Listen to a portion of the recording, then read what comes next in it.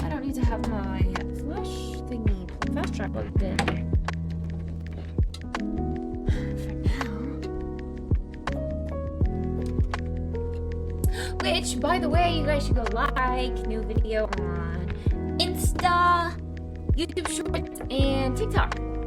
Go like it, go like it, go like it.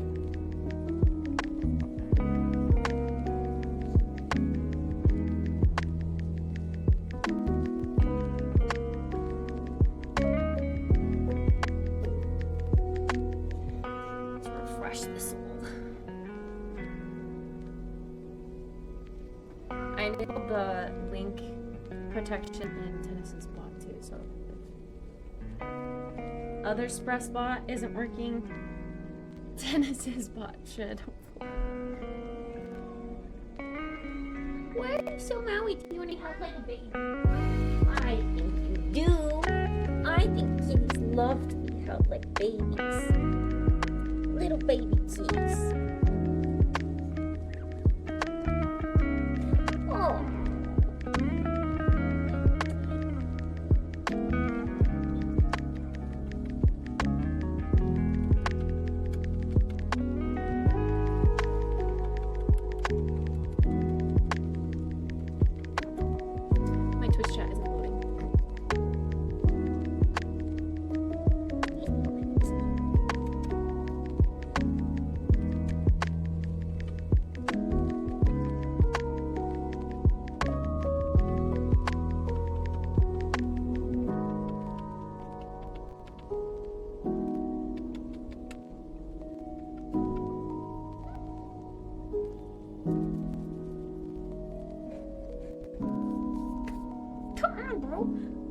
Website. It's just Twitch. Chat. This link can't be reached. No, it says I have no internet. You're stupid butt face. You do have internet. It's like ever since I started using this for editing, it's had issues. Getting cut out from the internet, overheating. I literally, if you weren't here last night when I was talking about it, my laptop literally overheated to the point where the entire laptop was too hot to touch. Like the keyboard, the screen, like all of the metal of the laptop was just ow. And I have a high heat tolerance, so that's saying something. So I had to bring it over to the fridge and set it in the fridge and continue editing. It like kind of froze up too. I couldn't do anything. So I had to wait for it to cool down enough where it unfroze, and then I could continue editing. I'm restarting it right now.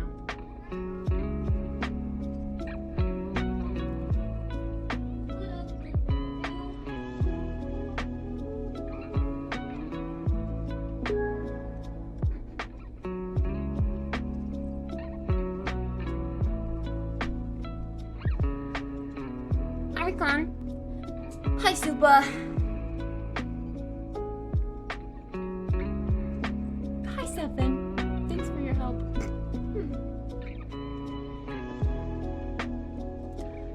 Birds of a feather, we should stick together in about the weather. And I don't think I could love you more. Hi, Emma. Hello. Hi, Chase.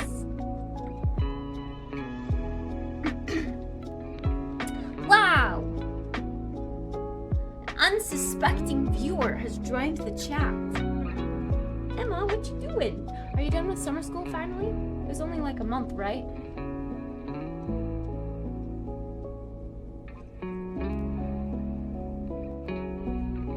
Brush my hair. I gotta brush on my hair.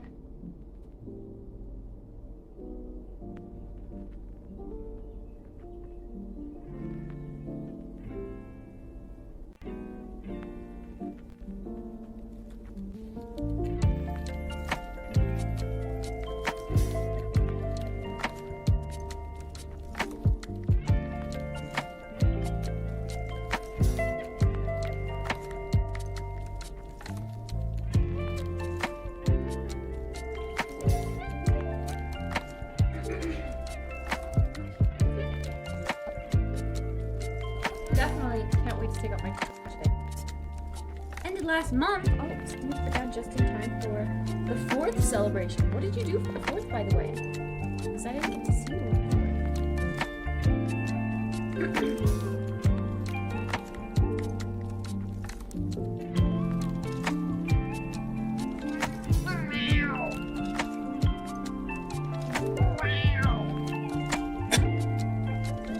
Nothing. What? You didn't do any fireworks? I thought you were going to your grandparents. Don't they have land still? No fireworks on the 4th? What?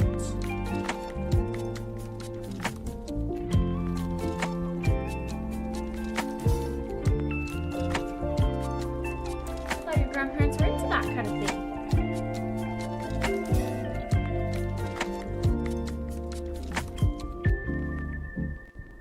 Surprised your dad didn't want to go drive to see one of the shows somewhere. I know there's a lot of cool shows like in mountains if you do research.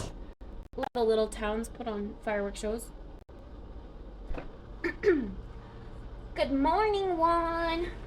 Okay, this is gonna be weird, chat, but I'm gonna have breakfast and coffee at the same time today because I really want some cereal. We're gonna have some cereal. My oat milk delivery came in, so I have a full shelf of oat milk again. Yay! And look, they changed their box design. Old, new. Crazy! It's much more apparent that this is the barista edition.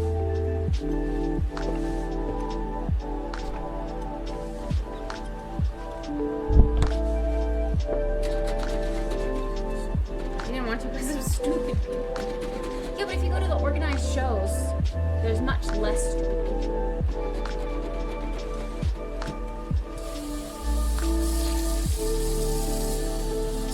Unless he just means crowds.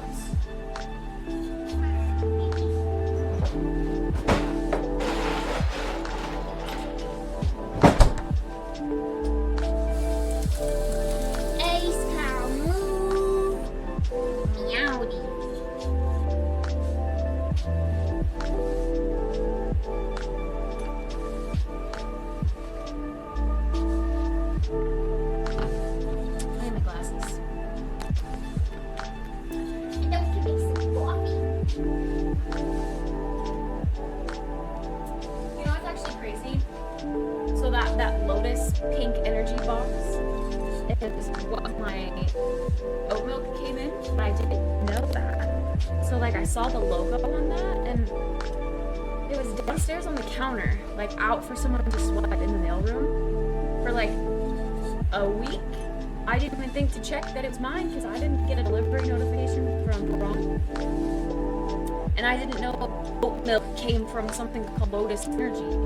So I just ignored the box. And then finally I got a package notification and that box was in there. So they must have like seen that I wasn't picking it up and they put it in my package locker. Now I feel dumb for leaving it out there forever. They're so smudged.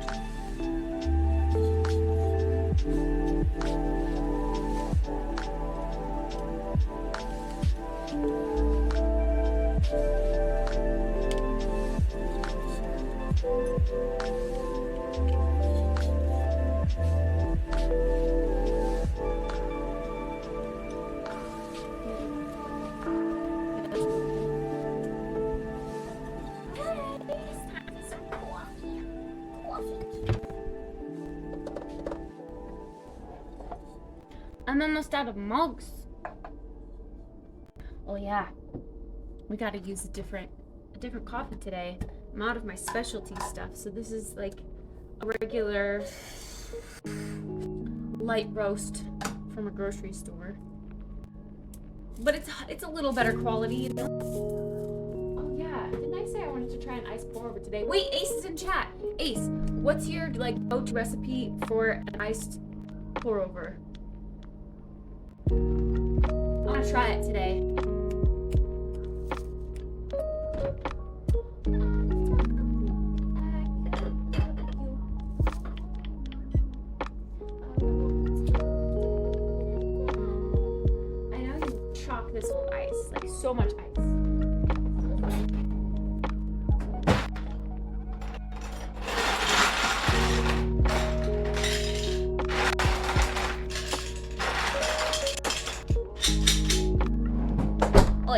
I reckon that's enough. And then I could fit this on top still. Yeah. Nice.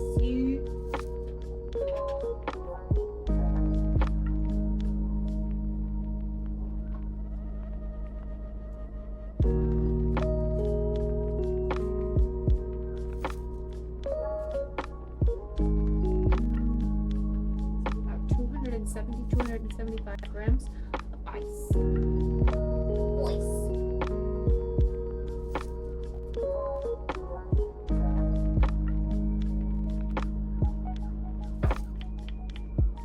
Birds of feather, we should stick together. What about the weather? I like to think I could love.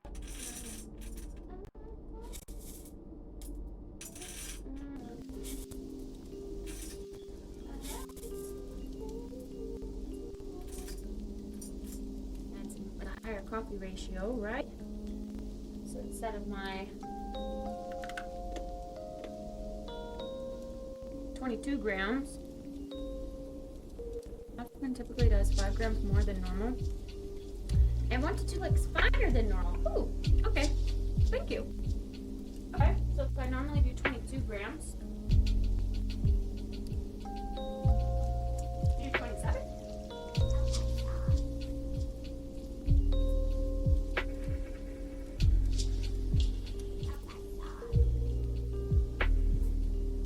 A good starting point, I say. Perfect. 27 grams. Let's do a few clicks finer.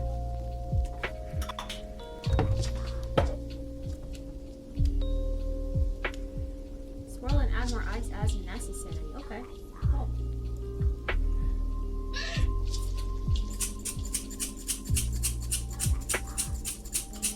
Not again. I swear, dude, we're struggling with 20 bot things. See, this is what I was worried about for the follow thing being in chat. I don't know how to change it. Just kind of set it up.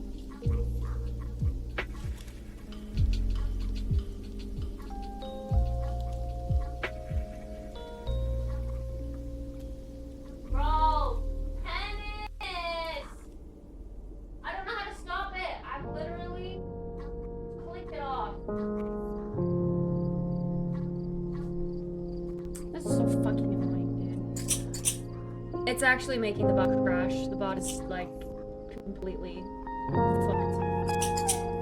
Thanks, fucking idiots! God, why can't they leave me alone?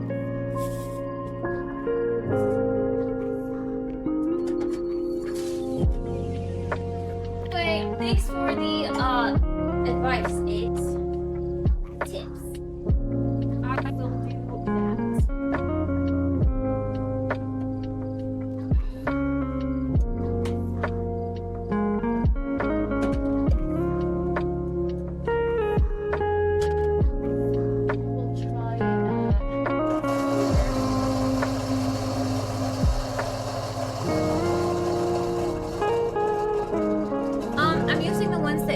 with it right now, Kanos.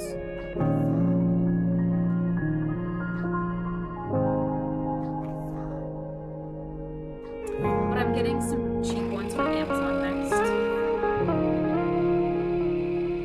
So there's some coffees I like better. Those are some I prefer normal. Okay, will do.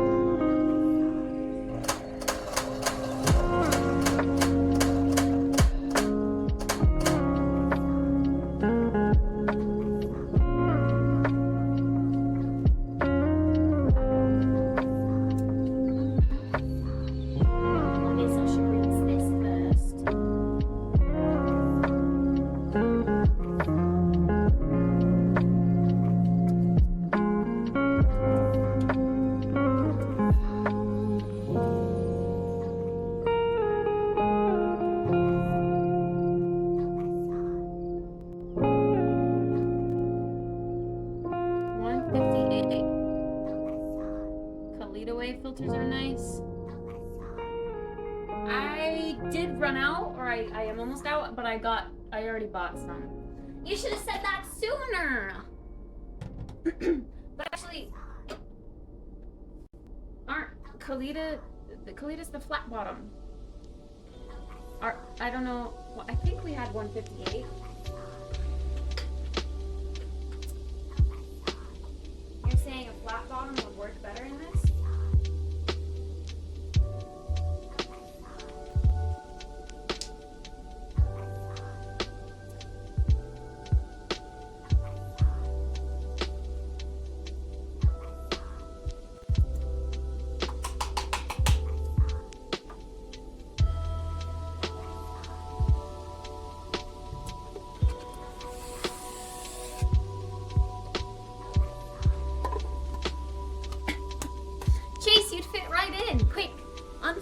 Follow.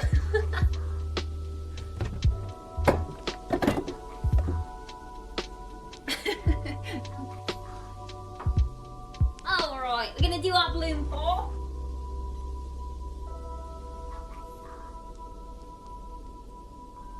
What should the timing be? What's a good time?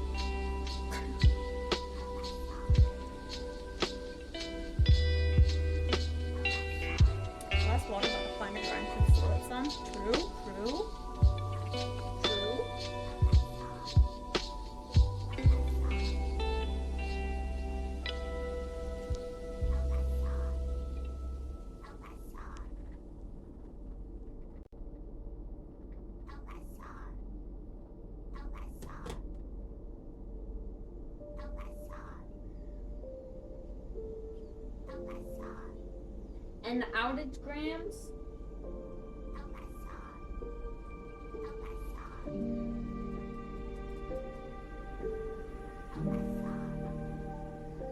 I feel like it should be half of what they usually are, right?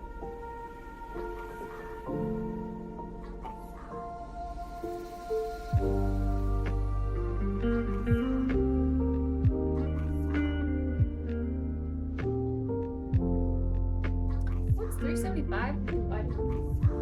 Math is hard.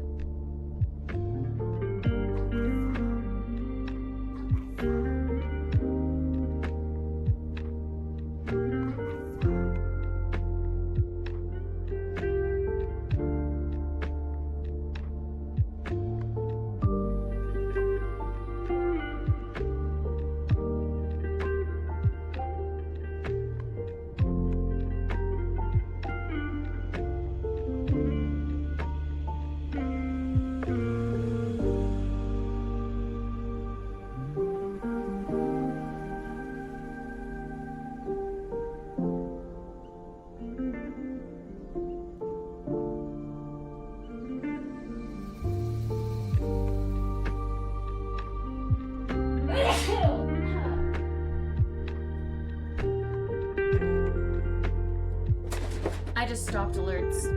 Sorry. No alerts for the time being. Oh!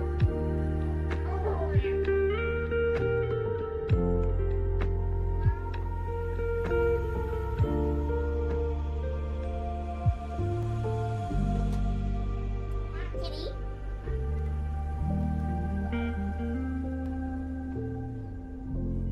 I'll tell those bots to get a life.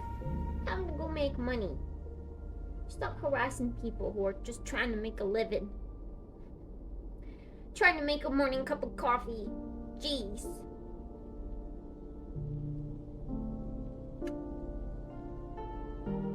Why would you follow about this cute kitty? Why would you follow about this cute kitty? Look at her. She doesn't deserve that. She doesn't deserve that at all.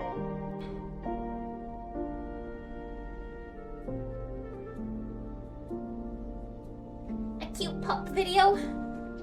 Is it cute or stinky?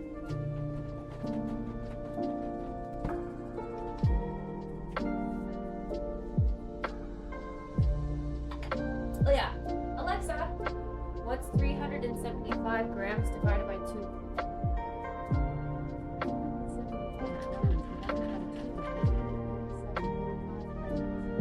We've definitely gone beyond that.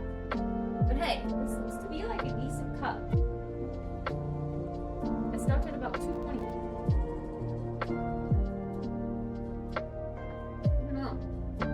Does that look good? Looks pretty icy. If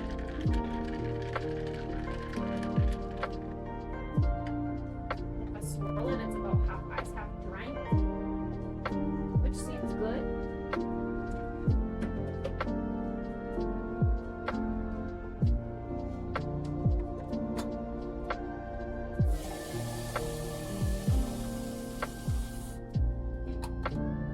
It may be stinky, but it's cute.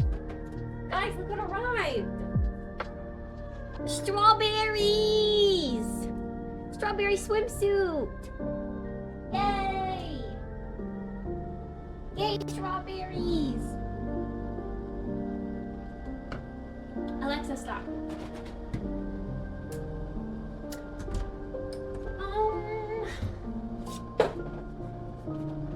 Okay, here we go.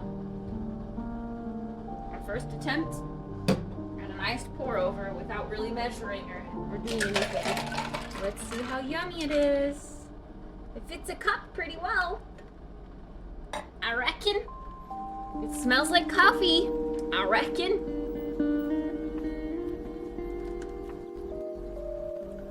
It sounds a little strong, like a little pungent, which is surprising actually. Little bitter, perhaps.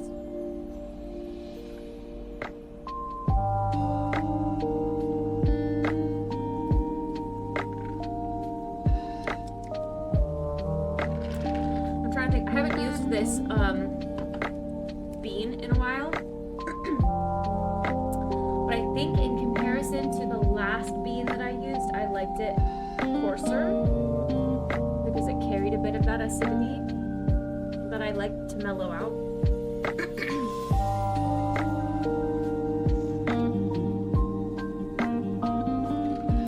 Ideal water and ice ratio. Evaporating should allow your ice to melt, so you may need to use more water next time. If it didn't melt.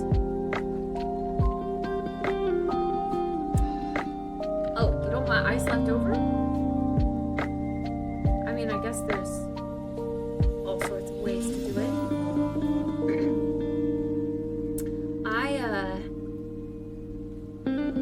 There's little flies all over the place. I'll turn it down.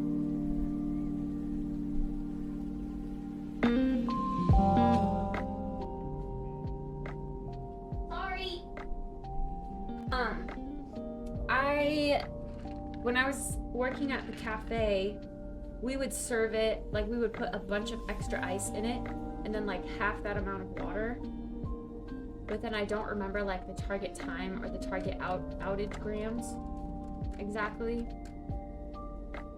And then we would serve it with ice still in it.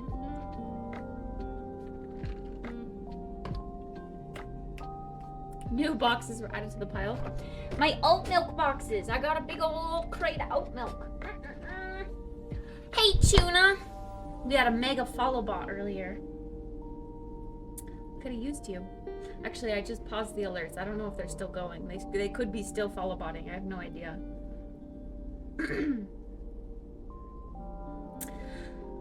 Cookie for New. If she'll stop licking, I'll give her a cookie, but only if she stops licking. Are you done licking? Lick, lick, lick. Lick, lick, lick.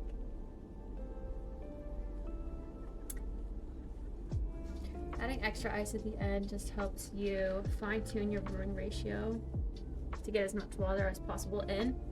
I see. I feel like I should watch a video on it. I mean, I'm down to experiment. Not many people at the cafe that I worked at ordered iced pour-overs, so I didn't get to do it very much. That's why I don't remember it. I want to say I made 2 in my time working there. Like me. I mean, it got ordered more than that, but I wasn't always the one to make it.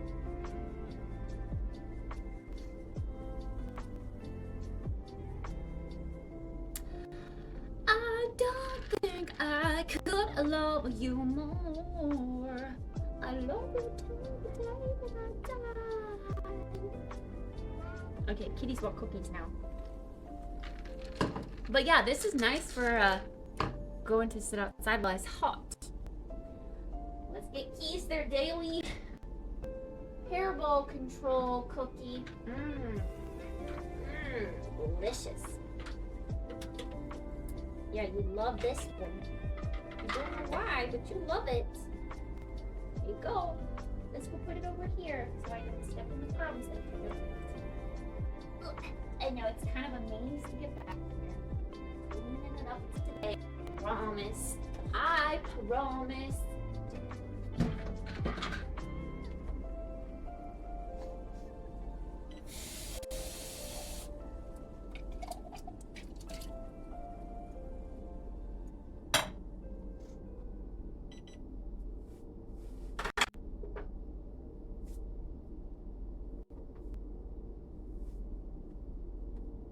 Okay, let's get ourselves a bowl of cereal too.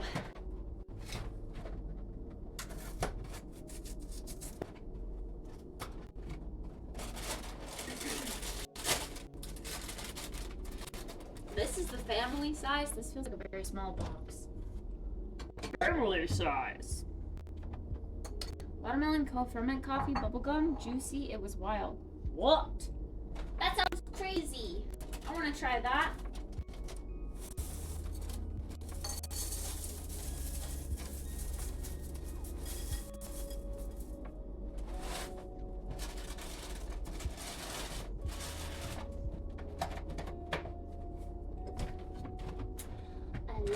Till the day that I die, until the light in my eyes.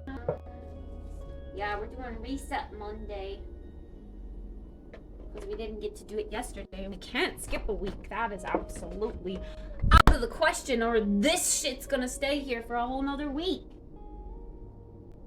I don't live in trash. Oh no, I have no clean spoons. I have a fork.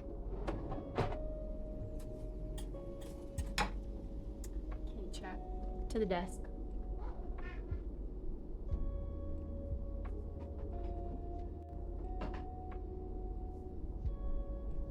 Katie's wondering why she's not getting her food. I'll feed her and then I'll meet you back at the desk.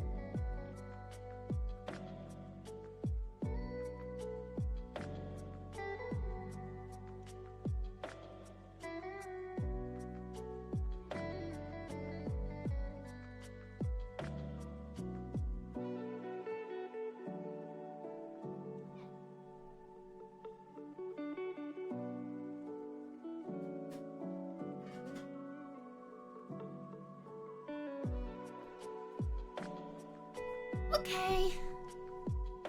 Yeah, I'm eating cereal with a fork because it's all I have.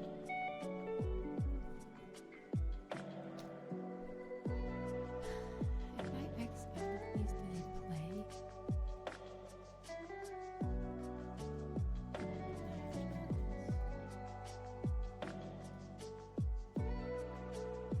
Is there like no clear all?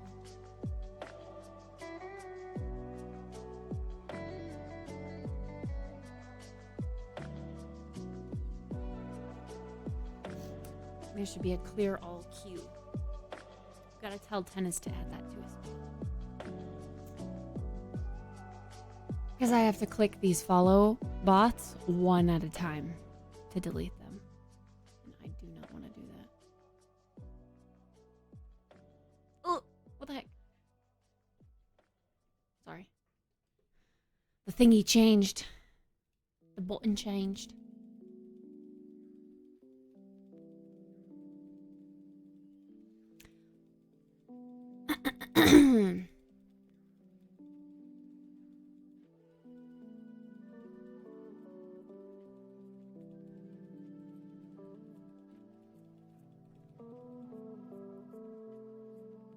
Really? Who the hell is this user? That user is literally just a generated string of letters and numbers. It's not even trying to be anything.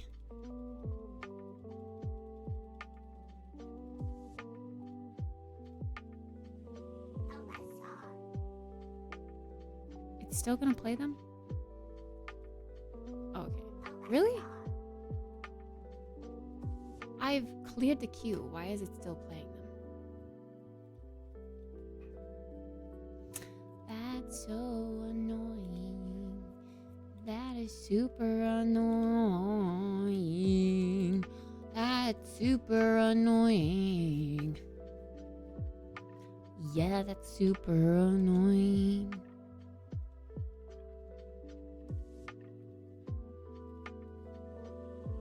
Alright, okay, what the hell just happened?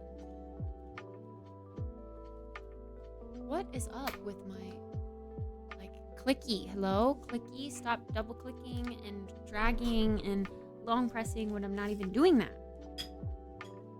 Cereal with a fork pog. Yeah, I don't really drink the milk anyway, so it's not much of a difference if I eat with a spoon or a fork.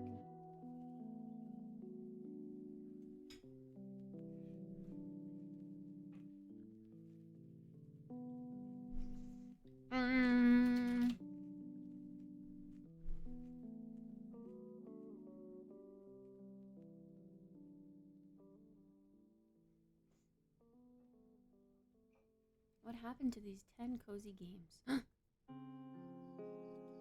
In the world of video games, it's exciting to look forward to upcoming titles and take sneak peeks at development along the way at what's to come. However, while some games share regular updates to keep players in the loop, others are less consistent and sometimes end in radio silence. So, what exactly is going on with these upcoming cozy games?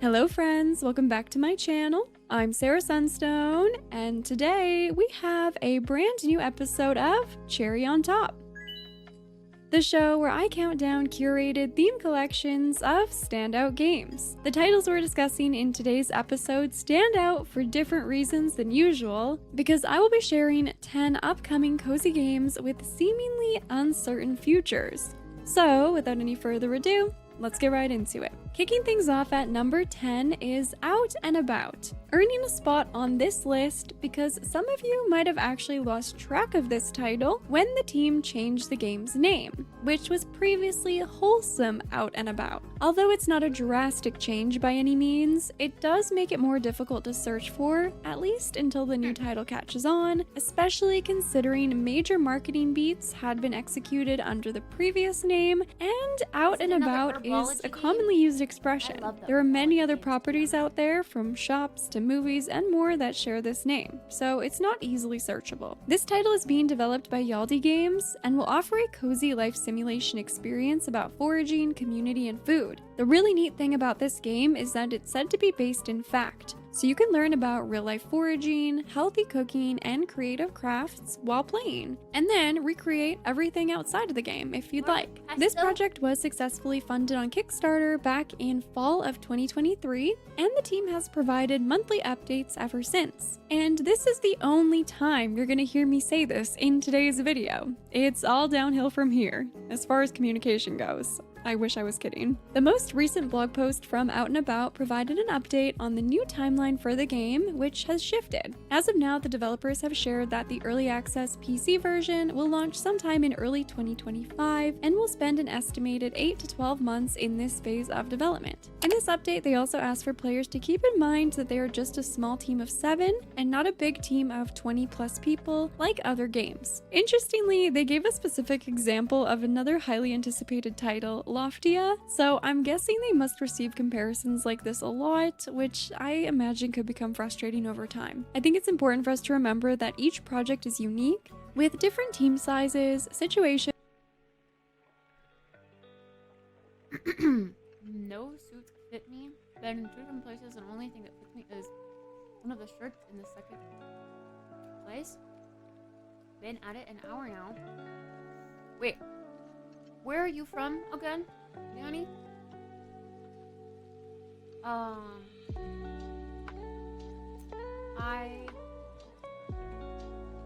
you go to like suits places where I'm from, they have, I guess it's called like the big and tall section. Or like, I don't know, suits for super tall or super wide individuals. They have separate stores for entirely. They still specialize in fitting you in a suit, but they have different sizes that normally wouldn't be available. Oh, I didn't realize the lo-fi was still going. Oops. Skill sets, available funding, and more. So it's really best not to unproductively compare games to one another, especially directly to the developers themselves, because each game is on its own journey. At the same time, while team size certainly is a factor in game development, I don't think it necessarily determines a game's outcome. For example, Under a Rock is being developed by Nordic Trolls, consisting of just 5 people, while Coral Island has Stairway Games behind it, a team of 127 strong. These examples demonstrate how high-quality indie titles can be produced by a range of teams big and small. As for Out and About, I hope their name change catches on and that they continue with these regular development updates to keep players informed and excited. Next at number 9 is Townseek, a relaxing exploration trading game where you fly around the whimsical world of Explora. On your adventures, you can fish, mine, discover artifacts, trade with new vibrant towns you discover, meet quirky characters, and customize your airship. At one time, this was a very highly anticipated title for me after I became hooked on the satisfying gameplay loop in an earlier build of the demo that I played. The Whales and Games team behind Townseek have since released updated versions of their demo for players to try. They're also quite active on Twitter, and they do share the occasional official development update. However, this title has earned a spot on today's list due to the lack of clear communication, in my opinion, about what exactly is going on with this game's release. The recent marketing and official updates for the game have been mostly focused around collecting wishlists on Steam and not very informative beyond this. Although the developers don't owe players explanations or updates on their progress, in this specific case, the clearly advertised public information is simply out of date. The game's official marketing and press materials all still indicate an early 2024 release window for PC, which just gets a little confusing when you're trying to look for answers regarding when you can actually play the game. If you have the extra time to do some digging, you can find a post from someone on the team stating that they will share more information about the game soon, but that's about it. Typically, when release plans change, plans that have been announced in trailers and are obviously displayed on official sources, I personally do expect an official update when the release date or window passes. So hopefully this is exactly what they have planned now that early 2024. I think I really prefer when games don't give themselves, or game developers, small teams, don't give themselves a hard set date, because they build up this group of people who are like waiting and excited for that date. And then when they push it, inevitably, because their team is small, and they realize that they want to put in, more effort to put out a higher quality game, they have to push that back. Paralives still hasn't ever given a release date, and I kind of respect that because they are taking whatever time it takes, whatever timeline that may be, to get themselves where they want to be able to release it in a state that they want to release it in.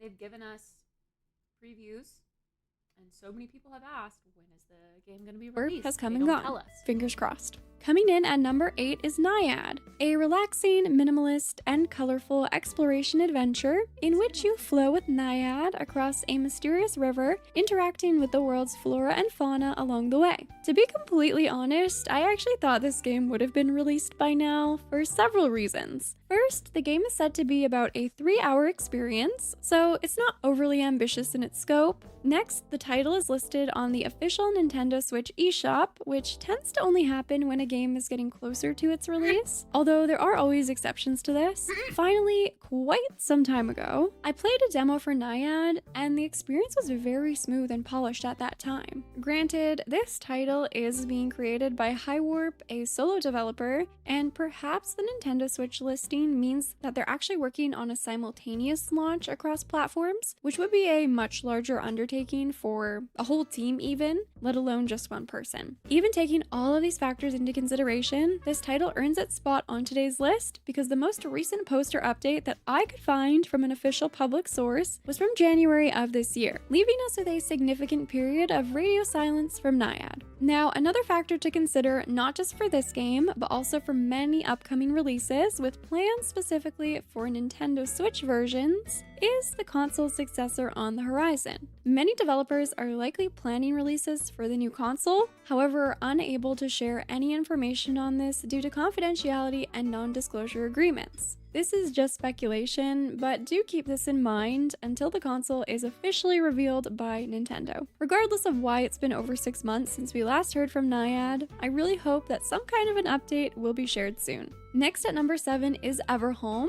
a life and farming simulation game with RPG elements and a dark twist. In this title, you play as Lily on a search for her lost sister Melanie, who slips through a portal into a place called Everhome, where everyone seems to recognize her, but she's not sure why. This game initially came out of nowhere with an official announcement trailer dropping just over a year ago, and despite there also being a demo available at the time, which we did try on the channel and definitely showed the promise of this game, the title just seemed to coast under the radar until more recently, when an updated trailer was shared just 1 month ago. However, it remains somewhat difficult to find information about Everhome outside of the game's official Steam page and developer Chonky Loaf's website. While the game does have what seems to be a smaller team of 8 working on the project, they do have the backing of their publisher Indie.io, previously known as Freedom Games, who have successfully published quite a large catalog of titles. So I'm somewhat surprised that we haven't seen it marketed more, given that they should have the support to place efforts on this aspect of releasing the game. But really,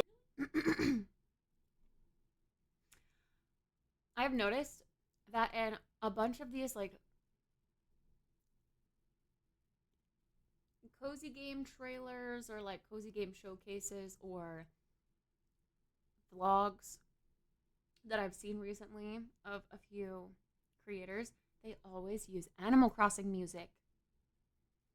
This whole video has been Animal Crossing music in the background. Real tattoo? No, a temporary sleeve.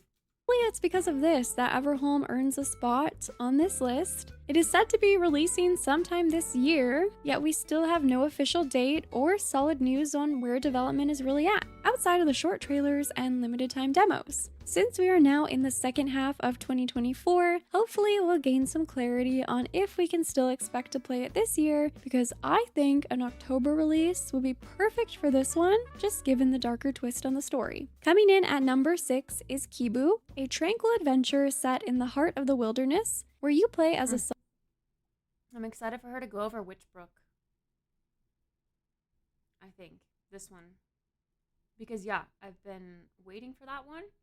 I think that's Witchbrook. I don't know, we'll see. solitary monk, building temples, brewing teas, and journeying into the wilds to seek out ancient spirits. This title is being developed by Studio Inky Fox, a solo developer who initially announced the game at last summer's Wholesome Direct. Now granted, it has only been 1 year since the announcement, but it still has earned a place on today's list because we have heard essentially nothing from the game since that initial trailer. Not even an in-game still, a look behind the scenes at development, marketing artwork, or even a GIF. Nothing. Regardless, I don't doubt that the developer is still hard at work on the game, especially since this isn't their first project. Plus, they have posted on Twitter occasionally since the announcement. It's just that nothing meaningful has really been shared. It would be really nice to see some actual gameplay for Kibu soon, since the trailer was mostly, if not exclusively, cinematic shots. At this point, we have no idea what sort of a timeline we're looking at for those awaiting the game. It could be a matter of months, years, we just don't know. So this is just yet another game that we'll likely have to wait on to find out more. Now, grab your tea and buckle up for number 5, because I'm about to take you on a journey with this title. A game that many of you have actually asked me about quite a bit in the past, so I figured this is the perfect time to share my feelings on it and some of the reasons why I'm personally not covering it and don't currently have plans to play it unless something dramatic changes. The title up for discussion here is The Ranchers, which launched a Kickstarter campaign back in summer of 2022, and initially I was interested. That is before I saw the campaign itself and what has since followed. First of all, many of the Kickstarter campaign elements were, in my opinion, plagiarized from Coral Island's super successful campaign, from the visual style, the stretch goals, the specific reward tiers, character names, the way the portraits were. Oh, wait a second.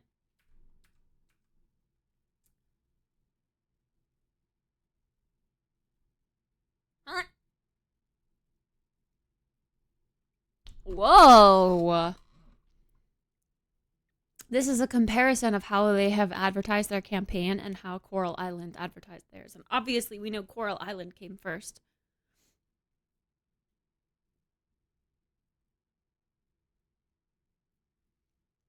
Monka S. That's literally word for word. Many of the Kickstarter campaign elements were, in my opinion, plagiarized. And then we've got Coral Island on the left here. And on the right.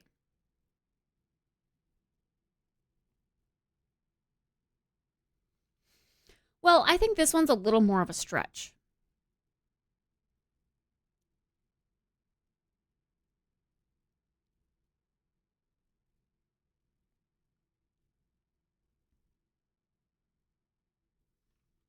This one's definitely a copy paste. That's insane. But this one's a little more of a stretch. I mean, I would say they took inspiration, but who's to say Coral Island didn't take inspiration from someone else? Maybe this is just the format at which they advertise extra things the more you spend. From Coral Island's super successful campaign, from the visual style, the stretch. Coral Island on top, the Ranchers on the bottom. Double, double. Oh.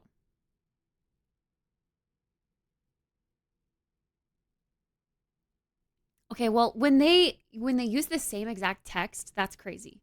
When one just isn't enough, get additional copies and rewards to gift to a friend or keep it to yourself. When one just isn't enough, get additional copies and rewards to gift to a friend and enjoy the Ranchers and co-op together. That's crazy. Stretch goals, the specific reward tiers, character names. Okay, I'm curious about the character names. Pablo? There's a Pablo. It's a completely different Pablo. Alicia? I mean, I don't see an Alicia. Eva? There is an Eva. But they're different. They're completely different characters. Nina? Oh, there is a Nina. Ivan? Bruno? We don't talk about Bruno, no, no, no. Yo, doesn't that looks like the guy who sings in the Bruno song, but not Bruno himself. Chris and Hazel. I guess with some of the more, I don't know. I don't see, I mean, Pablo, I feel like definitely is like a unique name. And Ava. And maybe Nina? I don't know. But their character designs are completely different. This guy definitely does look like a Pablo, to be honest.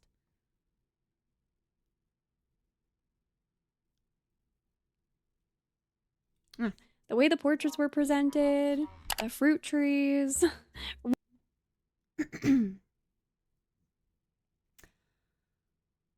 Fruit plants.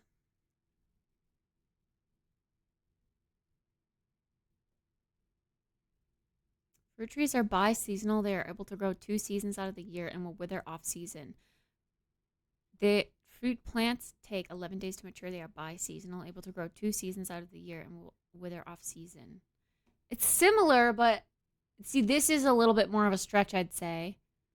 Written blocks of text. Unfortunately, I could go on and on. It seems that some of which has since been edited, but most remains the same. Now, this might be just my own stance, but I personally have a pretty big problem with copying the work of others. Yes, inspiration always comes from other sources, and in today's day, it's essentially impossible to create something all original. But when it's just a little too on the nose, I think it's disrespectful to the original creator who worked hard on their product, whether or not that was the intention. Since the Kickstarter, we've been able to see some work in progress in development footage of the game. It initially appeared to include a mixture of assets, presumably purchased for use, which at the time made everything look like a mishmash of art styles that weren't quite cohesive. Since then, however, the team has completely overhauled the art style, in their words, to create a more modern look with a stronger visual identity. So now that I've hopefully explained most of my reservations about this game, why is it even on today's list? Well, for those of you who are looking forward to this title or perhaps supported it on Kickstarter, the most recent developer update from the team was posted in November of 2023, which detailed how essentially everything about the game is being rebuilt from the ground up and plans to be an open world experience, but somehow, despite all this, it is still going to be released in accordance with their initial plans, so an early access launch in 2024. I'm not sure how they're possibly going to pull that off, and since this post, it seems the developers have gone basically radio silent, so hopefully they're hard at work to shape the game into whatever they've envisioned it to be,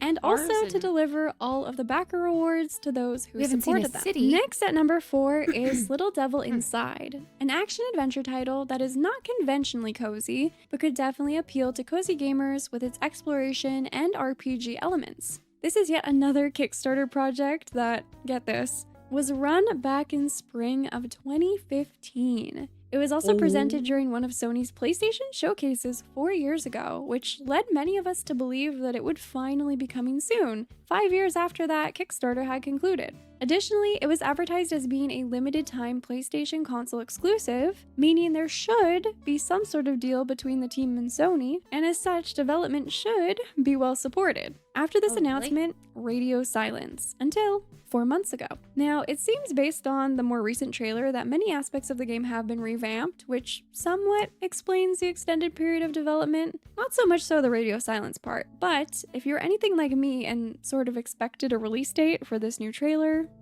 4 years after the last, well, you'd also be like me and be disappointed because we didn't get one. And now we're back to radio silence again. Now, looking on the bright side, the title does look very polished and high quality, as it should after 9 years of development time since the initial Kickstarter, meaning those Kickstarter backers have waited almost a decade to hopefully play the game that they helped fund. I really hope this game finally releases within the next year at this point, but this is definitely the most radio silent I've personally seen the line of communication between developers and players powers to be, at least for a game that implemented crowdfunding, which usually comes along with, lots of communication between those who funded it and the developers. But even more so considering the promotional power of Sony to back them. Coming in at number 3 is Haunted Chocolatier, a very highly anticipated title from the solo developer of Stardew Valley. The game is set to be a confectionery store simulation game with RPG elements and a greater focus on combat compared with Stardew Valley. Haunted Chocolatier was originally announced back in October of 2021, and 3 total official updates were shared on the website around the time of the announcement, just to give players an idea of what to expect from the game. However, since this announcement, the developer Concerned Ape returned to working on Stardew Valley for the big 1.6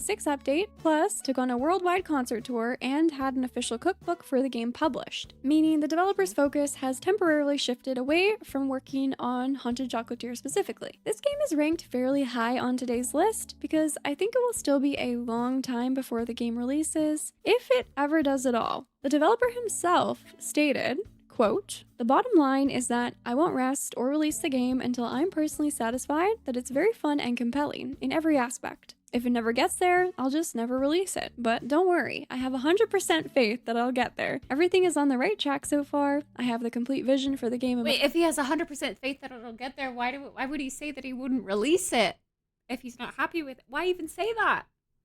My head, and it's just a matter of grinding it out, which is what I'm doing every day. So there's always a chance it won't come to fruition. At the same time, I feel like it will. I just don't feel like we'll be kept overly in the loop on the course of the game's development, so we might not have much of an idea as to what's going on with the game at any given time until we do, if that makes sense. Next at number 2 is Yokai Inn, a cozy life simulation game where you manage an inn for spirits as you farm, cook, craft, customize, and raise animals. This title is being created by yet another solo developer, Shiba Pixels, with some support from Moonsailor, who is handling the sound and music. Yeah, that's what I'm saying. He's been shifting his focus to Stardew, for sure. Get some coffee, Potter. This game is another one of my highly anticipated titles. I love the concept, I love the art style, but the future for this game, in my opinion, seems to be a little uncertain. The most recent update from the developer was posted on their Discord server in June of this year, sharing that they're aiming to host an internal playtest of the title soon. I think building another game from scratch kind of made him realize his love for Stardew Valley again and made him want to go revisit it. And I think with the announcement of Haunted Chocolatier 2, Stardew Valley again got a surge of popularity. And yeah, he's doing his world tour. So he probably wanted to give another boost in popularity to Stardew to kind of help with that. So people were, inspired to go see him again. Soon among friends. They've also previously shared that they will be running a Kickstarter for the game, with no timeline for this yet. So it's pretty safe to say that we could be waiting years more for this title to come to fruition at best, especially because they aren't planning for an early access release ahead of 1.0, which would push back the potential release date even further. It's great to see that the developer is still somewhat active and engaged with the community on at least one platform, because they haven't posted on their Twitter since 2021. This was around the same time that we last had an official look at the game back in October of 2021 with the updated graphics trailer, which was released after running into some controversies following its debut at that year's Wholesome Direct. The game's initial art style was compared to another in-development game called Frontier Story, which had a similar color palette and aesthetic. Following community feedback, the developer decided to take their suggestions even further by reworking the entire visual presentation. I absolutely respect the way they handled this whole situation. I personally don't know the whole story behind everything that happened, but I do know it can be tough to take ownership of potential mistakes you might have made. So again, I really respect the way they handled this, and instead of just making minor changes, they just took it the extra mile. And honestly, I think this whole situation just benefited the game because we can clearly see the art style evolving and becoming more unique to this title and its direction. Finally, coming in at number 1 as the cherry on top of today's list is Witchbrook. Now, I've talked about Witchbrook a number of times before on the channel because it has been one of my most highly anticipated cozy titles. In this upcoming life simulation game, you'll get to attend a school of magic, learning spells, building relationships with fellow students and townsfolk after graduation. You can fish, grow magical crops, forage, just to name some of the activities. Plus, the game will ultimately support multiplayer as well, and the pixel art style is just beautiful. However, we have barely ever received information about this title since it was initially announced back in 2016, and overall, the line of communication has been pretty non-existent. According to their official website, the game is being published by Chucklefish, a Zero Crunch studio, worked on by a team of 18, and is apparently still, quote, quite a while off yet. There was a temporary spark of hope when their Steam page was announced back in June of 2022, with a few in-game screenshots and social media posts to follow. But ever since August of 2023, when they posted a job alert for hiring a creative writer for the project, it's been absolute radio silence. Of course, a Zero Crunch studio policy should be the industry standard. However, it seems like they might just not have enough hands on deck for this project, given the fact that we're now nearing a decade since its initial announcement, and we still haven't seen a single trailer or clip of gameplay, only a limited number of still shots. In my opinion, the future and state of this game is the most uncertain of all discussed today, which is why it's the cherry on top of this list.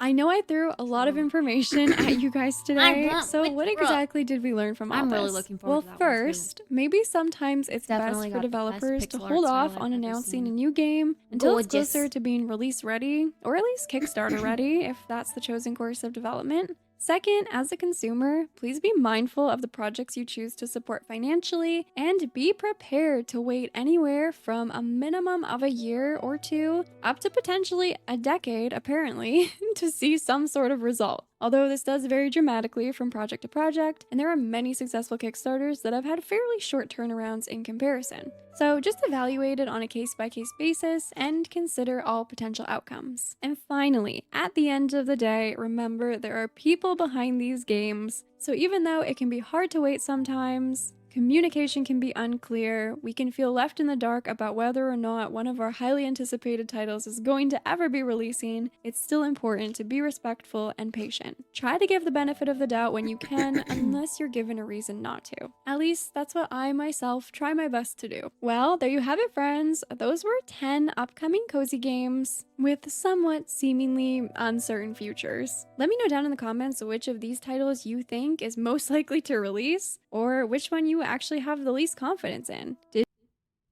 Developers of Townseek.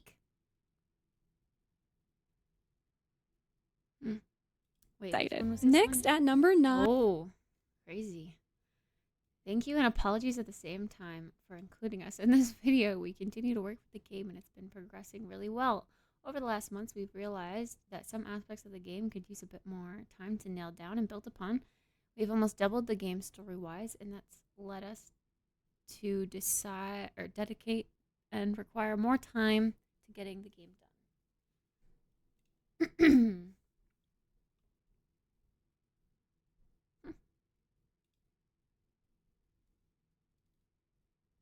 That's cute.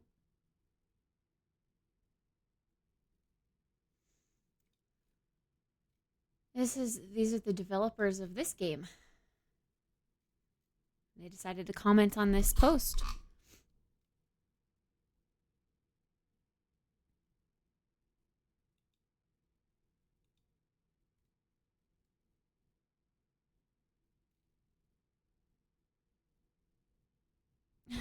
A decade feels insanely long. Yeah.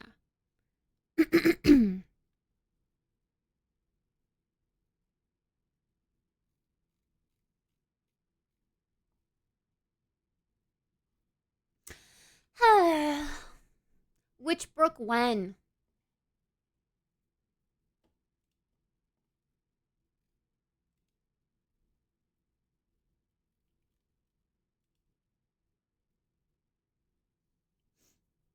All right.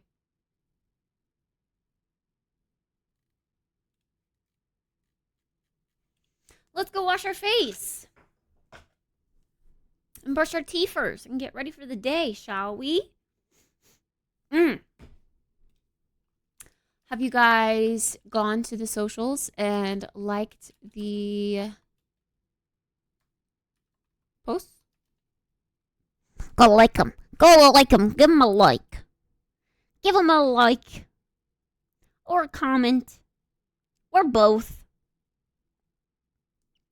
PogChamp, PogChamp, PogChamp, PogChamp, PogChamp.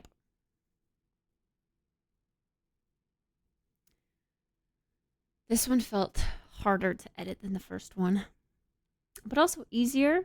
I don't know. When I went to go edit last night, it felt a lot easier. But then the night before last night, when I was trying to start editing, it felt really hard. I want you to know. Till I'm in the grave. Till I'm in the casket you carry. Do do do do do do do. Birds of a feather, we should stick together in a weather.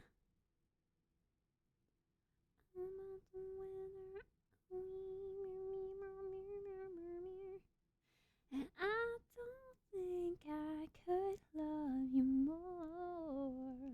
I love you till the day that I die. Until the day that I die. Oh, here we go.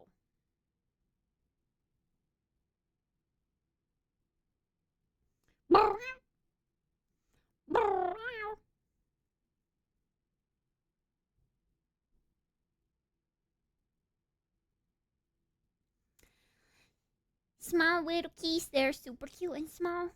They're just little geese and they go meow meow meow meow. Meow meow meow meow meow.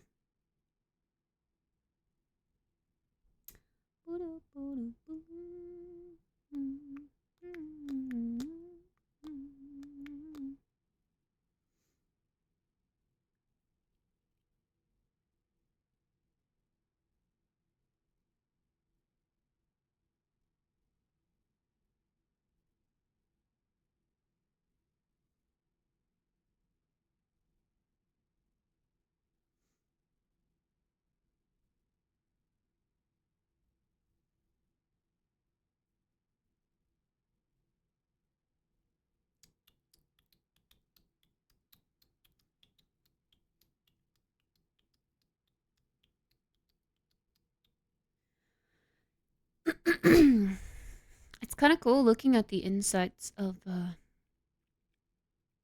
your reels.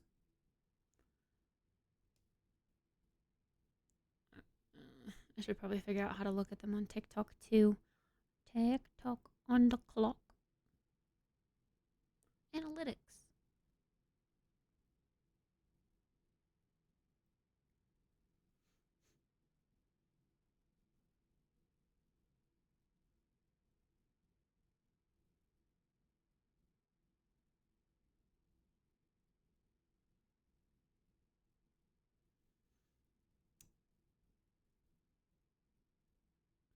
I think, yeah, I don't know. On Insta, it's cool to see like the ratio of like who sees your post, like followers versus non-followers. And I guess TikTok has something like that too, but it's not as clear cut as Insta's, I think.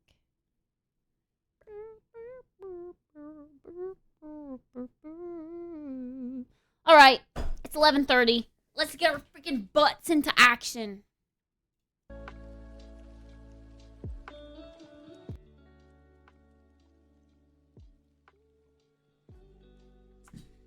We got a lot of stuff to do today, chat. A lot of stuff.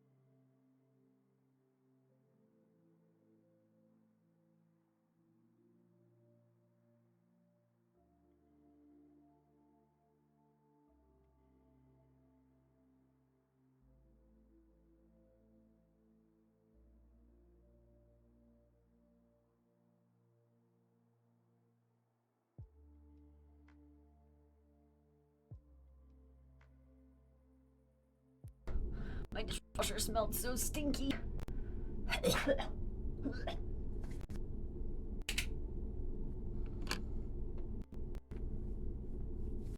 Those dishes are getting washed. Absolutely disgusting. I just brushed my hair this morning. Why does it still feel gross?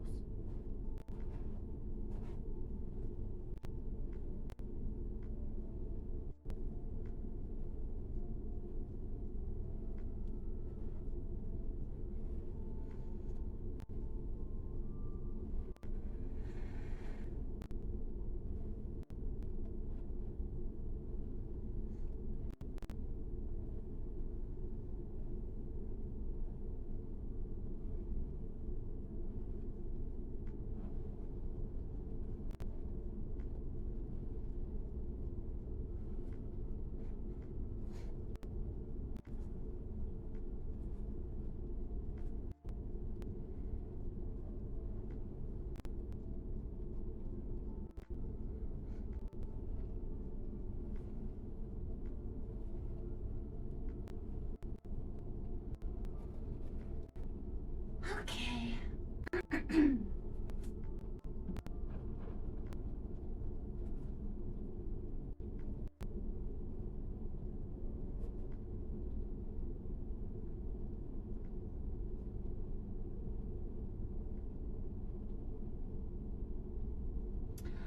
Birds of a feather.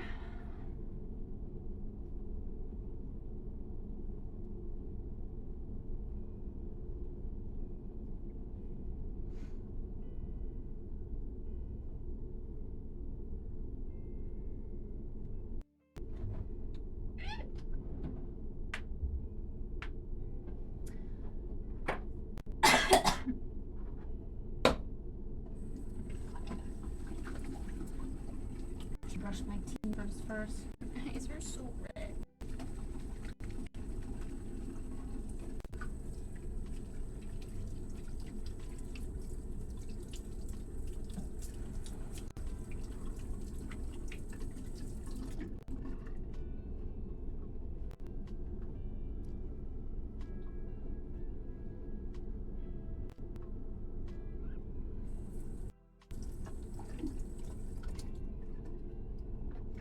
Okay, last day for this. For sure, for sure. I believe. Gotta be.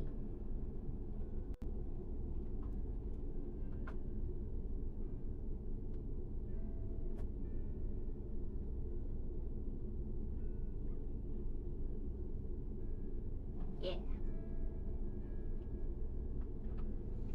And I get to use a new face wash tomorrow.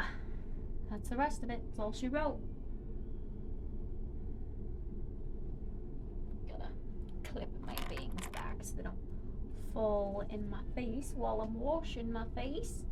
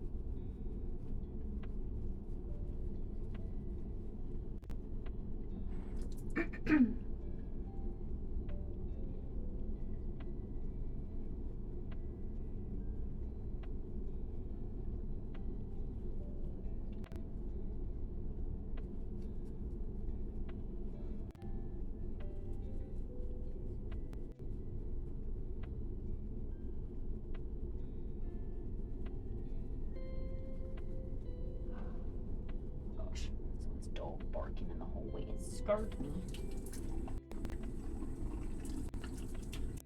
It's a good time to ask a camera question. Sure, if you think I know the answer.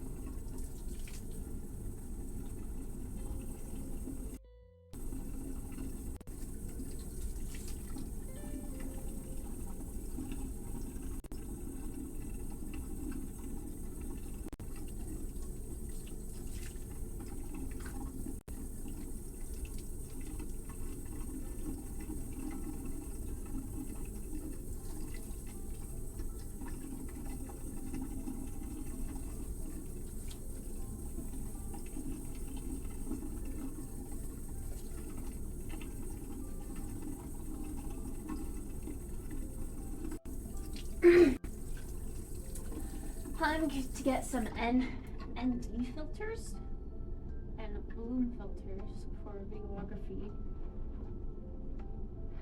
So we get to know which lens you are getting so I can get the size of lens.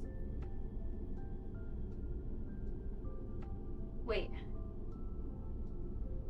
ND filters and bloom filters for videography. So it would be good to know which lens you are getting so I can get the size of lens?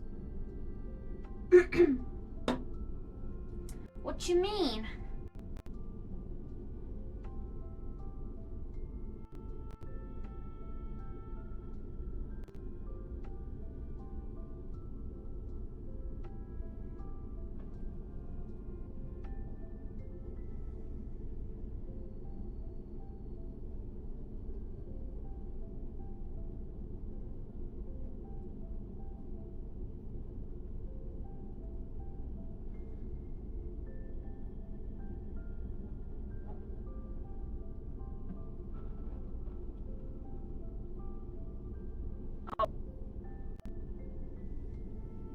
Did I finalize getting a camera lens? I did not, sorry.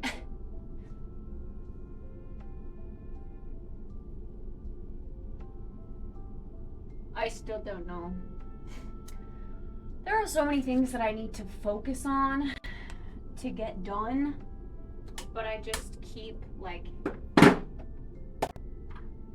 saying, oh, now is not a good time because we've got to do this, and I told people I was going to do this today, and I just, I'm stressed, I swear. I need to watch more videos and truly diagnose what they're saying so that I can pick a lens. But yeah, I do need to get one. Maybe I can add that to the task list today.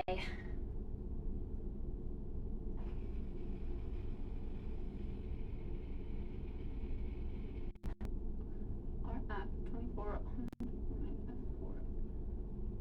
for some sick portraits. Sick.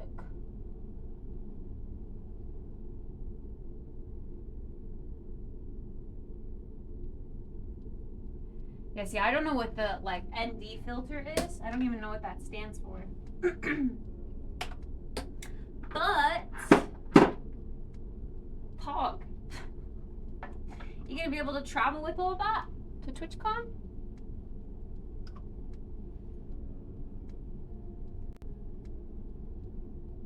No ties, obviously.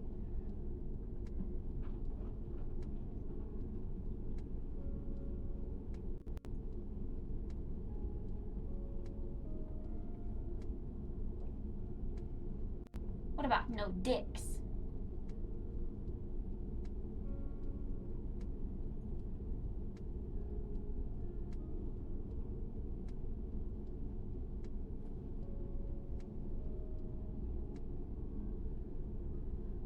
No density.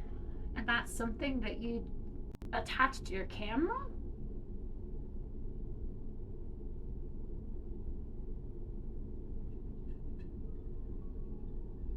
Or is this all stuff that you like, set up to make like a, I don't know, like a studio?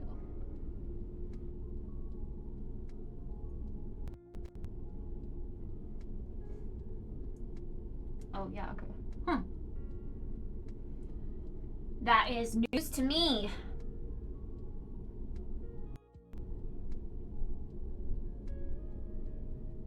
We have no idea.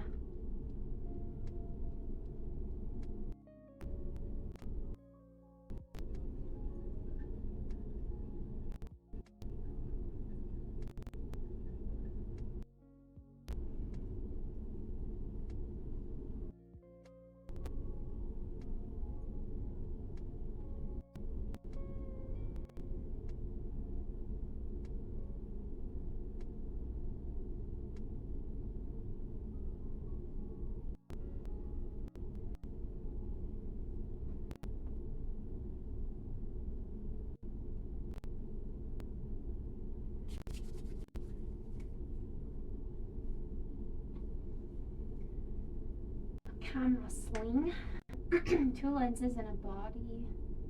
I'll carry the tripod in my regular bag. I have a check bag, so I don't see a problem to carry stuff through security. Okay. Yeah. I mean, if it all works out. I'm way too afraid to check my bags, so I will be being on both of my bags.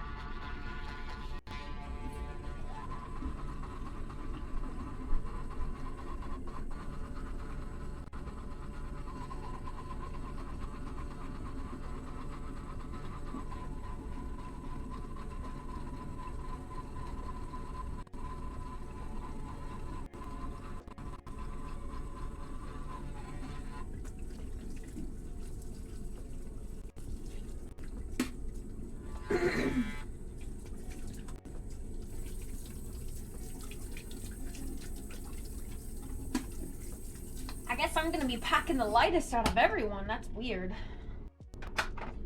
Do we have a washer and dryer in our Airbnb? I guess I should,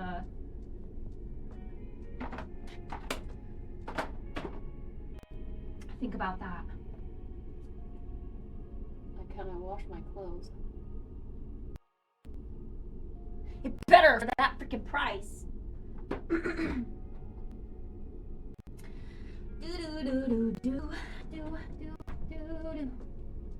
There to be laundry? Cool.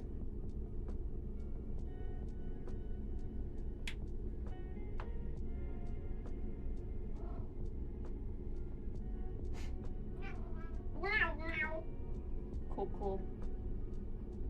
Yeah, see, I don't see the need to check a bag then. I'll just pack like a few outfits and I will recycle them, but I don't want to pay for a checked bag or have them throw around my bag. I just hate the damage that comes with a checked bag. If I had a bag that I didn't care about, sure.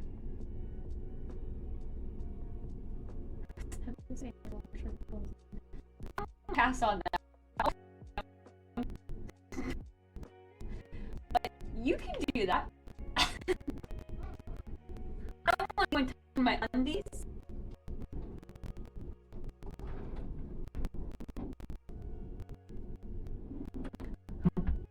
Okay. Let's go do some makeups. Wow!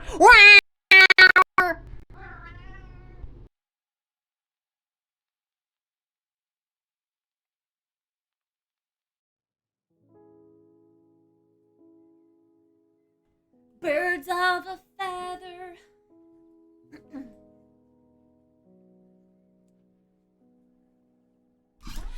See, yeah, I mean, the insurance makes sense, but it's always like $100 extra. I don't want to pay extra on top of the ticket price. That's just insane. Ugh, flying is expensive, man. Why's it gotta be so expensive? Yeah, I mean, I only fly with carry-ons usually. Usually that's all I need are carry-ons. But when I'm going to Europe next month, I'm a little afraid because I got the cheapest ticket I could. Which means I'm the last to board. And I'm only planning on bringing carry-ons. But if I'm the last to board, odds are freaking bimbos are going to take up 2 spaces because they want more foot room. So they're going to take up 2 spaces in the overhead compartments. And that's going to leave me with having to check my bag. And I don't want to...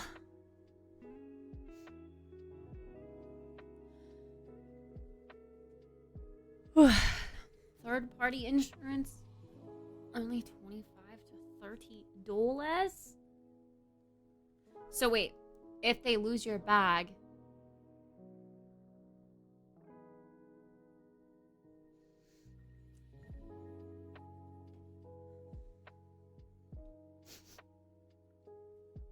Berkshire Hathaway.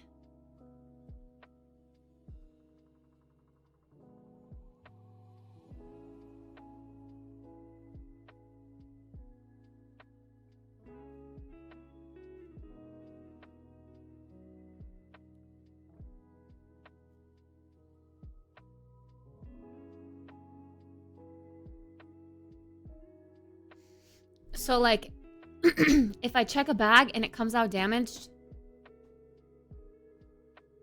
they'll give me a new bag.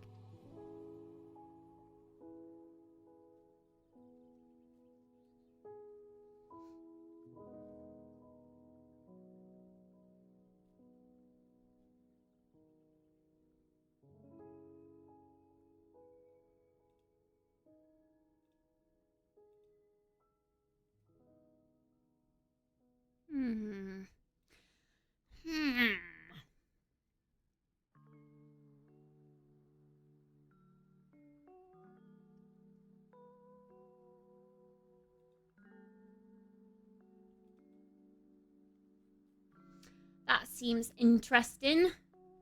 I might bookmark this and come back to it before my Europe trip. I'm really afraid that I'm gonna have to check my bag just because I'm the last to board. I don't care where I sit on the plane. I just want to be able to bring my carry-on with me. And if I can't because I'm the last to board,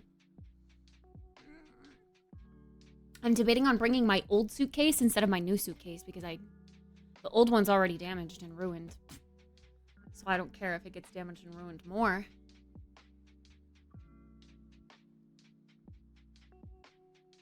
Oh, you have to book insurance X number of days before your trip.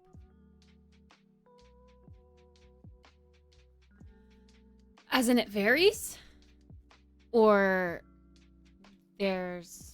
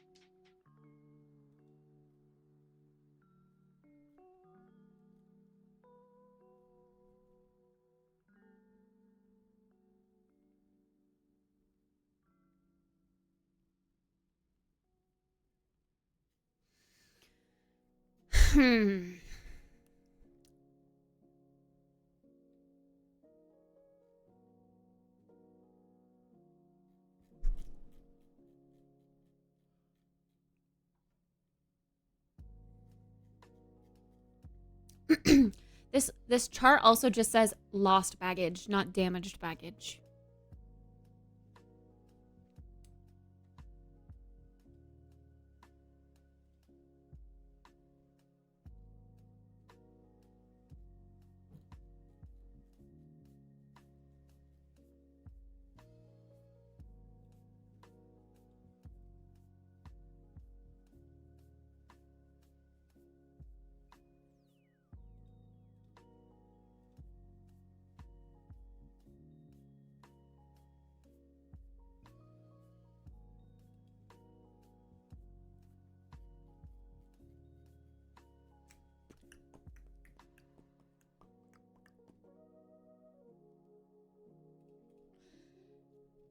Okay.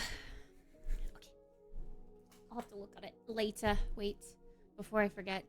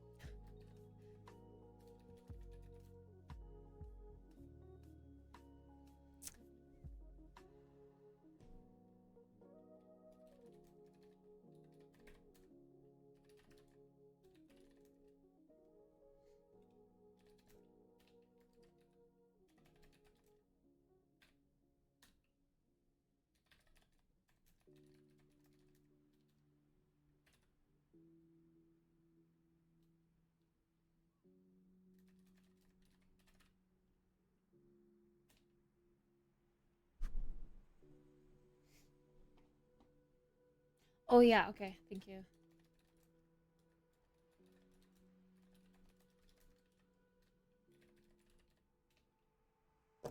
Okay. We got lots to do today.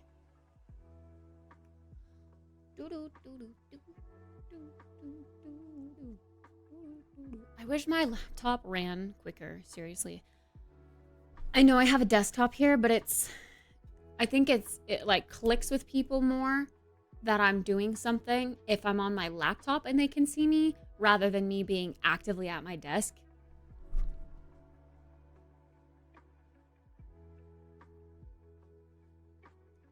I don't know if that makes sense, but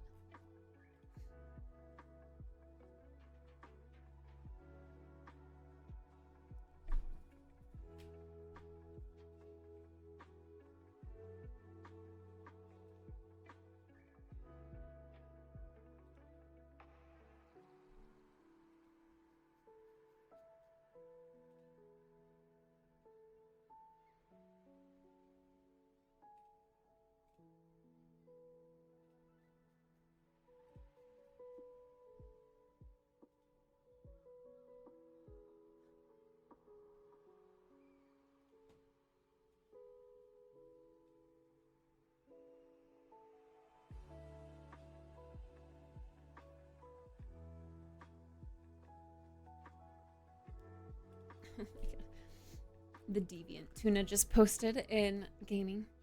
A killing bunny. It's a drop from killing bunnies. Guess I gotta start killing bunnies. Sorry, Doom Bunny.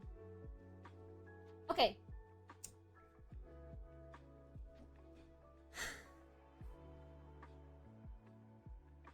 I feel like I'm forgetting something.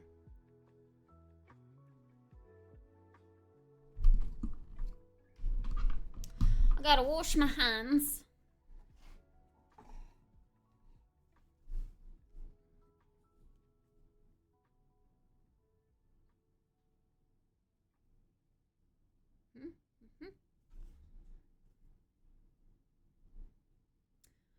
Do do do do do do do do do. If you go, I'm going to. I think I might have found the vlogging lens for you, but I'm gonna let you do the research. I'm just gonna watch some videos, but yeah, you can also link it to me if you want. You can put it, you can send it to me in like a Discord DM, so I can come back to it later. Okay, let me go wash my hands. I might actually go use the restroom real quick too before we begin. And then I will come back and we will do makeups and then we'll get started on the tasks.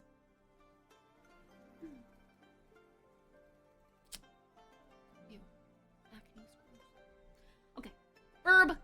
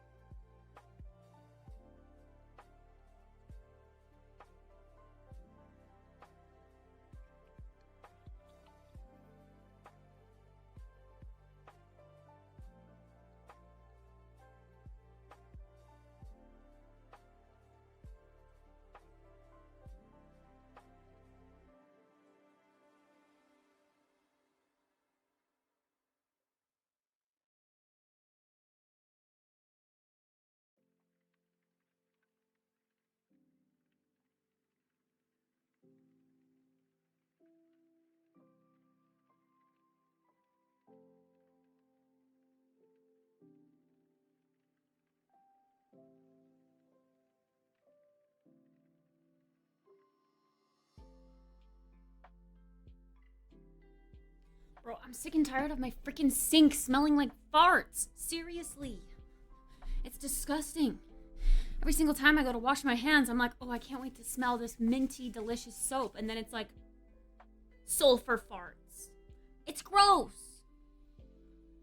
It also makes brushing your teeth worse. Like when you go to brush your tongue in the sink and you like get a whiff of farts as you're like gagging on toothpaste. It's that much worse. It's disgusting. Freaking disgusting.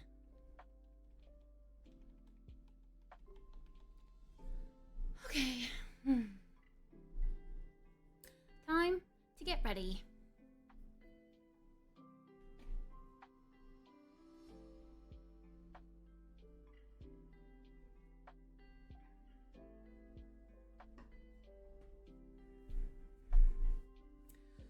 I think I'm just gonna do a super quick no makeup look. That's gonna be my catchphrase for today. Also, I should start labeling my footage so that when I go to edit it, it's not just like 00175, 00176, 00178, you know?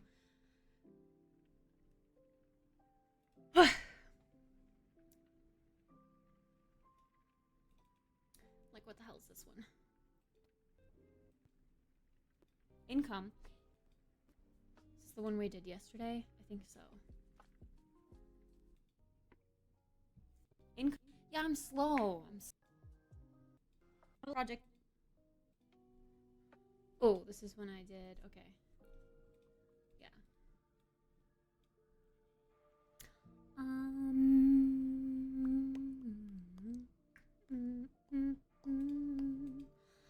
Birds of a feather, we should stick together in a.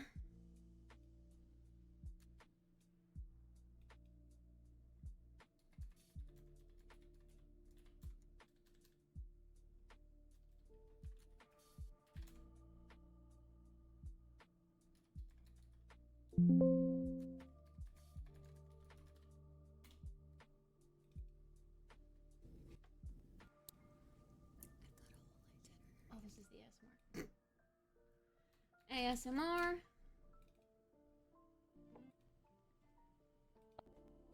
What did I do here? It's. I don't think I could love you more. I love you till the day that I die.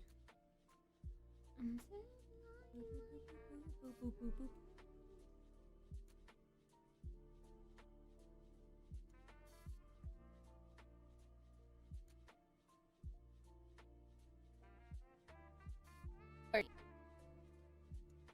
Okay, I guess brown eyeliner.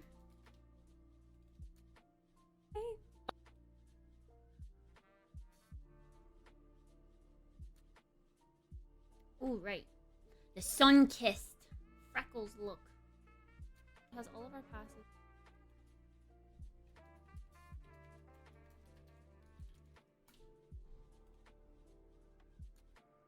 To be honest, I feel like all of these looks really don't look that different.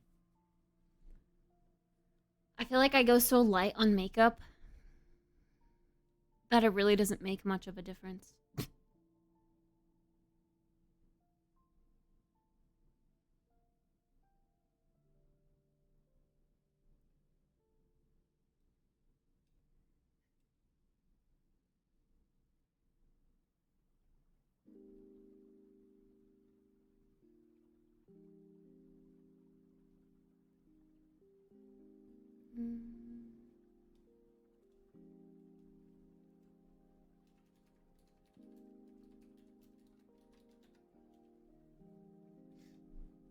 Anything except my.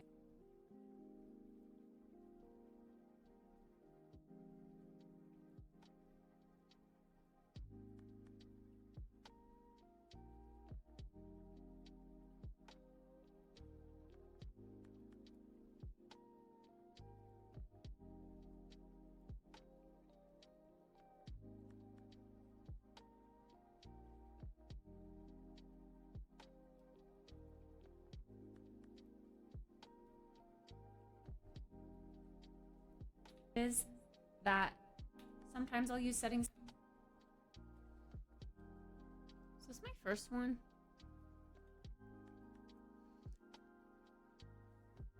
Not that you guys would know.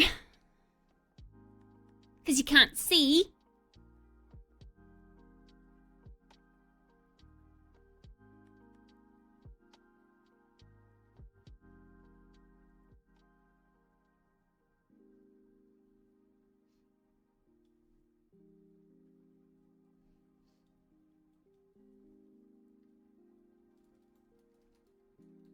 I don't see anything out of the ordinary for that one.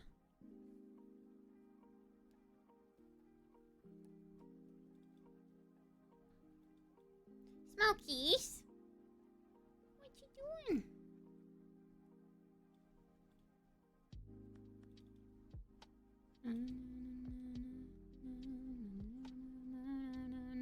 Na na na na na.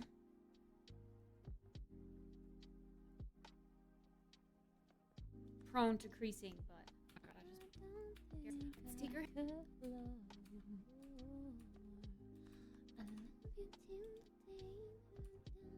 Let's take her hair down. A cool tone inspired. Yeah, okay, sweet.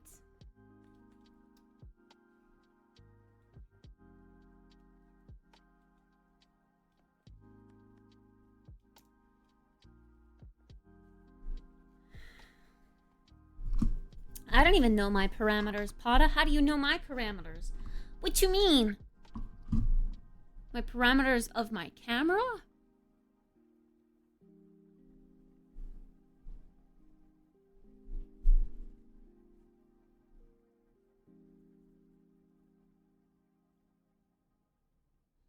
Okay. Let's freaking go. Okay, what are we doing today? What did I say? Oh yeah, no makeup look. Which is kind of, I feel like, my everyday look, but that's okay. We'll try extra no makeup today. No makeup look.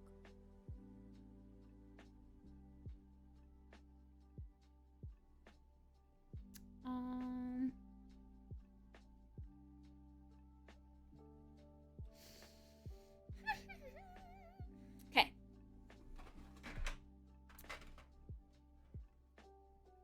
I don't think I could love you more. I love you till the day I die. Till the day that I die.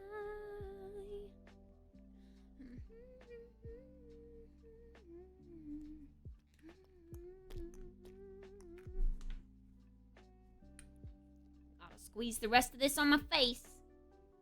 No makeup look calls for sunscreen still, so I'm gonna put this sunscreen on because I think it's the best for what we're going for today, what we're trying to achieve.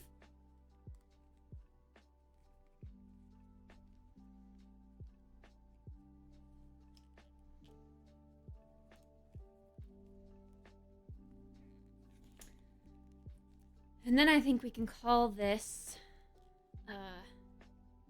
primer officially gone. If we wanted to get real frugal, we could cut this open and get the rest out, but I think we are good to let it be.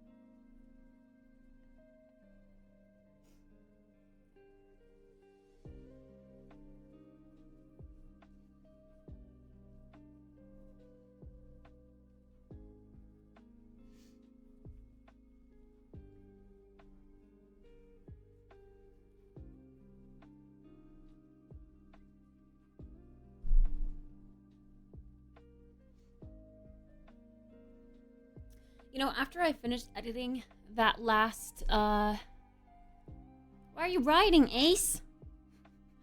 After editing that last video, I do think I'm starting to like editing more. Now that I'm kind of getting a hang of the program, I'm getting just a tiny bit faster. I still take a long time, but I'm starting to realize, like,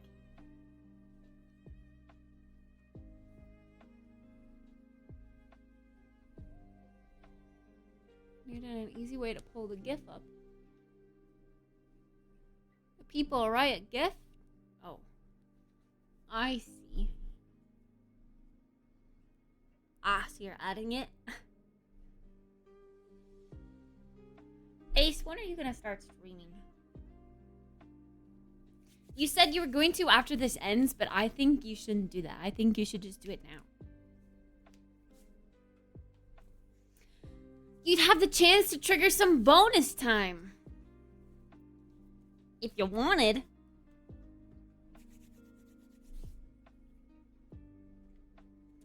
Okay, I'm gonna do that, and I'm gonna put a tiny little bit of this.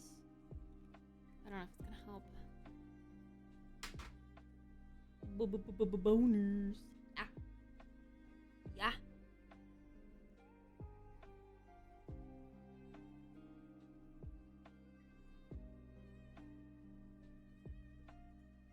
Well, this kind of like mattifies the look, but I wanted to hide my pores.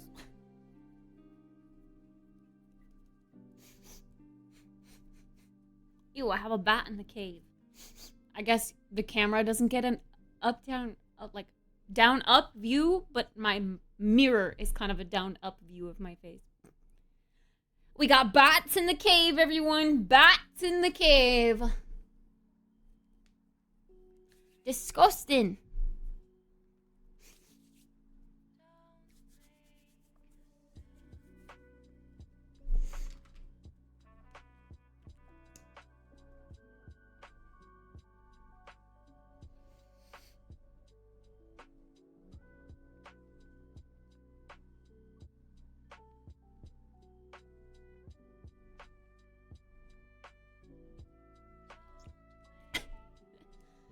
Bats are disgusting too. No, I like bats. But I don't like boogers. Boogers are disgusting. Who likes boogers?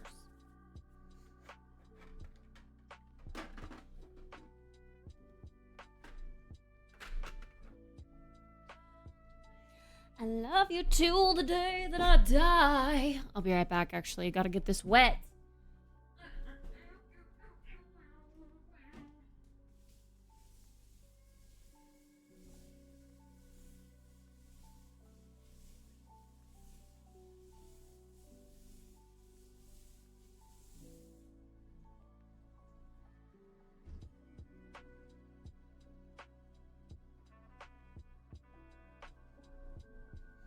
No, I think bats are cuties. I like bats. They're cute.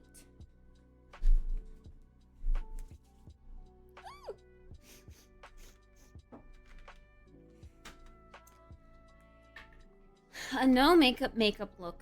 Still has foundation, I reckon, right?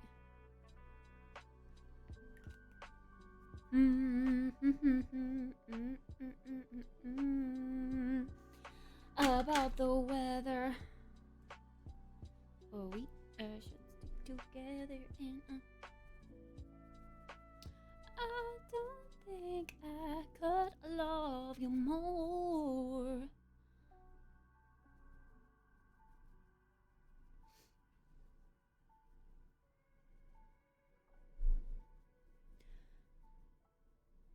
DD cream.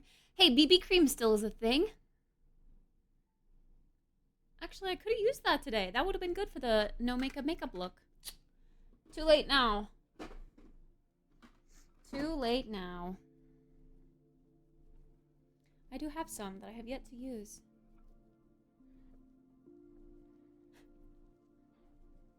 To be honest, I don't know what CC means.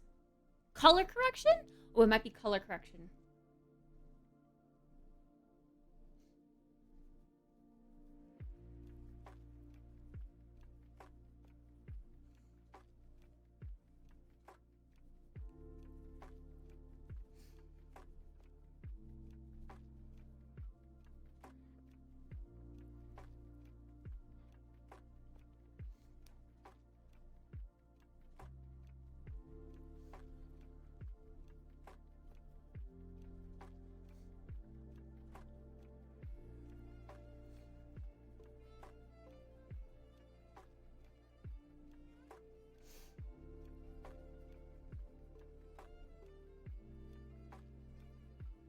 Also, hi, Ikimash.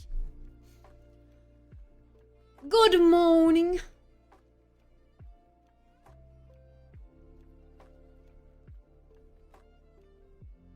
Okay, a light coat of that. And I might just do, like, We are going for the no makeup look, but I'm just gonna go doot doot doot doot doot doot doot doot doot doot. Just a little bit. And I'm gonna do blush at the same time, and I'm gonna blend those together.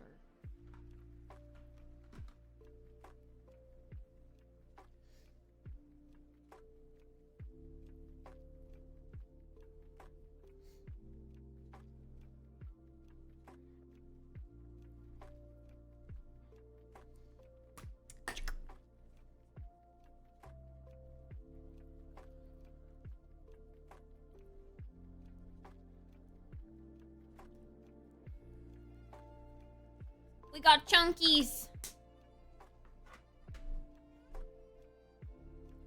I don't have a paper towel to rub these off on.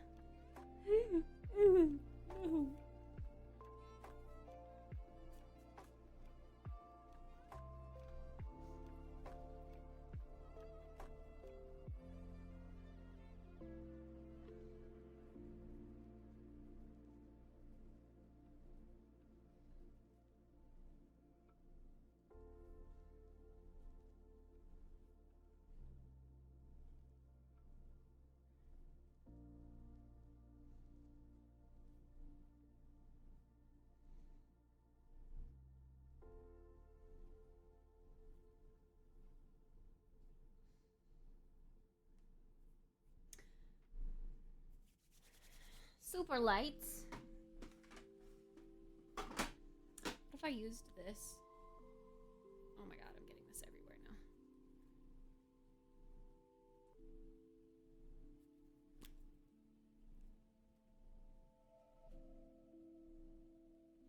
I should have actually used this first and foremost. This would have been good for it. What am I doing?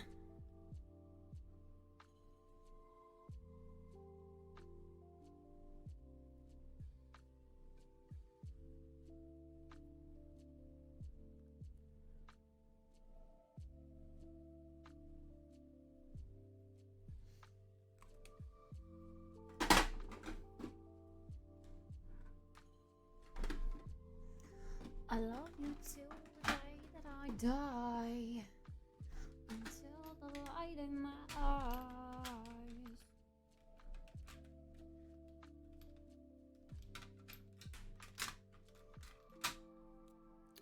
We're just gonna brush these up, I guess.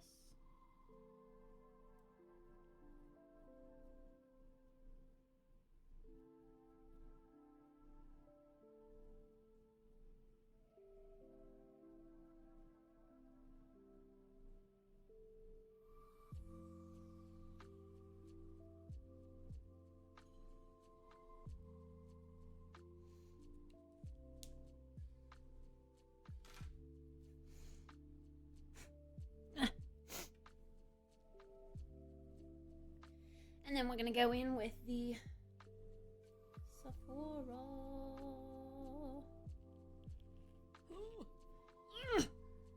Close that too tight.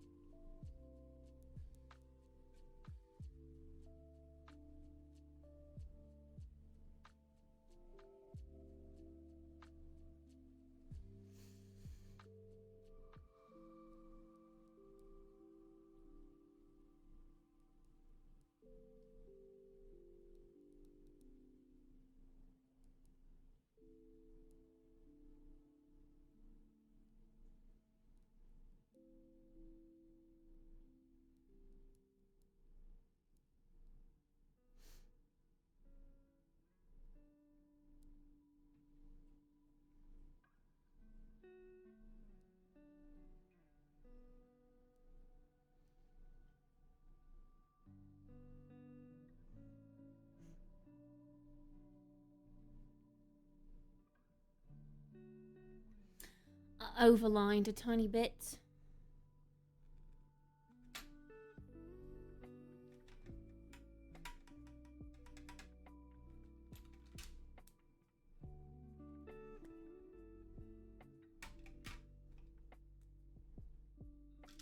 Actually, just disconnect that and it would fit.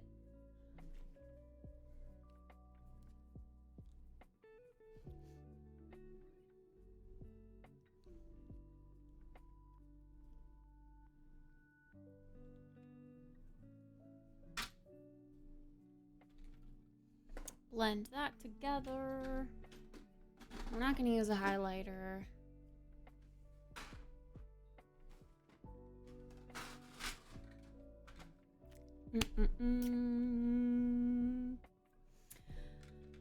We are going to go in with, I've been using Jude a lot lately, so maybe I'll use Ilya this time around.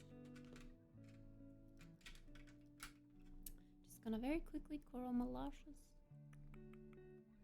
Very, very quick.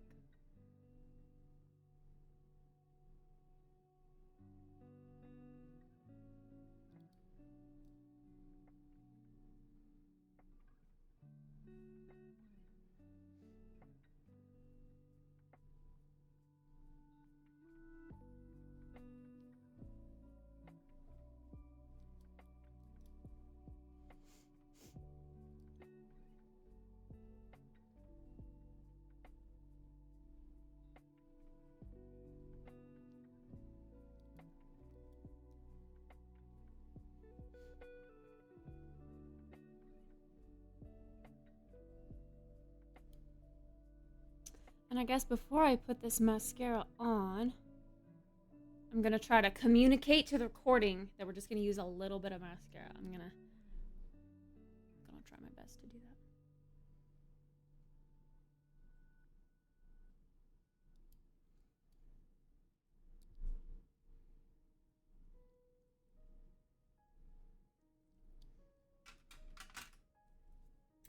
Then we go in with Ilya.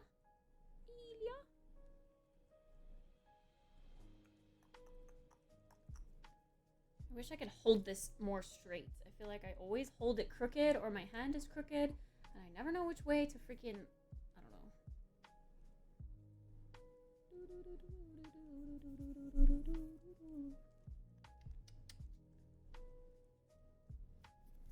Let's hold it this way.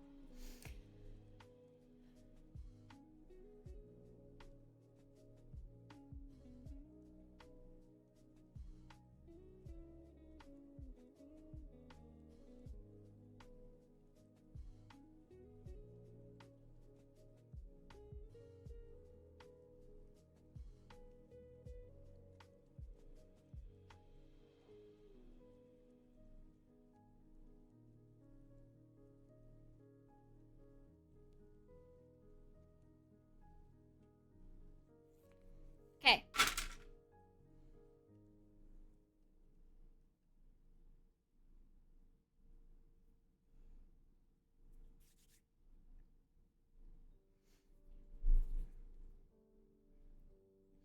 There's our quick no makeup look.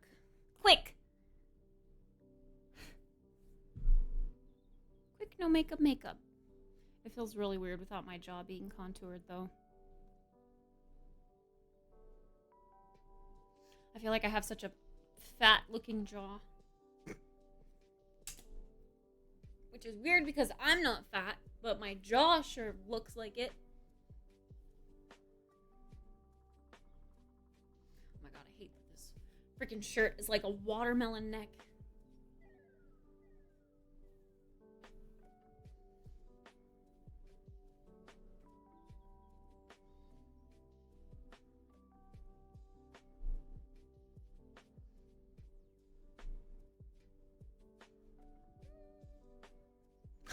Okay, we're done.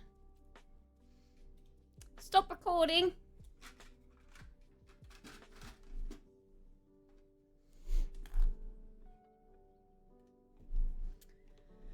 Bring all the overlays back.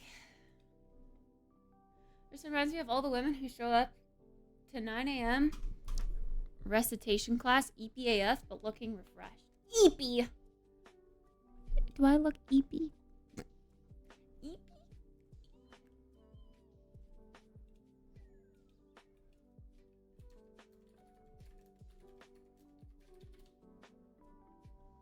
No makeup look. Cool. That'll be a quick edit, I reckon. Okay. I'm gonna go put this stuff away. These. And then we can get started on our Monday reset.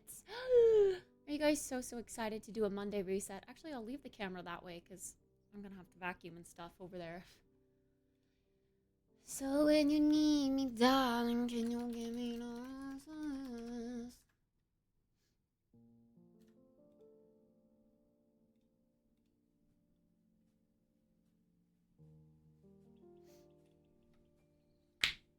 Ooh. Okay. Oh, tennis. Thank you for the $5 this morning, by the way. Did it play any sound? I don't think I heard any of the buzzers. But I don't know why it wouldn't be working. Because I have it all working, and I even tested it this morning when I was down. And it worked. Like, the testing works. So I don't know why it's weird. I did, like, delete the browser source and add it again. Maybe that'll help with something. I don't know. I don't know, to be honest. But I'm sorry that you got scamazed.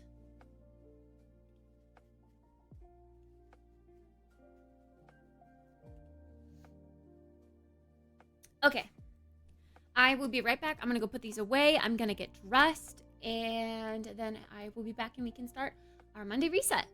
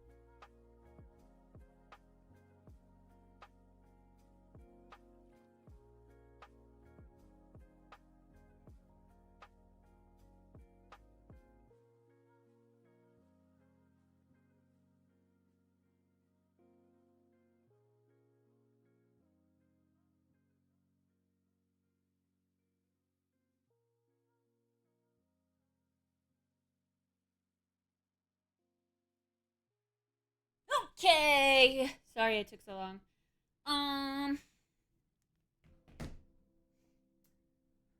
I was struggling to get my hair up in a manner that was okay.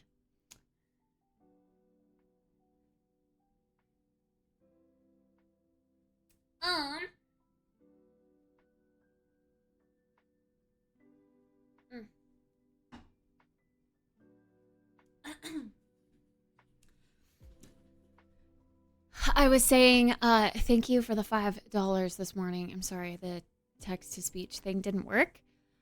And that I messed with it while I was offline, like after my restart. And I don't know what's wrong with it. The tests work, but I deleted the sources and re-added them. Maybe that will help fix it. I don't know. But everything appeared to be working as intended. Last day of Dragonflight. Tomorrow's pre-patch? Oh, hell yeah. What is coming tomorrow? What is going to be available tomorrow? Is there like an intro quest line? Go on, going to, 'cause it was always you. Oh, yeah.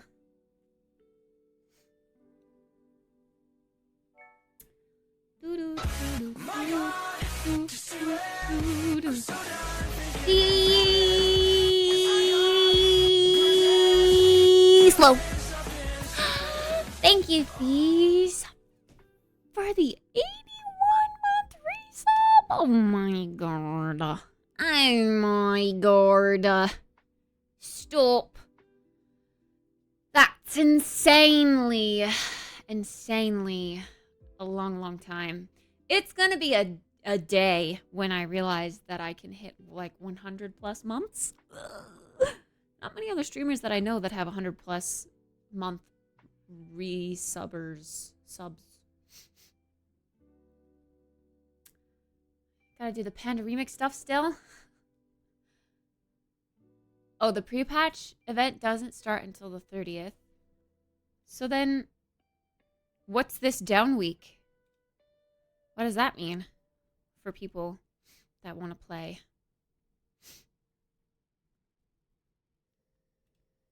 I guess I should update these games. 12 days before I hit my 69-month streak, so get on it with creating an alert. I don't know what to make. I don't know. I'm lame. If you go, I'm going to. Ooh, it was always you. Oh, yeah. Stay back, do ba, dee, boop, bop, beep, boop. Dee boop, wop, boop, beep, boop, boop, beep, boop.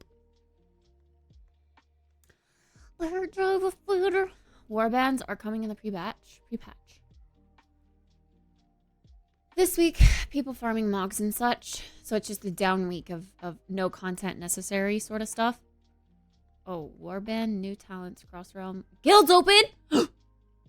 And skywriting opens tomorrow.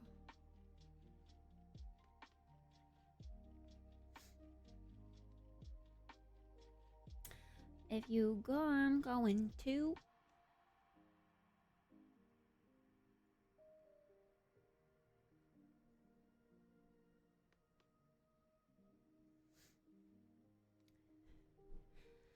Cause it was always you.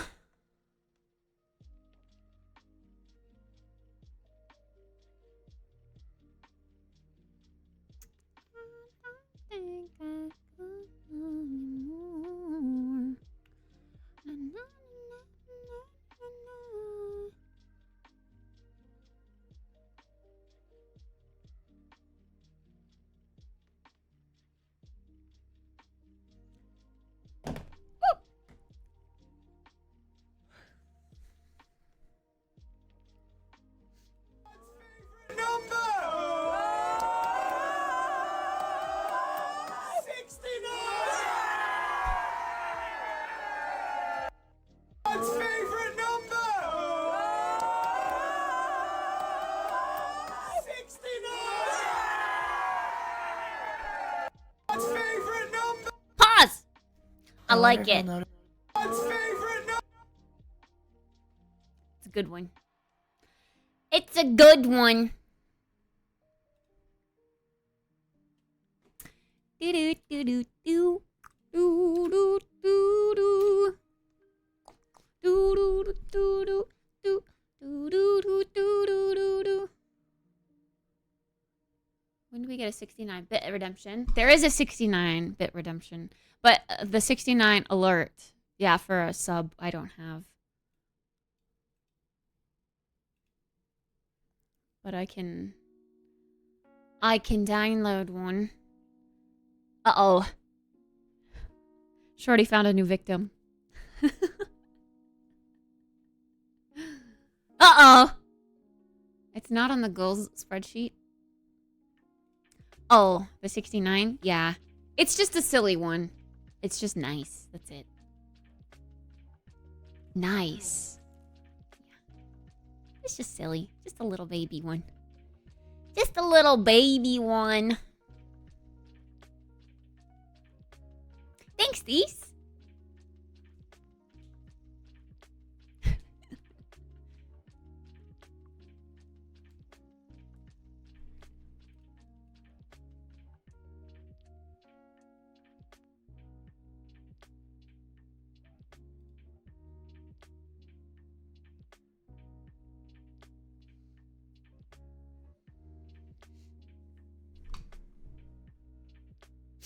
Fixed my badge. Not sure why it resets so often.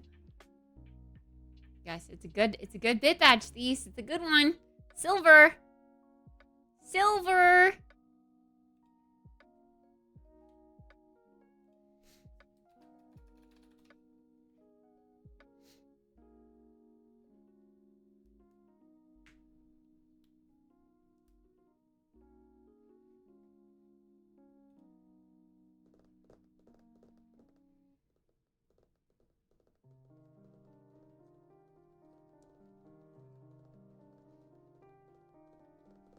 Oh, tennis.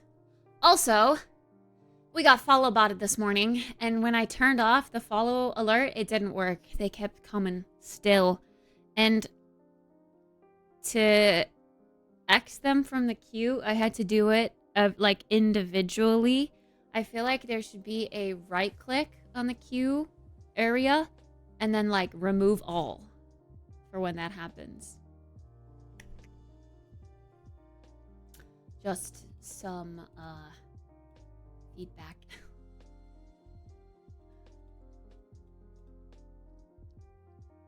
In fact, they're still muted or paused. If I resume them, are they gonna still go? Even though I cleared them? Yeah, they're still gonna go. The queue is empty right now, but it's still gonna play them all apparently.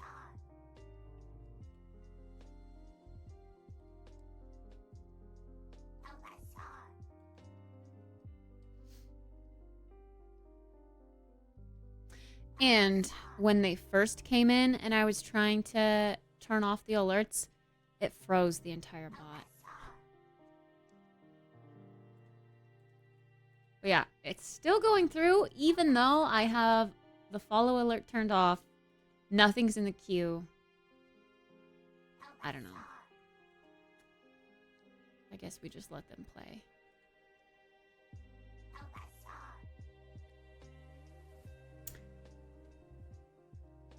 While I'm doing nothing important anyway.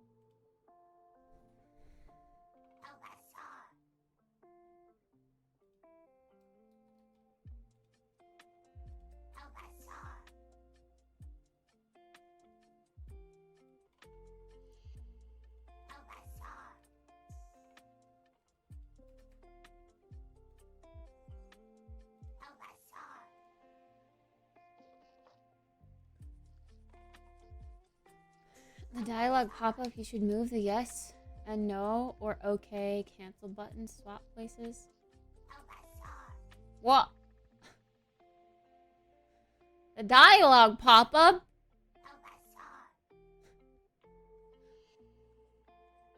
Right click or remove all, but you should have a confirmation dialogue pop-up for each one getting cleared in case you didn't want to clear one of the group.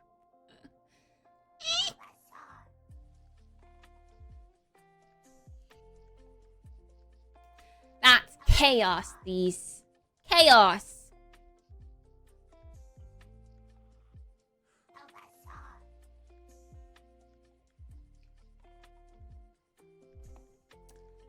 I don't know, I almost want to get rid of follow alerts altogether.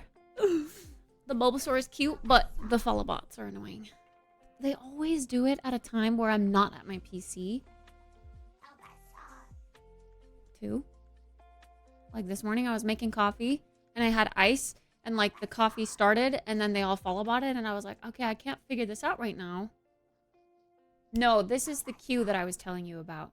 It's even though the queue is cleared and the follow alert is off, it's still playing through every single one of them.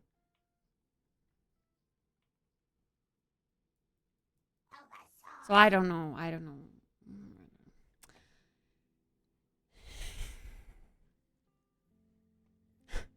Today is Bulba Day. Bulba Day indeed.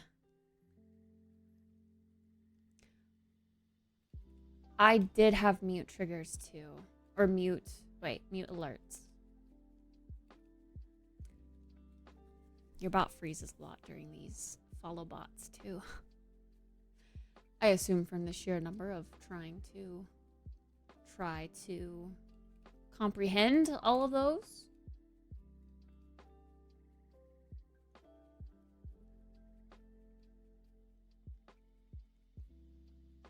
I didn't get a prompt to update this morning.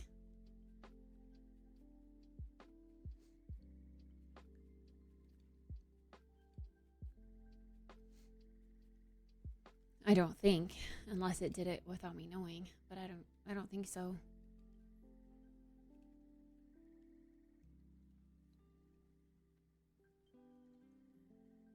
Okay, can I turn follow alerts back on, or should I just leave them off? Does off even turn them off? I don't think it does.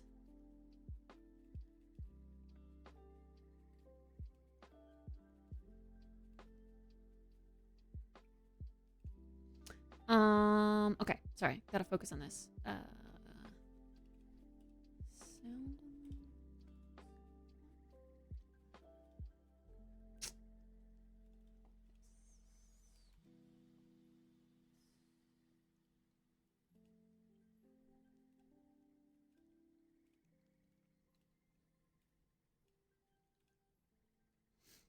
I'm the dude with the donkey. Grant, we are unable to upload this file. Really? Why?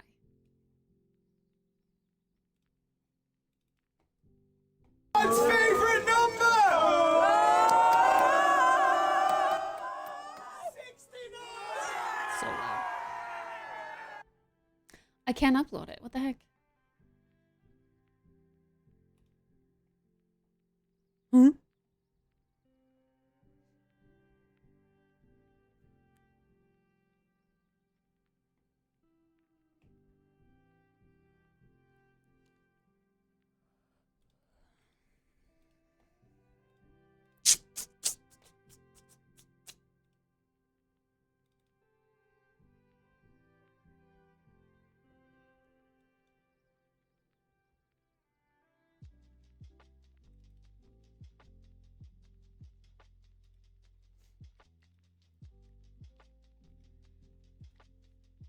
Did it not download a file type that's like appropriate? I'm so confused.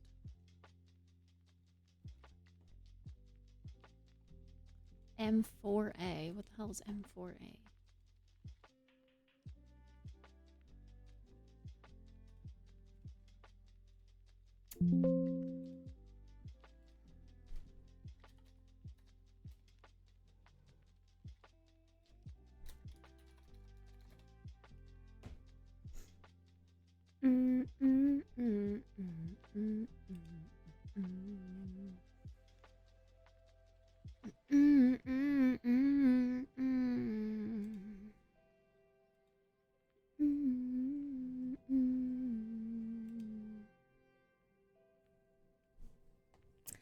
Hello, Toma.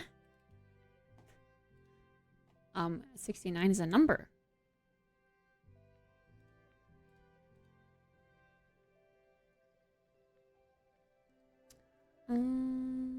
This one.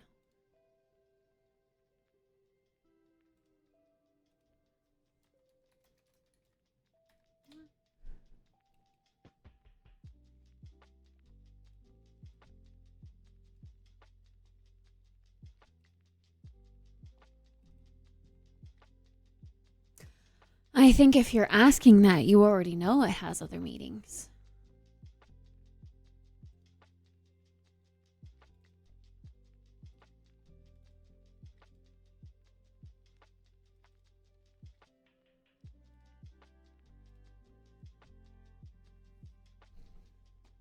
I am not going to be that bearer of news. You can look it up if you'd like.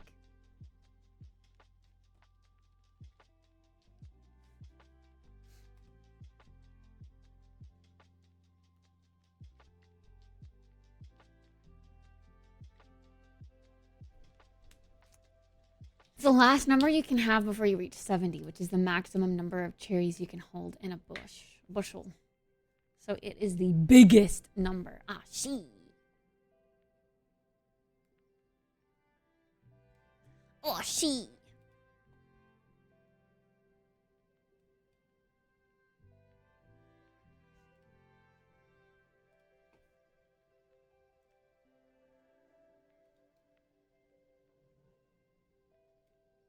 God's favorite number! Oh my god.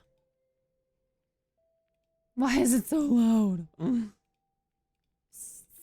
real? Okay. Am I stupid? M4A to MP3? MP3 is audio, right?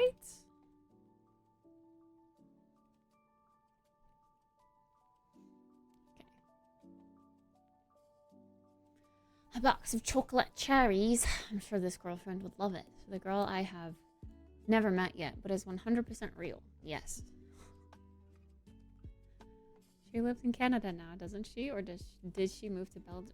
Why are all SOs in Belgium or Canada? Mysteries! Have fun at work, these.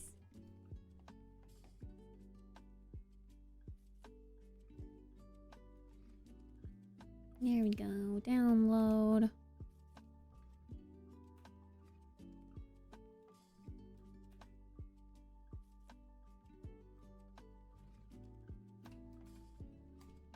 There we go.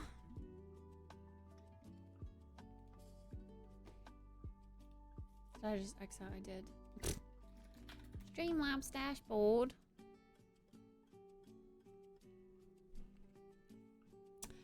Can I ask a question? Do you mean a question that's not the question you already asked? Technically, shouldn't you say, can I ask 2 questions? Because that's a question right there. That's a question.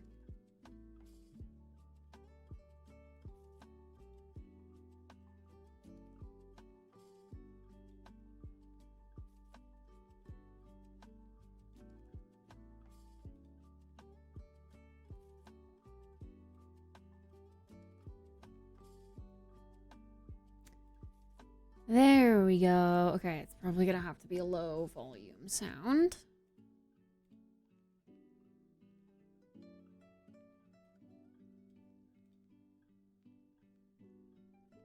Huh? Oh, select. God's favorite number! 69! I think 25% is a good volume. Maybe like 30. God's favorite number! Just a little bit louder. 69!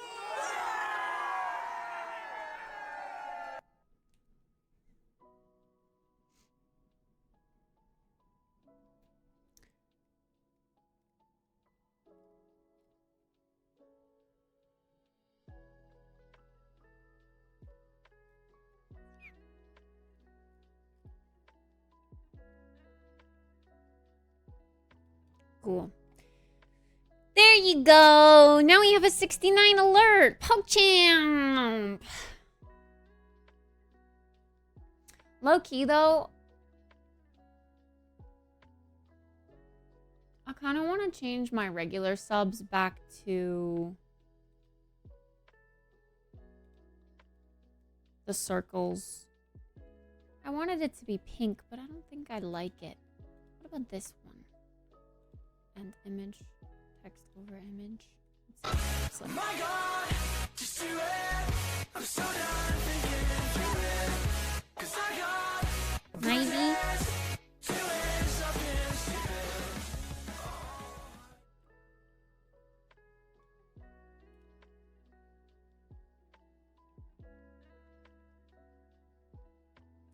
Yeah, I just don't know how I feel about the... My God, just do it. I'm so done thinking through it. 'Cause I got bruises doing something stupid.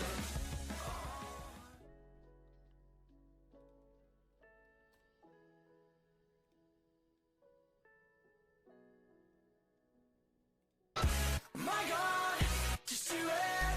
I'm so done thinking through it. 'Cause I got bruises. My God, just do it. I'm so done thinking through it. 'Cause I got bruises doing something stupid. I wish you could make it go down a line. But you can't.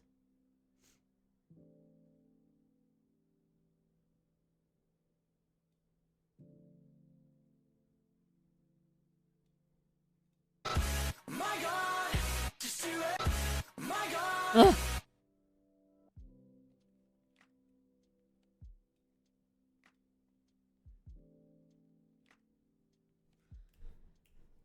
Doo-doo, doo-doo-doo. Good old Voderinos.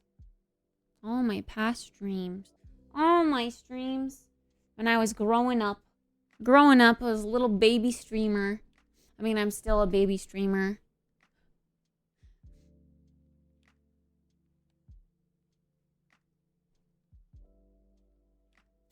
I think I want that. And then...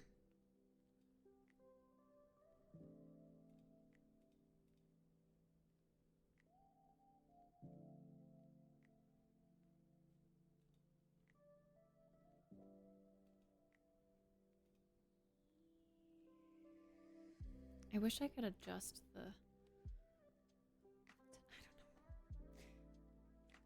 I wish I could manually move the text over or under or to the side or like diagonal. I don't know. I want more text control on the Streamlabs alerts.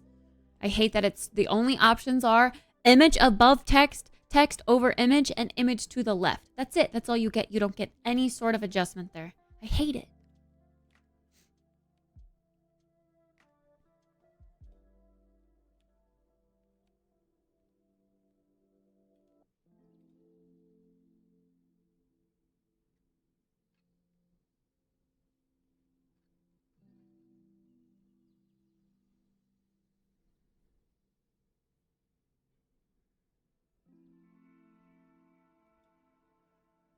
I also wish, much like OBS, we could get, like filters. I want to be able to like adjust the color overlay for the image that I put up. I could do that in OBS itself,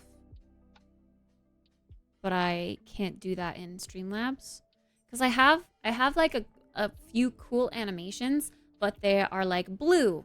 And I want the theme of my stream to be pink, you know, stuff like that.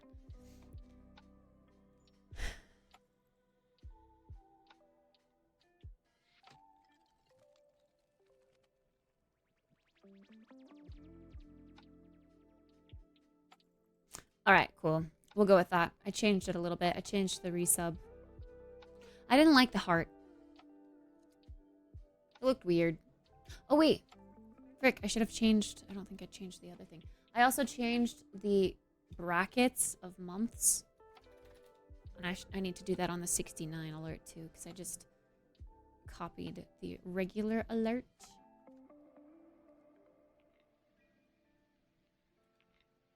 Subscription. 69. Oh, never mind. I did change it.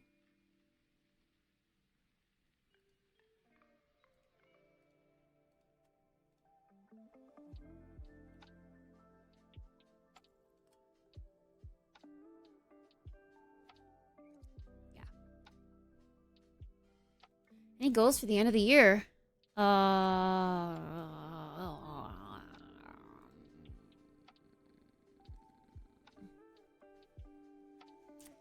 Not particularly.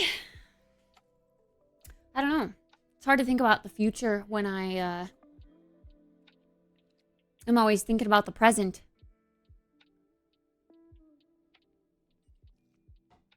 Chase is a good content promoter. Yeah. Speaking of content promotions, you guys should check out my new YouTube short or my new Instagram reel or my new TikTok.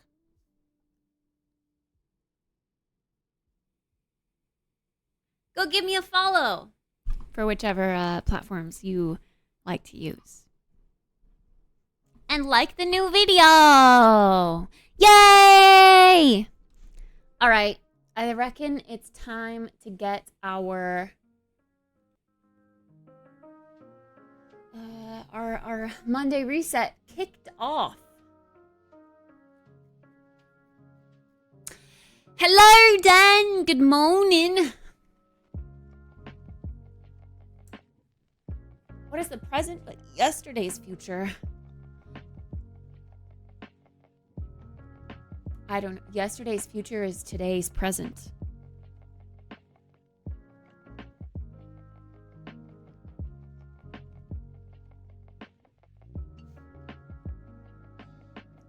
Truth Social. What the heck is that?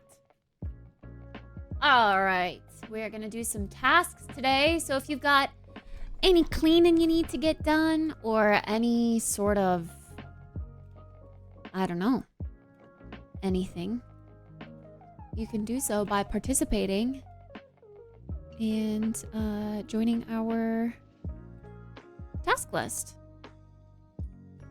These are the commands that are useful if you'd like to join. I'm going to go ahead and clean up the tasks from last week. And I've already added some.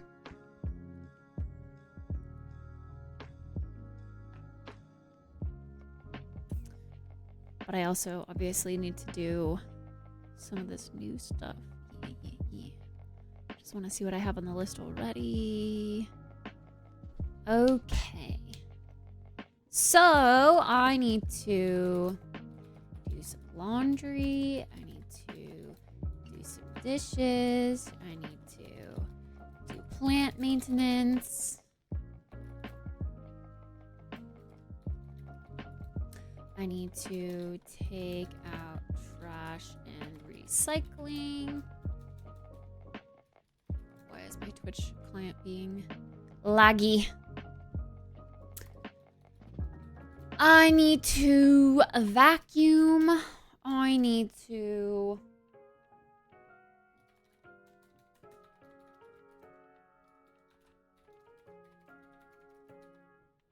kitty water.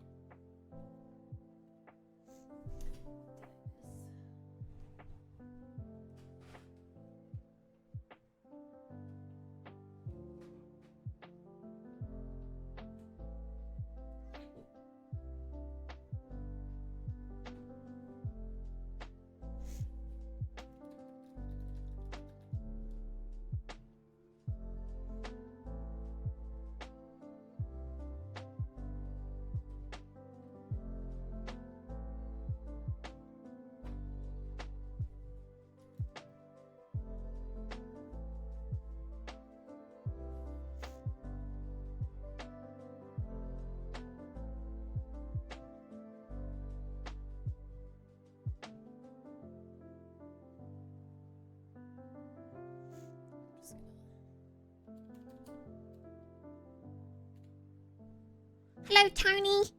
I'm gonna make my list on my phone.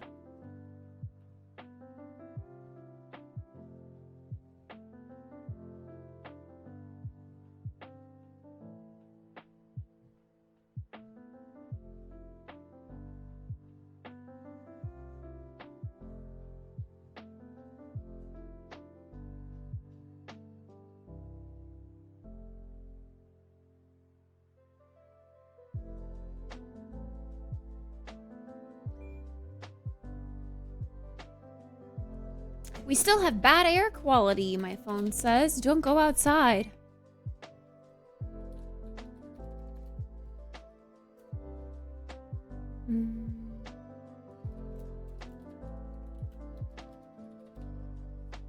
Maybe Amazon has what I was looking for.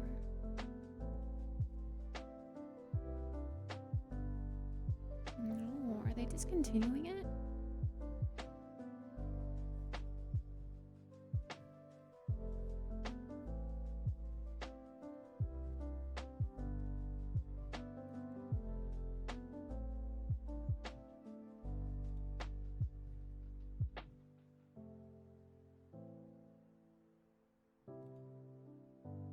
Bad air quality.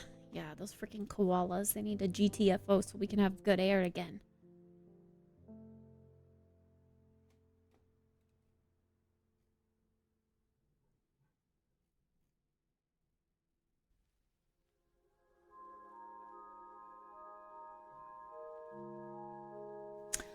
I don't think I could love you more. I love you till the day that I die.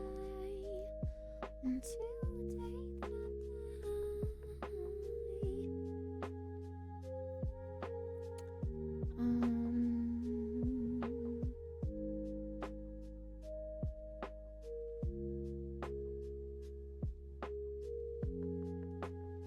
Okay.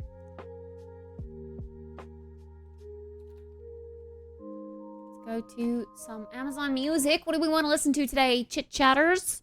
What will it be? What will it be?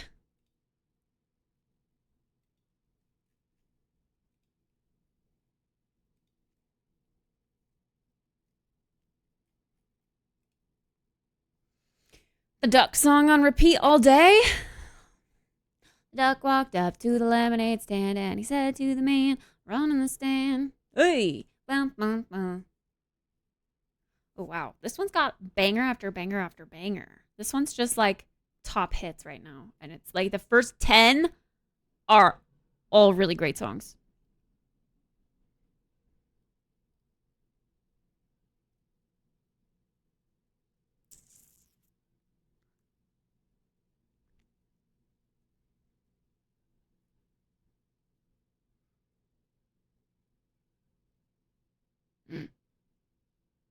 Joe Jonas has a song in the top 22. 22? A lot of Eminem songs.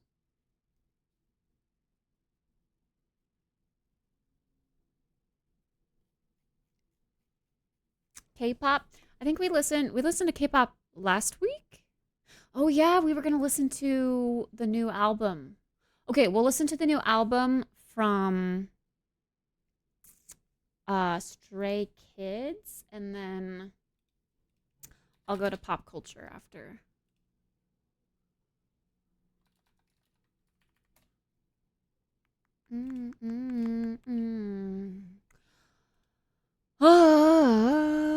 Stray Kids.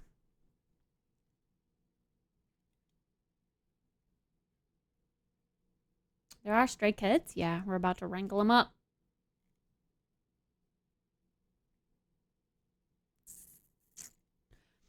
Wait, what's the difference between an EP and an album? An EP is like a short little thing, right?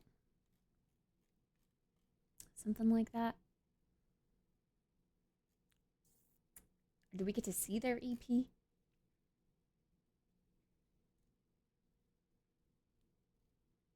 Or is that not going to be on Amazon? I have an EP, an electronic penis.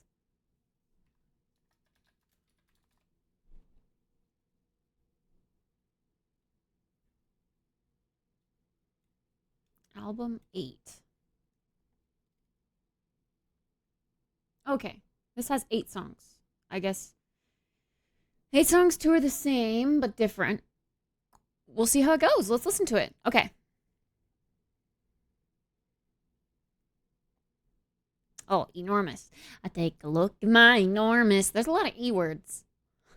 Hi, Ninja Noodle. All right, let's listen to some Stray Kids while we get our tasks done. Let me go set up my camera, my second camera. And let's get freaking going. Yeah? Yeah.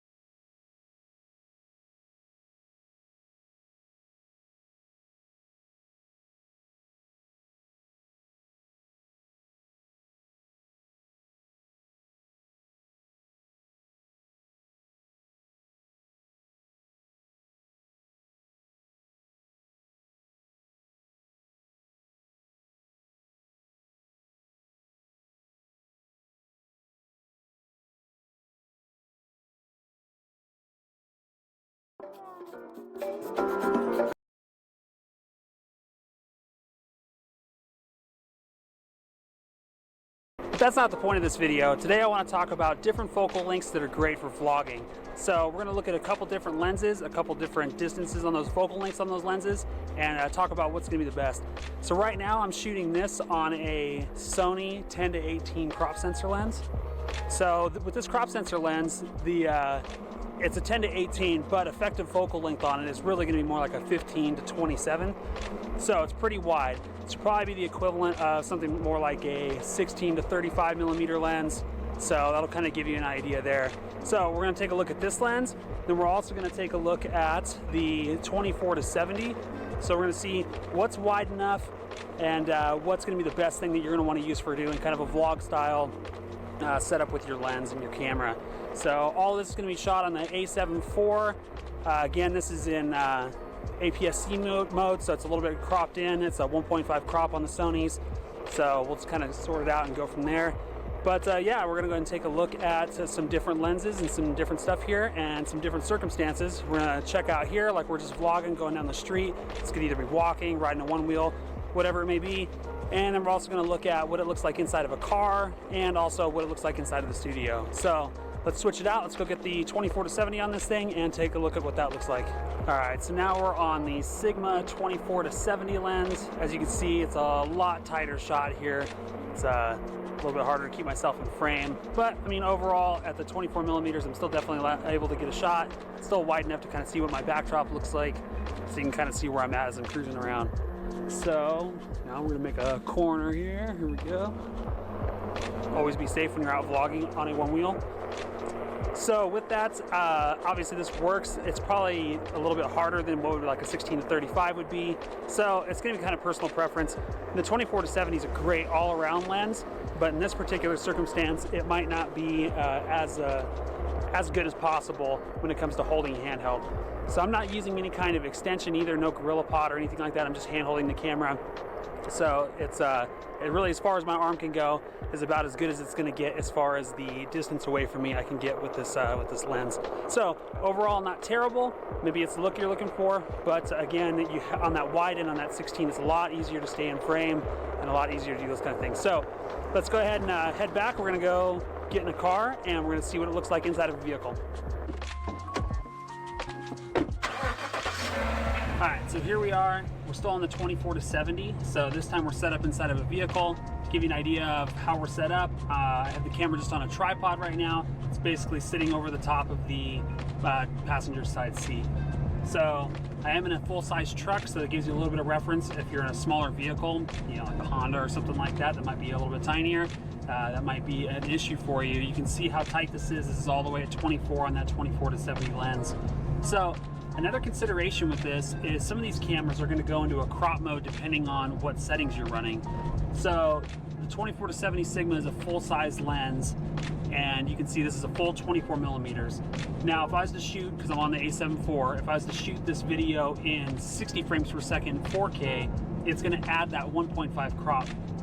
So it's going to take this lens from a 24 millimeter lens all the way to a 36 millimeter lens. So you can tell, you would probably be able to see my hands at that point. It's going to be very, very focused on me. It's going to be a lot tighter of a shot running at that 36 millimeters as opposed to the actual full 24. So something to consider. Understand the crop value in your camera, because it's going to make a big difference in the way that your lens is working inside of like a tighter space like this. So again, with the full frame on the 24, not terrible. It's not the widest shot in the world, but it definitely still shows the person, shows out the window, it gets the whole kind of the interior of the vehicle. It's not too bad of a frame. So let's flip this over. We're going to put the 10-18, or like I said, that's 15 to 27 mil equivalent on it, and we'll kind of see how much wider that is inside the vehicles, running at about that 15 millimeter, kind of looking just like a 16 to 35 more or less would inside of a car. All right, so let's go ahead and swap that out and let's take a look. All right, so here we are, we're back on that 10 to 18 mil lens. So again, with that crop, it's about a 15 mil equivalent. Again, you can see this is a lot wider view in the vehicle. So if you were gonna be doing some kind of like automotive reviews, or you're gonna be doing a lot of vlogging inside of the car and you wanted to be able to see more, some people like to talk with their hands a lot. So if you wanted to see more movement inside the vehicle or anything like that, and you don't want it so tight on the person's face, then obviously this wider frame is gonna be a lot better. And then if you wanted to be able to see more. Here we are, we're back on that 10 to 18 mil lens.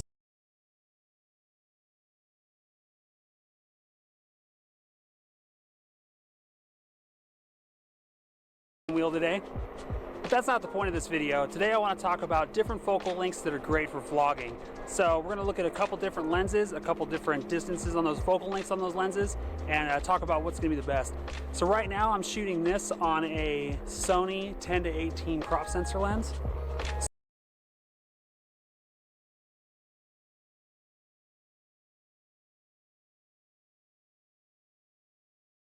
So with this crop sensor lens, it's a 10 to 18, but effective focal length on it is really going to be more like a 15 to 27.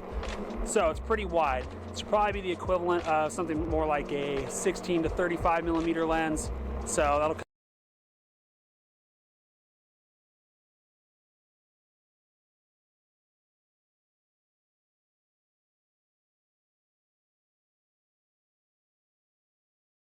kind of give you an idea there. So we're going to take a look at this lens, then we're also going to take a look at that 1.5 crop inside of like a... All right, so here we are, we're back on that 10 to 18 mil lens. So again, with that crop, it's about a 15 mil equivalent. Again, you can see this is a lot wider view in the vehicle. So if you were going to be doing some kind of like automotive reviews, or you're going to be doing a lot of vlogging inside of the car and you wanted to be able to see more, some people like to talk with their hands a lot. So if you wanted to see more movement inside the vehicle or anything like that, and you don't want it so tight on the person's face, then obviously this wider frame is going to be a lot better.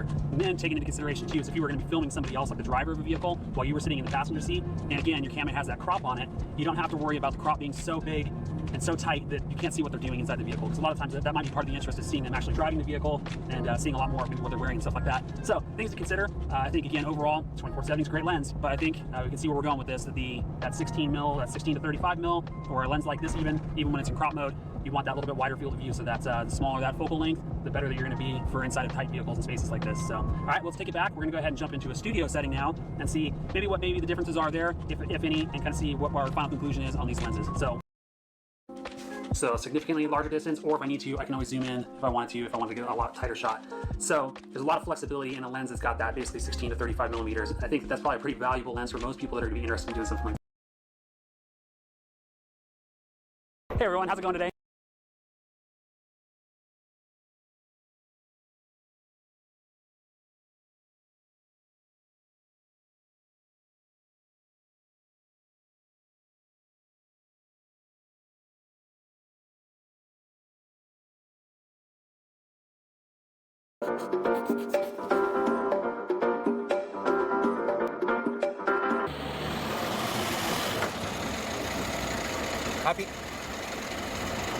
Happy Vlogmas, day 6.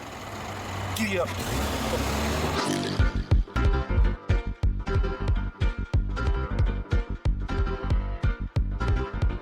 The weather is just, it's cool out, but there isn't a breeze in the sky. And the best part, I'm out here in nature, no bugs. There's no fucking bugs bothering me. How amazing is this?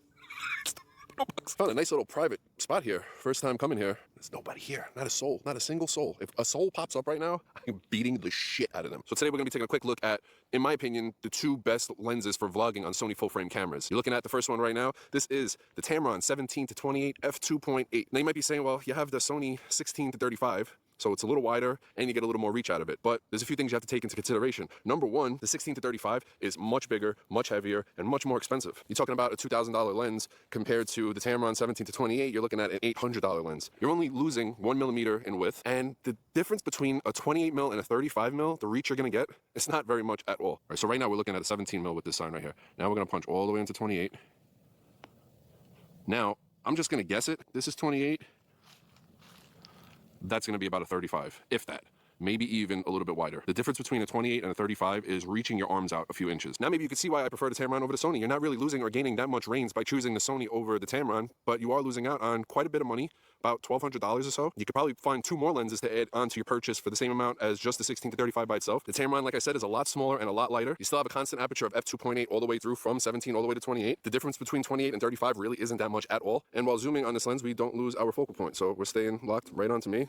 It's not losing my eye at all. I like 24. For me, this is my favorite focal length. 20 is nice as well, which brings me to the second lens in our lineup today. Let's switch over to the Sony 20mm f1.8. All right, here is the very popular, and rightfully so, Sony 20mm f1.8 at f1.8. You know, if I have somebody else with me, I think I'd much rather prefer the 17 to 28 because I can get wide enough to where we're both in the shot without me having to struggle and reach my arm out as far as humanly possible. But if they're walking a few feet away and, you know, they might not be immediately next to me, I could turn around and I could punch into 28. So I do like the 17 to 28 for certain situations over the 20mm. But, you know, I don't know. If you're going out by yourself and you just want a really beautiful looking vlog, 20mm f1.8 is pretty much the option. Both lenses do cost right around the same price. The Sony is coming in on B&H. I'll leave links down below for $100 more than the Tamron is. The Tamron is $800 and the Sony is $900. And I think they're both really well priced. And I think for video, you'd have a hard time telling a difference between the 16 to 35 Sony and the 17 to 28 Tamron. These are a hard recommendation if you plan on vlogging with the Sony full frame camera.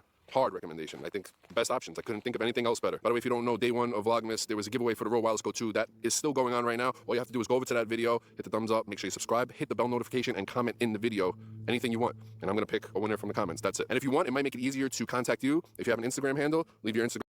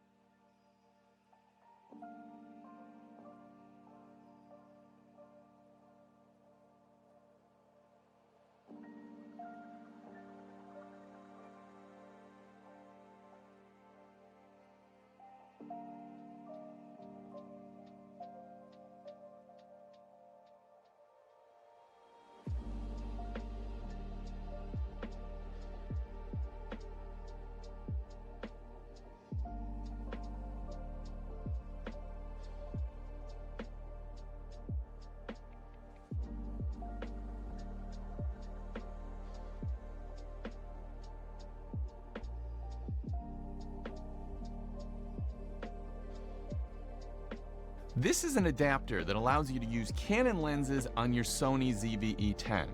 And I previously did a video about this, and I actually thought it was kind of a big deal, but I didn't know how big a deal it was. Because apparently other companies have tried to make adapters like this in the past, and they didn't work very well.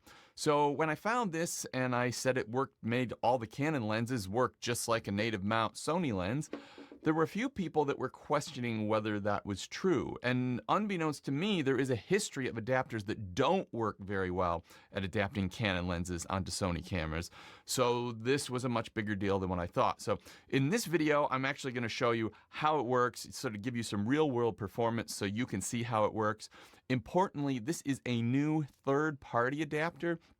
It is not the Sigma adapter, which a lot of people had and had problems with, particularly in video. So I've been using this with a number of Canon lenses, and the autofocus is just like that Canon lens is on a native Canon camera or a general Sony lens is on the Sony camera. Now, one important thing I do have to say is, just like Sony lenses and Canon lenses, some lenses themselves work better in autofocus than others. Now, for example, there is this little Sony lens that came out some time ago. It's a little 16mm f2.8. This does not have the fastest autofocus. It works, but it's not great in video either. So it doesn't have the latest sort of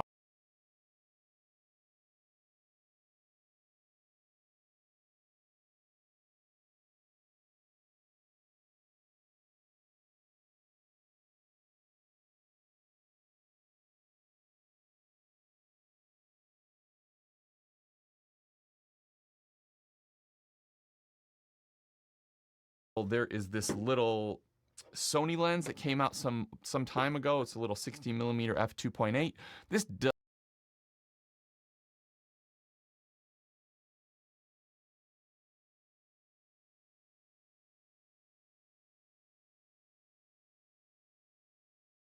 not have the fastest autofocus. It works, but it's not great in video either. So it doesn't have the latest sort of autofocus technology in the lens.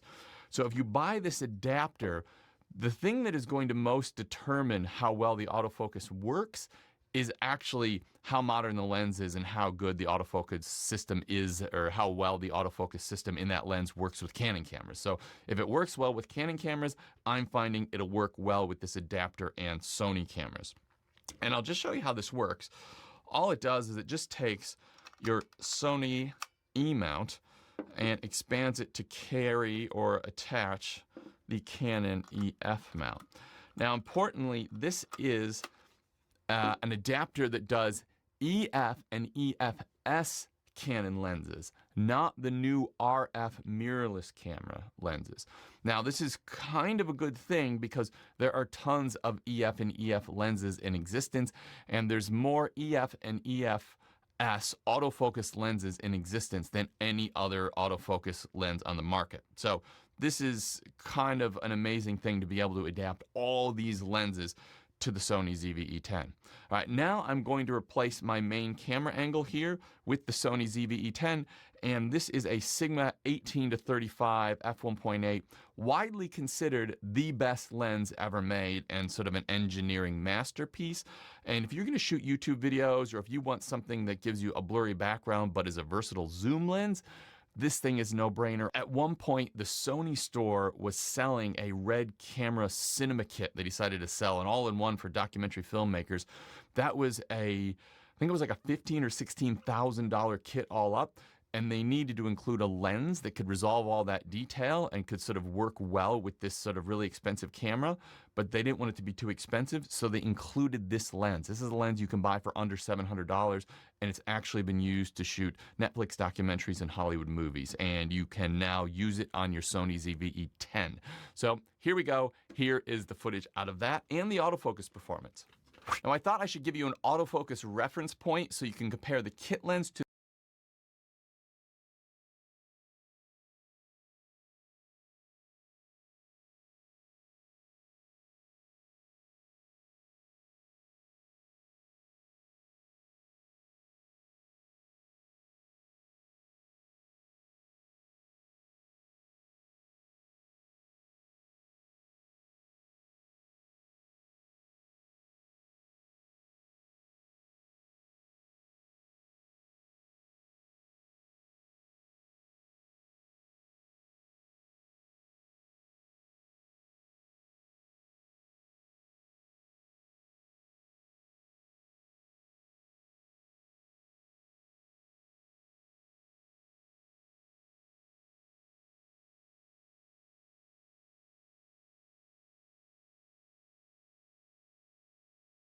Hey everyone, how's it going? Today we're going to be taking a look at the 3 official EF to RF lens mount adapters currently made by Canon. This is a video, quite honestly, I had planned on making a long time ago, but unfortunately, and in case you haven't noticed, these adapters are rather hard to come by right now. They are always back ordered, out of stock, unavailable. So it took a while for me to receive all 3 adapters, and obviously I needed some time to use each one as well to understand their most affordable adapter currently made by Canon is this one. This is just the basic EF to RF lens mount. Doesn't have any additional features, no bells and whistles. It just simply allows you to attach a Canon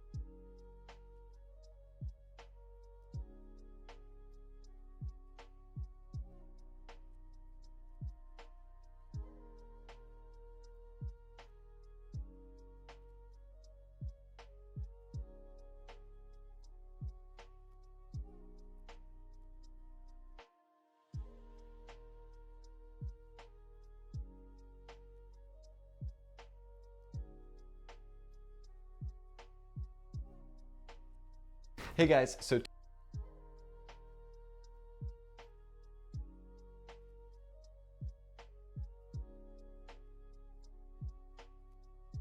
today I am checking out the Sony 16mm f2.8 pancake lens, and there are two reasons why I am checking it out. Number one is there are a lot of people who have commented and asked me about this lens, wondering is it any good?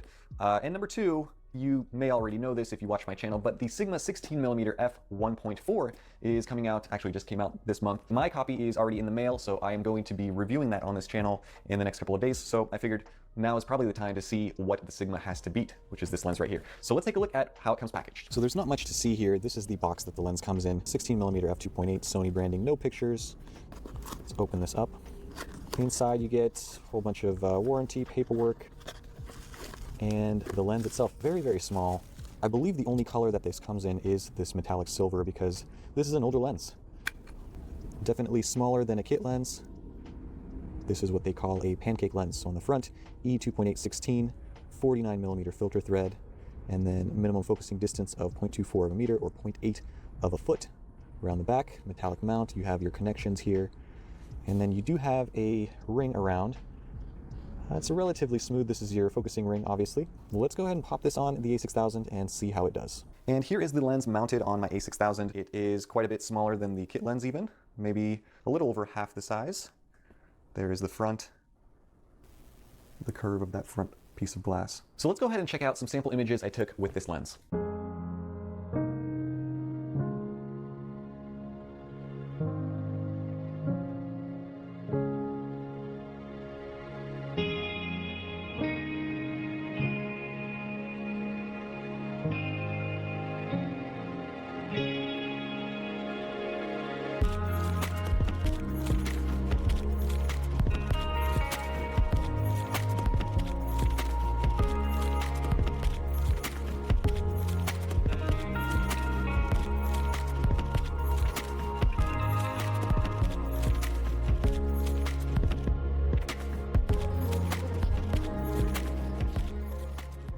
So that is it for the sample photos. Overall, the images look okay. They're not amazing, they're not terrible. I would say it's a very usable focal range. If you use your iPhone on a regular basis, that's about what this lens gets you on a crop sensor. After taking those shots, I was curious as to how it would perform compared to the kit lens at 16mm.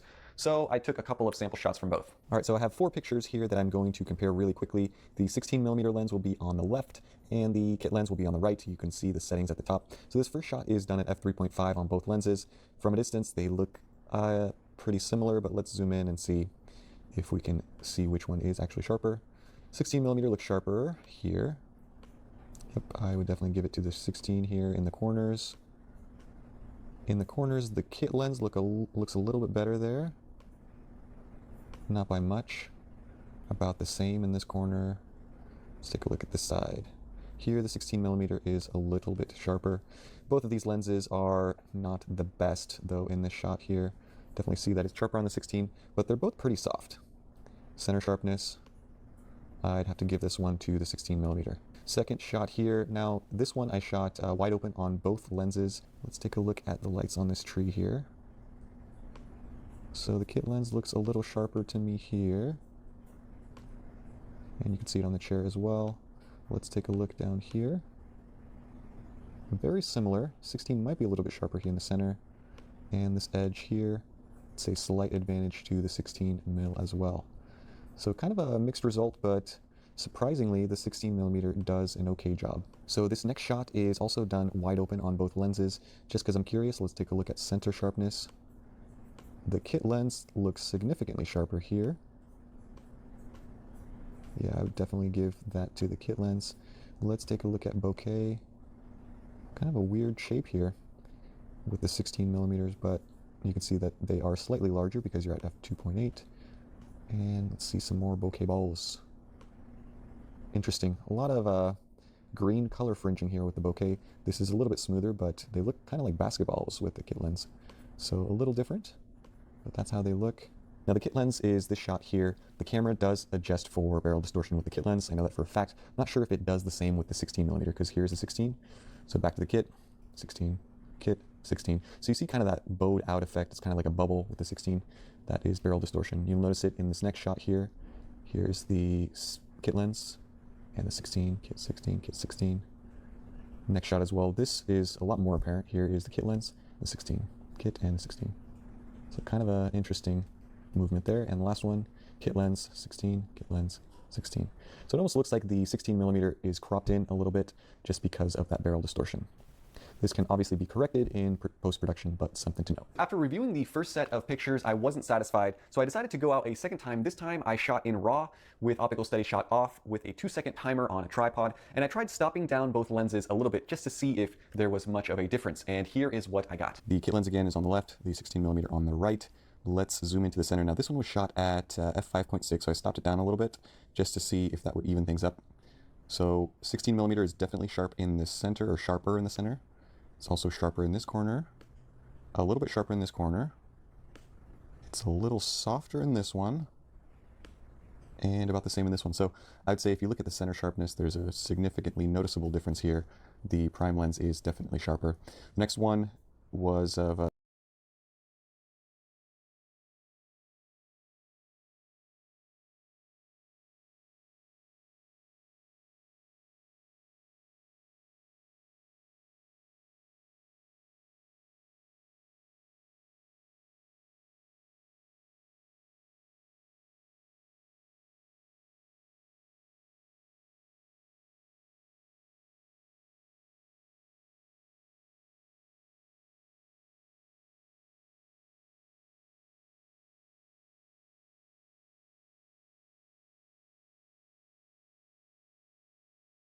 some rocks here. Kind of a similar story, so sharper in the center. Come to some sort of a conclusion.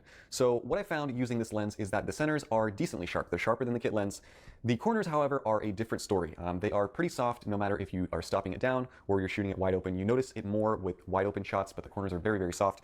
So it's not ideal for landscapes, and at 16mm, that's what you're buying this lens for. Now, if you are just taking pictures of an object in the center of the frame and you want a little bit of bokeh in the background, you don't care about the corners, this lens is great. But in most cases where you're looking for sharpness corner to corner, center to corner, this is probably not the solution. And the fact that the kit lens is sharper in some instances, if not almost every instance, is a testament to that. A couple of other things to note about this lens. Number one, it doesn't have optical steady shot. The kit lens does. Number two, the autofocus, in my experience, isn't as good. It's pretty quiet and pretty snappy, but the kit lens does beat it a little bit. And number three, the distortion. So you guys saw the barrel distortion that I showed. That is definitely noticeable with this lens, not so much with the kit lens because the camera corrects for it in body. So it's hard to justify the $220 price tag on this lens. Yes, it's compact, it's easy to carry around, but there are a lot of other lenses, particularly from Sigma. I'm thinking about the Sigma 19, the Sigma 30, Sigma 30 1.4, that are around this price, maybe a little bit more, and offer better performance. Last thing that I'll say before I wrap up this video is you can use some adapters with this lens. So they have both a fisheye adapter and a wide angle adapter. So that is a big plus. Those are about $100, $150, and you can screw them onto the front of the 16mm and create a wider lens or a fisheye effect if you want to, which is pretty cool. That is going to be it for this video. I hope you guys enjoyed it and learned something. I am very much looking forward to my next video, which will be the Sigma 16mm f1.4 review, which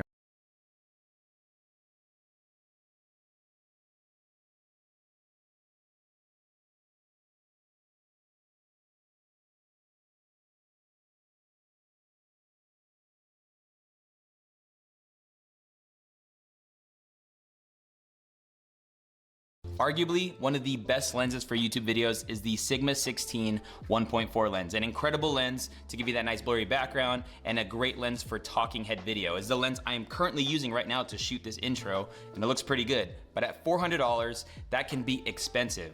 That's why I want to talk about this lens, the Sony 16mm 2.8 lens that you can buy for around $100 or less. And we're gonna see if $300 difference makes a difference. Let's go. You gotta just press record. Hey, what's up? It's Omar Corey with Think Media, helping you build your influence with online video. And on this channel, sometimes we do YouTube strategy videos, as well as tech gear reviews and comparisons, just like this one. So if you're new here, consider subscribing. Now, I love the Sigma 16mm lens. It's literally probably one of the best lenses you can buy for just regular talking head videos. And it's a lens that we have pushed for not only Sony, crop censored cameras, but also for the Canon M50. It's just a great focal length. And at 16mm on a crop camera, it's essentially about like a 24mm lens, which is what you would consider medium wide. This video is sponsored by StreamYard. This is our go-to platform for live streaming to YouTube and Facebook, especially when we have more and in the description below. And it's currently attached to my Sony a6600, and this Sigma lens goes well with any of Sony's cropped mirrorless cameras. But let me throw on this lens that's, you can get for around $80 to $120, and see if you can even notice the difference between the two. Let's check that out right now. And now you are looking through the Sony 16mm 2.8 lens that I bought for about $100. Do you notice the difference from the lens that I had on earlier, the Sigma 16, which is about $400? When I was really looking back and forth, I really couldn't notice too much of a difference. Here at Think Media, we don't really pixel peep, like we don't really zoom in and like see like the nuances of the corners and stuff, but like the general image, I would say is kind of hard to distinguish the difference between the two.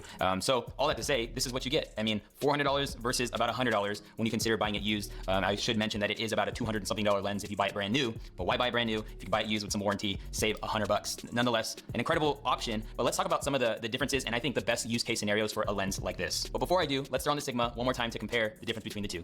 So this is what you would get with the Sigma 16 1.4 with your aperture all the way down to 1.4. And I don't typically shoot in this low of an aperture, but this is what you can achieve in comparison to the 2.8, which is as low as you can go with the Sony lens. And so that is just a comparison I wanted you to see. Again, if you haven't commented down below, if you notice a difference, let me know in the comments below. And if you think the difference, if you do see one, is worth $300 of a difference. Nonetheless, I just want to talk about some things. Maybe they're obvious, maybe they're not so obvious. The first thing is obviously the physical size of these lenses. Maybe one would say, how's that even possible? How can you have a lens this small that is the same focal length as this, and it's this big and this heavy? And so I think the first thing, I don't want to bore you with unnecessary information, but the reason why the Sigma is this big is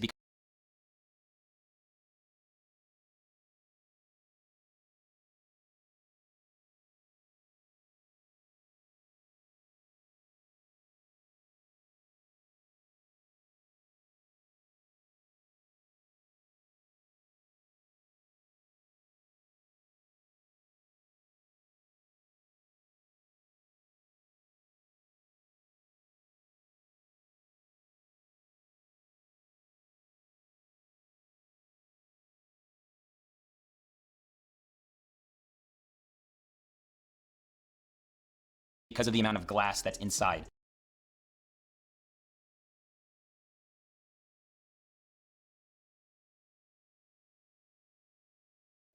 Obviously, the aperture, it goes a lot lower on the Sigma, and I would say maybe that's kind of how I was able to trick you, which we'll jump into another comparison in just a second. But the Sigma does go as low as 1.4. So if you want to bring your aperture all the way down to 1.4, you can do that. With this lens, you can only go as low as 2.8, which I would say is a great focal length. Many times, like right now, many times I actually put the Sigma at around 2.2 to 2.8 because I don't love the super blurry background. I want you to see a little bit of what's going on behind me. But in the event I need to do that, then we can bring it lower. Another reason why it's nice to have a very low aperture is for low light. If you don't have that much light around you, you can actually just bring down your aperture and it'll bring in more light into your image or your video, not having to compromise your ISO or ISO and cranking that up. Now that is kind of the obvious physical difference that I wanted to talk about, but now I want to talk about use case difference. When it comes to using a lens like this, I think it's incredible, especially because 16mm is great for about arm's length distance, and 16mm is a great focal length to put on your camera if you're using it as a webcam as well. And so the biggest issue I found when using the Sigma with my Sony is how heavy this is. And so if you're using like a friction arm to hold up your camera, or you're mounting it somewhere else and you want to get ninja with the way you mount it, which I do. I clamp on my camera behind my monitor.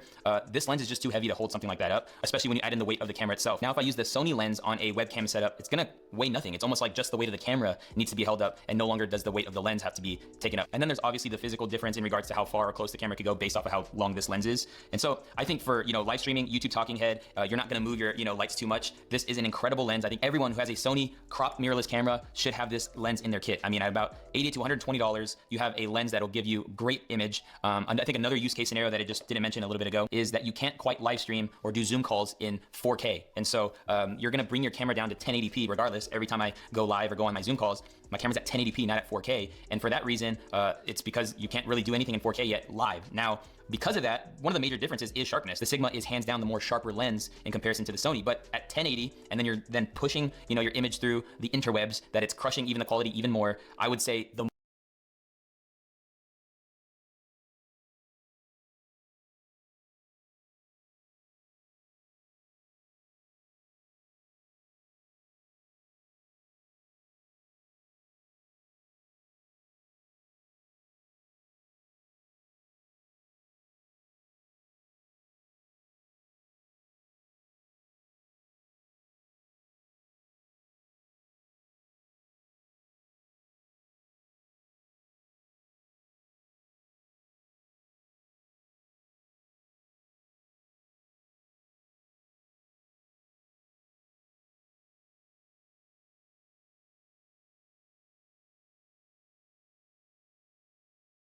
crop mirrorless camera should have this lens. I think another use case scenario that I just didn't mention a little bit ago is that you can't quite live stream or do Zoom calls in 4K. And so you're gonna bring your camera down to 1080p regardless. Every time I go live or go on my Zoom calls, my camera's at 1080p, not at 4K. And for that reason, it's because you can't really do anything in 4K yet live. Now, because of that, one of the major differences is sharpness. The Sigma is hands down the more sharper lens in comparison to the Sony, but at 1080, and then you're then pushing, your image through the interwebs, that it's crushing even the quality even more. I would say the more you won't even recognize the difference between the two lenses. Now, another use case scenario for a lens like this, 100% is vlogging. I think if you are vlogging with a Sony lens, this could get a little heavy, even though it's an incredible lens and gives you an awesome image. Having this lens on your camera is gonna be super light, and you won't have vlogger's fatigue, which does happen when you're vlogging out and about, but you're gonna get an incredible image. And because the lens isn't as long as well, this attributes to even how much further the camera is essentially getting from your face when you're holding it just arm's length distance. And so that's just some things to think about. You kind of get more field of view with this one because it's a shorter lens, whereas this one, it's a little bit more closer. Also, I think if you didn't know this, if you vlog in 24 frames per second, you will get more field of view. That's just a Sony thing. 4K 30 just usually has a crop, but if you're shooting in 4K 24, you're getting the full readout of your sensor. So just something to note, but nonetheless, an incredible vlogging lens. So just something to think about. Those are some use case scenarios when it comes to this lens. But nonetheless, I think if you own a Sony mirrorless camera, especially a crop camera, look at this lens and maybe have it in your kit if you don't already have this. Now, I think if you are, doing photography with your mirrorless camera, this is a photography lens. The ability to have that 1.4 is great for low light, but also if there's any major difference when it comes between the two, it is sharpness. That's what you're getting with this glass. You're getting more of a sharper image. And yes, you can sharpen your videos or photos in post, but whenever you can produce the best image possible up front, the better it's gonna be in post. So I would say if you're doing hybrid stuff, like you're doing photography and you're doing video, Sigma, obviously, but specifically for video, live streaming, vlogging, this Sony 16mm is incredible. So there you have it. That is the comparison between these two lenses. I think nonetheless, a 16mm lens in your kit is awesome. I know a lot of times the kit lens will come with your camera and that'll be about a 15 or 16 lens to a 55, but the aperture starts at 3.5. And so you're gonna have a lot less blurry background behind you. And so I think for $100, this is incredible. What else does this mean? This also means that you can save money if you're going to buy a mirrorless camera, a Sony mirrorless camera, and just buy the body. Whether you buy the body used or just buy the body by itself, don't buy the kit lens and get this lens, and then you'll overall save some money in setting up your YouTube studio or what have you. And so I think this is an incredible lens. I didn't want to bash the Sigma lens because it 100% is a legendary lens. I think for my uses, I would lean toward the Sigma. I would make the investment. Why? Because I'm doing photos, I'm doing videos, and sometimes that 1.8 or that 2.0 comes in clutch in regards to the image setup that I'm going with for whatever I'm using it. However, if you are, just gonna do talking head videos, if you are just gonna use your camera as a live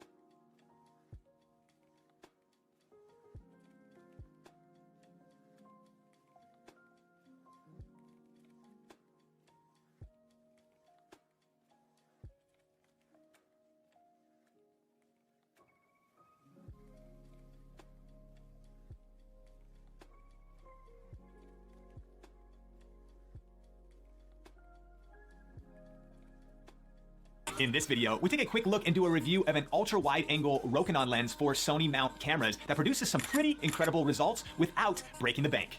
Coming up. Hey, what's up, Sean here with Think Media, bringing you the best tips and tools for building your influence with online video. And on this channel, we do a lot of tips and strategy videos, as well as tech gear reviews, just like this one. So if you're new here, consider subscribing. And hey, at any point during the video, check out show notes and links in the YouTube description below. We'll list out the specs and details of this lens, as well as anything else we may miss in the video. Let's jump into the review.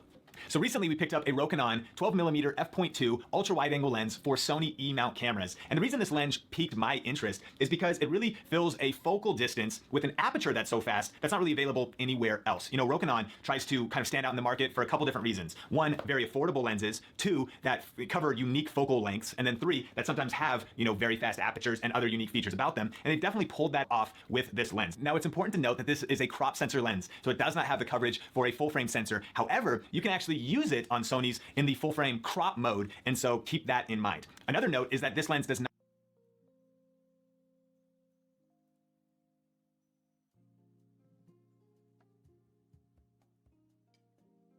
cover unique focal lengths, and then three, that sometimes have, you know, very fast apertures and other unique features about them, and they've definitely pulled that off with this lens. Now, it's important to note that this is a crop sensor lens, so it does not have the coverage for a full frame sensor.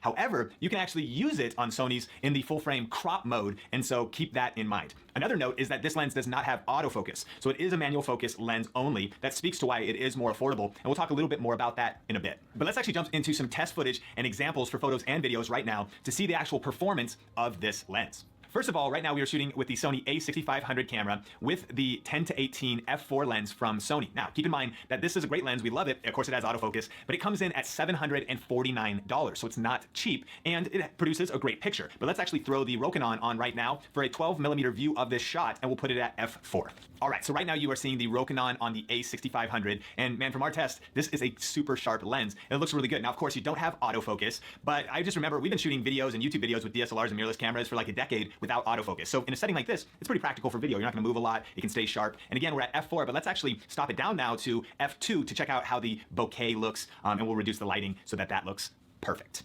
Okay, so now you're seeing the lens at f.2, and we had to turn the lights almost completely off, really, because so much light is being let into the camera. And what's cool is that even though this is an ultra-wide lens, you can still get a little bit of that blurry background because of f.2. But I'm curious, what do you think about these results in video with the a6500 and this lens? Let me know in the comment section below. And we're back to the Sony 10-18 right now, but let's keep talking about the Rokinon and checking out some other video examples. And so we actually took the lens down to the Las Vegas Strip here in our hometown and just got a few different shots and a few different clips. And I love the performance, right? Obviously, it's an ultra-wide lens, so it has that distorted look, but we definitely got some cool shots with it, and it definitely is very usable for video. And keeping in mind that the Rokinon retail price is about $299 here in the US, but you can shop around on eBay. I was seeing completed listings for like $175 to $200 here in the US, and we'll link to current prices in the description below if you want to research those. But that's pretty crazy because at that price, the lens comes in at about 1/3 of the price of the Sony wide-angle zoom lens.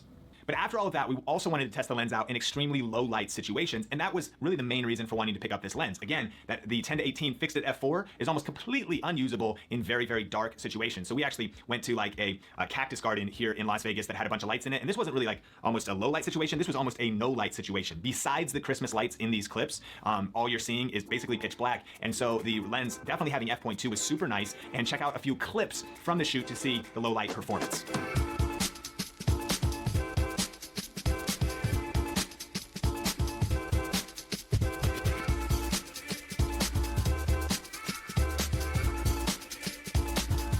Shoot that we were doing there, we were testing out the Sony a6500 with the Rokinon 12mm, and we were using a gimbal as well, the Zhiyun Crane V2, and I think that it was a very cool shot. And that's kind of, again, one of the reasons why we wanted to grab this lens was maybe for, you know, gimbal shots, really wide, smooth shots, where you can kind of just set it on infinity focus and just start moving and get kind of that cool wide angle dynamic. So I definitely would recommend this lens for shoots like that, whether in daylight or in low light situations. And then finally, we also definitely did a few photo tests. Now, this is such a wide field of view. It definitely gives that, you know, huge perspective for architecture. I could see people wanting to use this for like landscape shooting. And then typically most shooters avoid shooting people with a lens like this, but I think if you want kind of a creative, unique look in some photos, it definitely is usable. We shot just some kind of shots down in Las Vegas with Omar and experimenting with different looks on this lens. And I think this results look really good, but I'd love to hear your opinion in the comments. It's definitely a challenge. This isn't the best lens if you need to run and gun and be able to shoot a lot of rapid shots, needing what autofocus would would deliver for you. But if you have time to use focus assist, figure out your shot, get the portraits or whatever you're shooting set up, it definitely can get great results. You just make sure focus is set within your camera and then fire those off, and it's got a lot of good sharpness, especially as you stop down the lens a little bit.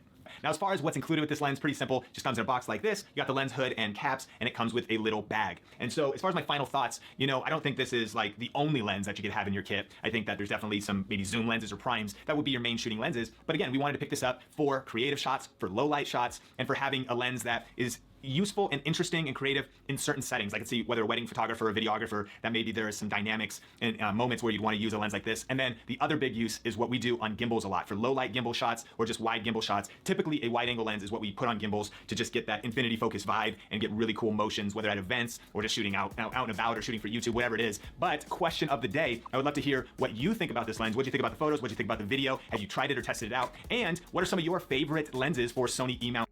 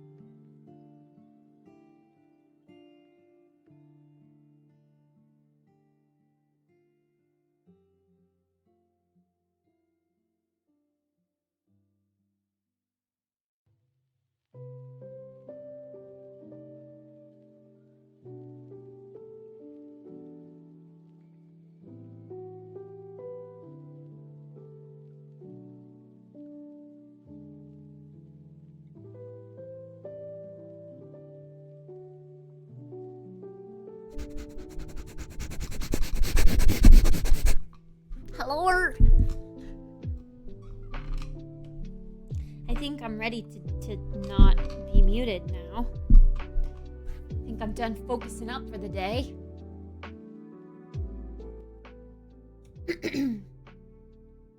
I did technically not do my dishes. I ran my dishwasher, but I didn't put them away, and I didn't put my clothes away.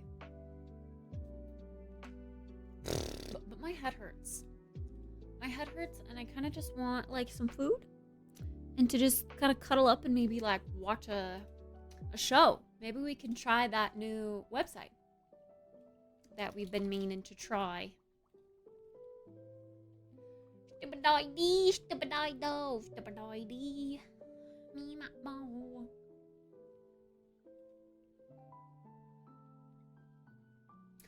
What you guys think?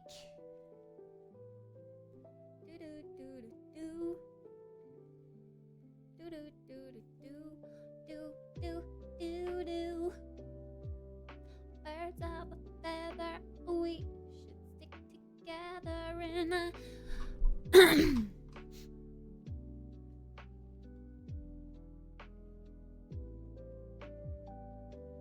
Oh, there's even anime on here. Oh.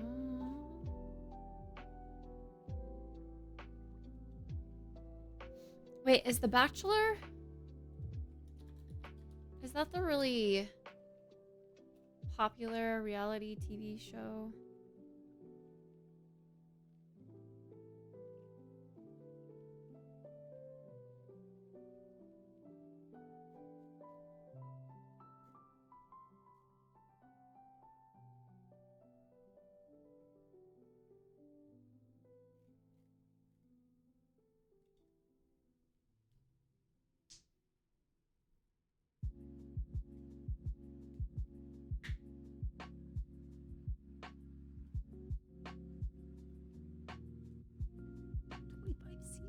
Oh my god.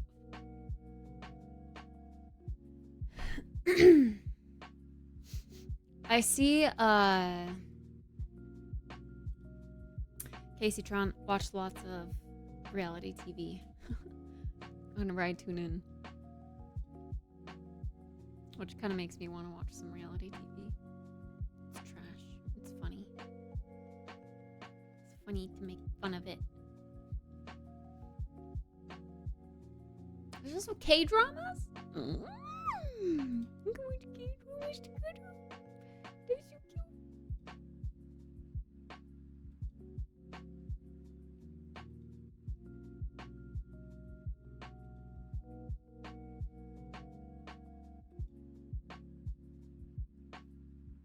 cute. Scooby-Doo!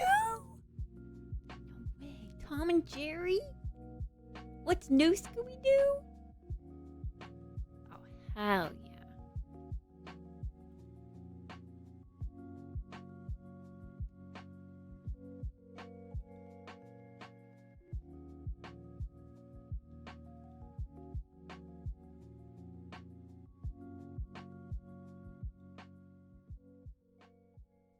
Mr. Bean.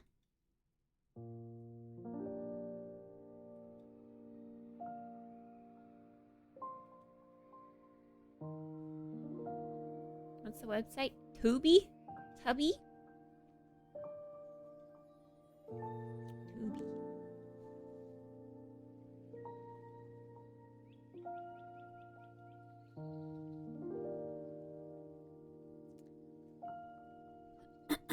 How's the kitchen?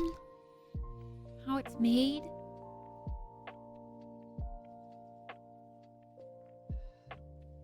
Yu-Gi-Oh! Pog.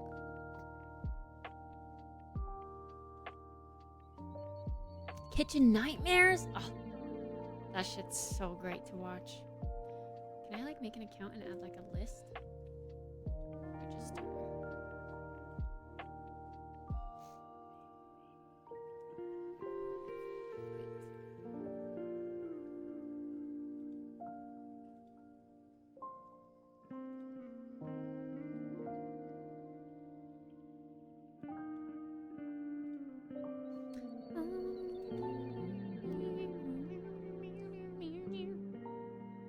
welcome back. old am I, chat? Asking me for my age. I'm offended.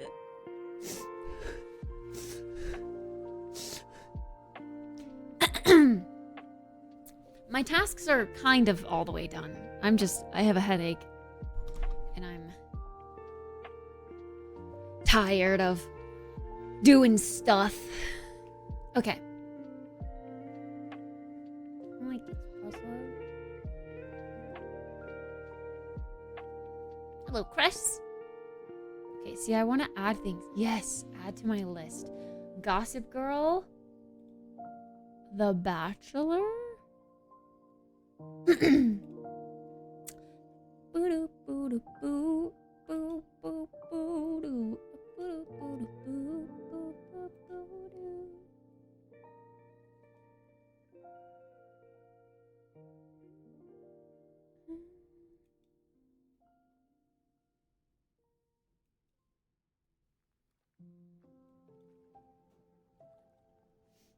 Are the boxes gone? Yeah, I took out my recycling.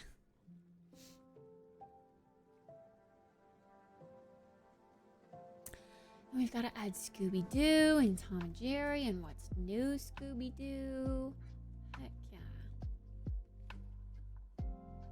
The new Scooby-Doo movies? I wonder if that's like a list of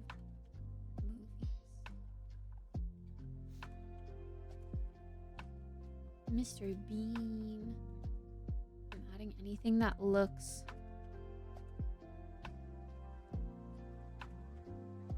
interesting. Are you licking, Keys?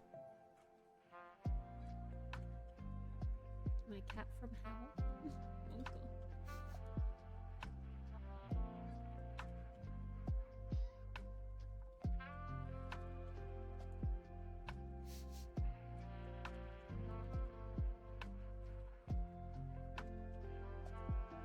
Is it admin day again? I seem to always catch you when you're busy with admin. Yeah, we did a Monday reset today instead of Sunday because we had a celebration yesterday. Yeah. But I kind of finished.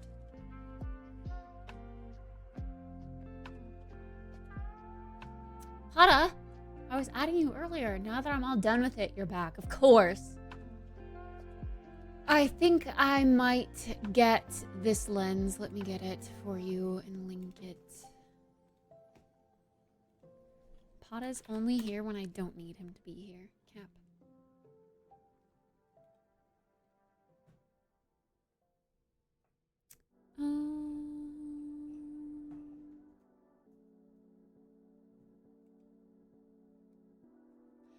I was just afraid. I don't know. A lens is a big commitment. It's a lot of months. But I think I might go with this one.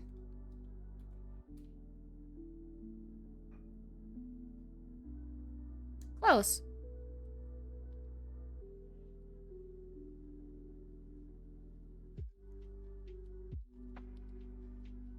I think I might go with this one. I didn't want it to be too ultra wide to where it was fish lensy or fisheye lensy. But the other one, like the Sony one, that's a little more affordable than this one, is just a 16mm lens, which is what I have. So it was like a less good version of the lens I already have, but like small. So I could go with that, but all the reviews that I was watching, they were like, the picture quality isn't great. It's comparable to an iPhone. And I was like, huh? That's terrible. I'd be downgrading. But yeah, this lens is a bit expensive, but it's compact and it's got really great quality. Yeah, mine is heavy, which is why I don't want to take it. The other lens, this one. The other lens that's like a little bit more affordable. Not by much, but a little bit more affordable and super compact is this one.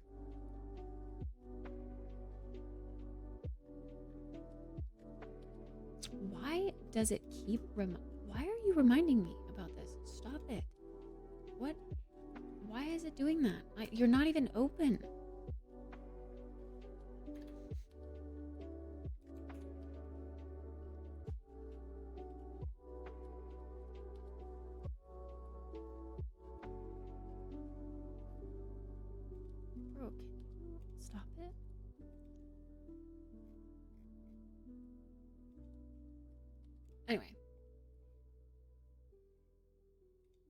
This one comes in the Sony kit.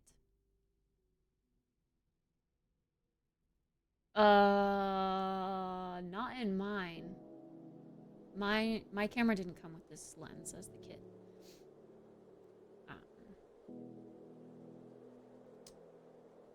But this one is small.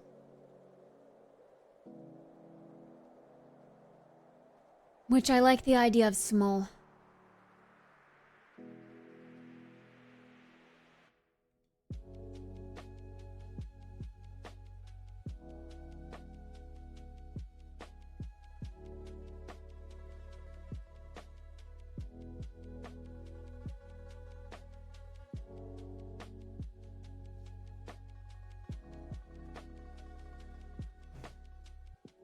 Yeah, and I kind of like the idea of a higher, or I mean lower millimeter.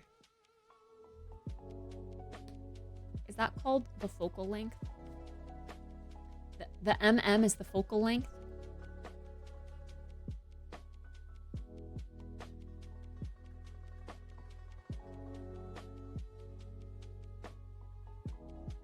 Yeah, that would make sense. Yeah, focal length.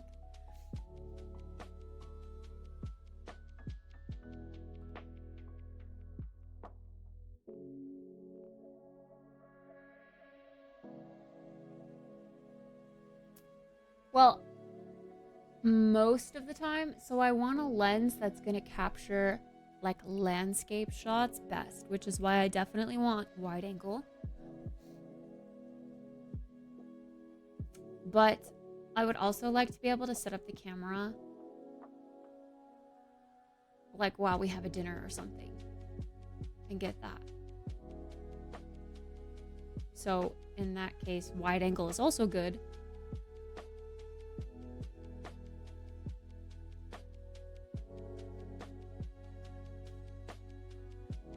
I want the lens to be compact so I can wear it around my neck all day, because I will be wearing it around my neck all day. Which is why I was more drawn to the Sony lens, because it truly is so small. It's like the width of my knuckle.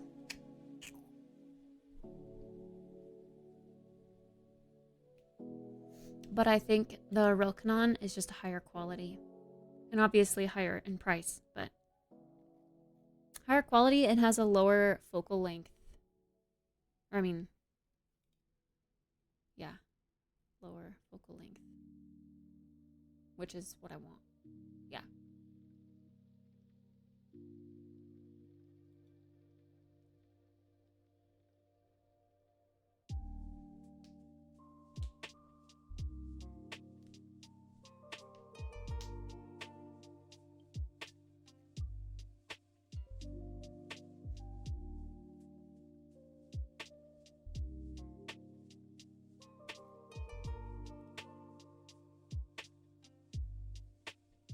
Oh, the one that Dragon linked from that site is a manual focus lens, meaning I would need to manually focus it for like the distance of the landscape, whether it's a skyscraper right next to us or like mountains, sea cliffs far away. I would need to manually look. And my camera, since it's a vlogging camera, it doesn't have the viewfinder, like the zoom viewfinder thingy that you look through.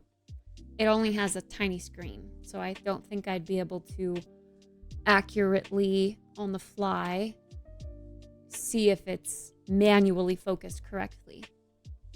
I want one that works with autofocus, which is what my camera has.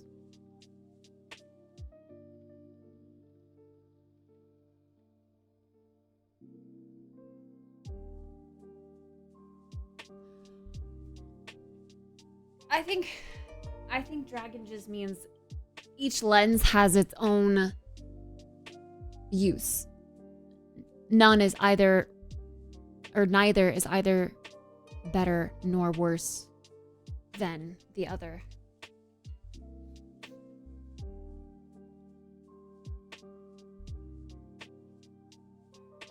Yeah. In which case, I prefer a lower focal length lens for the purpose that I'm using it for, because my current lens is 16mm and it doesn't always seem so wide. I mean, I guess it is, but I'd rather have even wider for landscape purposes. but also not so wide to where it's weird if you are focusing on a person. Like if I were to ever use it for vlogging as I'm like pointing it towards myself and talking about something, I don't want it to be like, you know, where my face is like elongated towards the lens. 10 does that. So 12, I think, is the good sweet spot.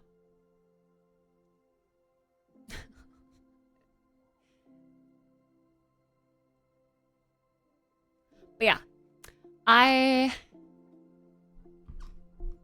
am interested in this. I'm just afraid, like, spending that much money in one go is scary. Scary. It is 24% off right now. It's priced at $450 usually, and it's $340 at the moment. I don't think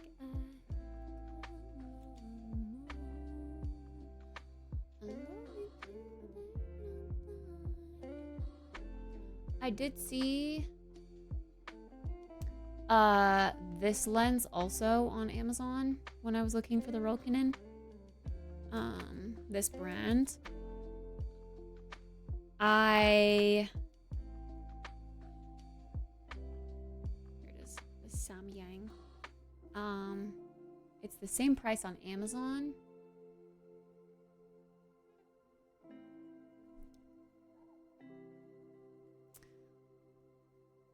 I guess I was concerned about, I mean, they look the same, truly. They look like the same lens, but just a different brand on them. So I don't know. I mean, I guess if that one is cheaper. Oh, Rokinon is a sub-brand selling Samyang lenses. They look exactly the same. Like if you look at these two lenses on the camera, it's literally the same photo, basically. They're using the same camera. The lens looks the same. It's got that red little line. They both have hoods.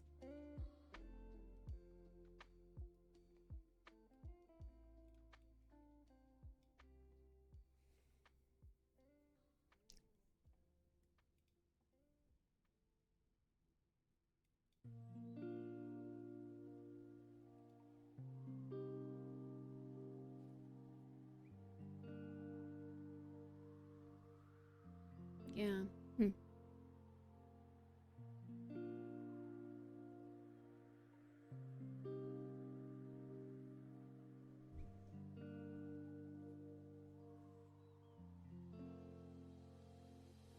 It's really weird.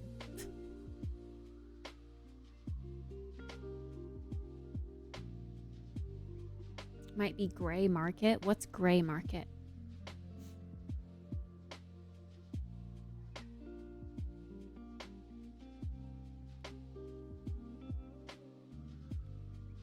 I mean, Dragon said he's had a good experience with this website, so I would trust his judgment. And I have no problem getting like a used, as long as it's really good quality, like from a trusted website or a refurbished lens. Lenses are very expensive. Yeah, I'm not planning on carrying the Sigma lens. I'm planning on leaving it here. Because I'm not really planning on sitting at a desk and streaming or vlogging. And it's really heavy and really long. So I just wanted to get a small lens that I can keep on my camera the whole time.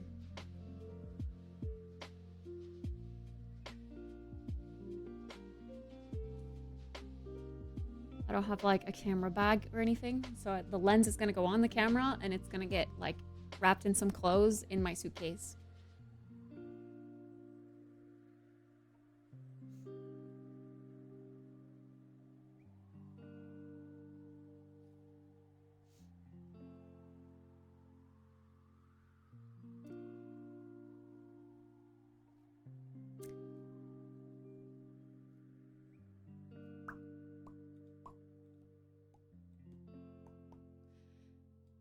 Yeah, it kind of looks like the only difference is that this brand is a Korean brand. Which makes me want it more, to be honest.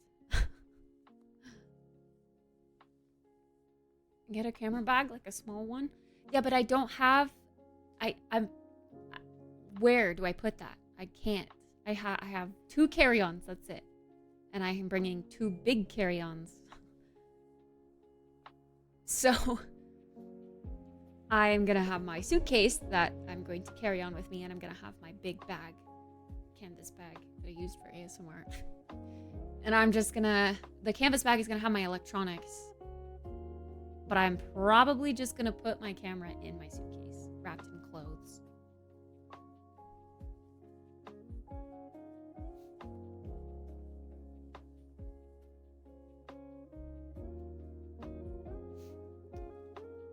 I've looked at getting camera bags, but I don't really want to put a bag in a bag. That's gonna waste a lot of space, you know?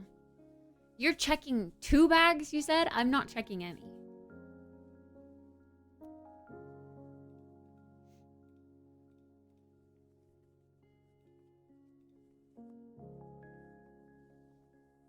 Why is the Sony lens appealing? Because it's small? Oh, yeah. But to go with the Rokinon or the Samyang brand, it's just a little bit bigger for way more quality.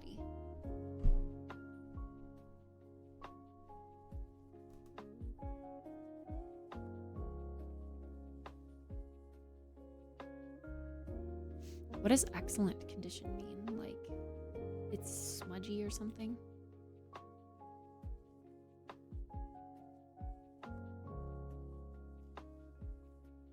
How do you even get to others?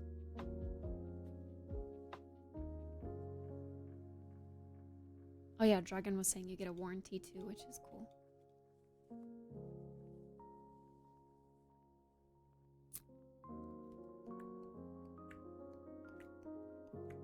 Where do you see other sellers?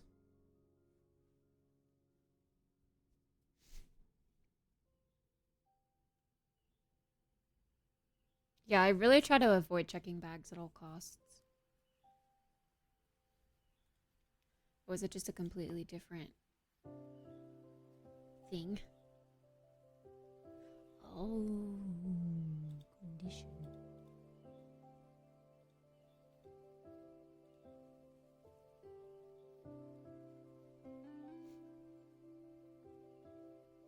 Gotcha.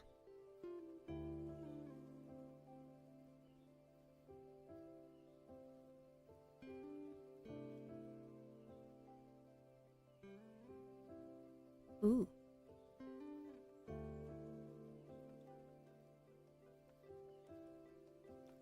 The excellent condition one looks freaking gross. Looks like it was used as a camera in a mud racetrack. Disgusting!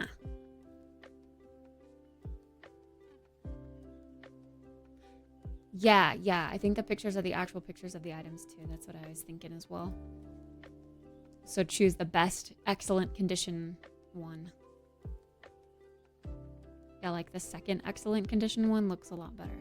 I think that one covered in mud needs to change its description to good or something.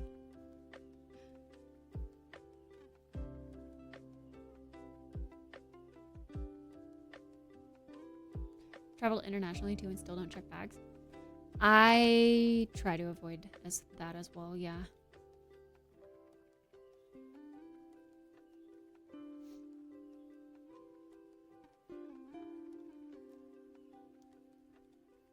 Okay. I think the second one probably looks the best. And is cleaned up the nicest.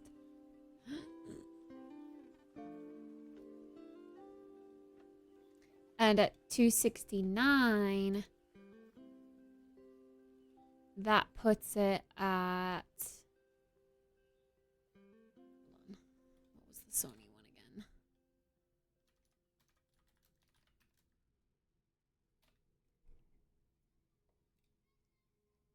Yeah, that puts it at almost the same price, just a little bit more expensive still than the Sony lens. But I feel better about that. The Sony lens is $248. So it would be like for about $20 more, I could get a much better quality of lens. I think I feel comfortable with that.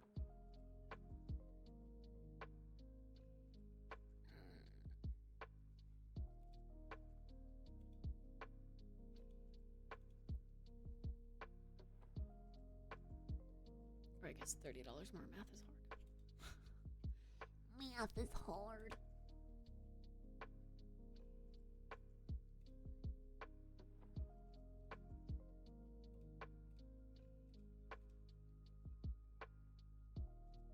Should I do it?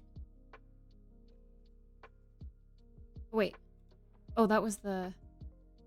Oh, sorry. That was the other one. That was the like new one. They look the same, the pictures.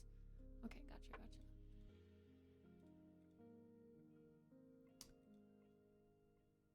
So yeah, my math was right then. $20 more. Okay.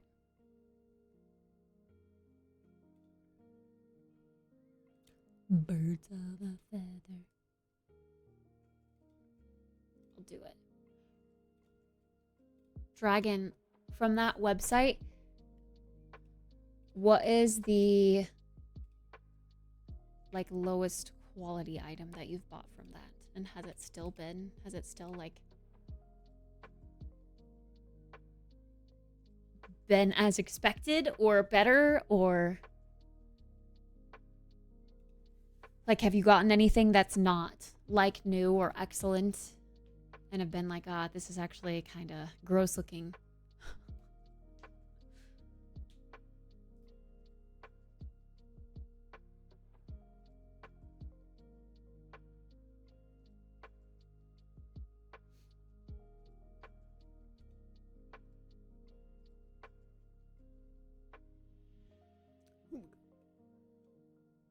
Free no hurry delivery on or before the 30th of July. Sweet, in a week.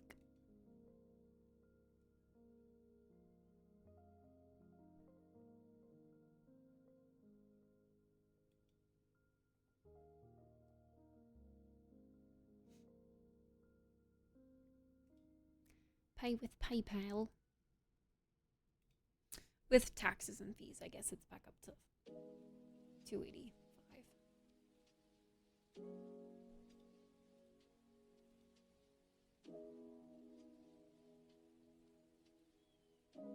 Oh, never actually bought, but I know they're reputable. Ah. Well, thanks for telling me about it. Does turn out I'm using it.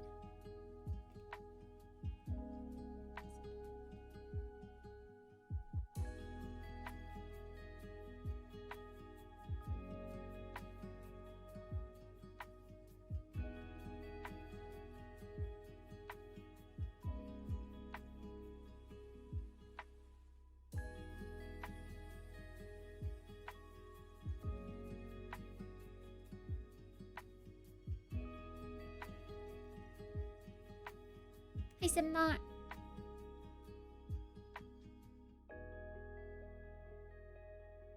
I thought you said you talked to a barista and they recommended the one that I recommended.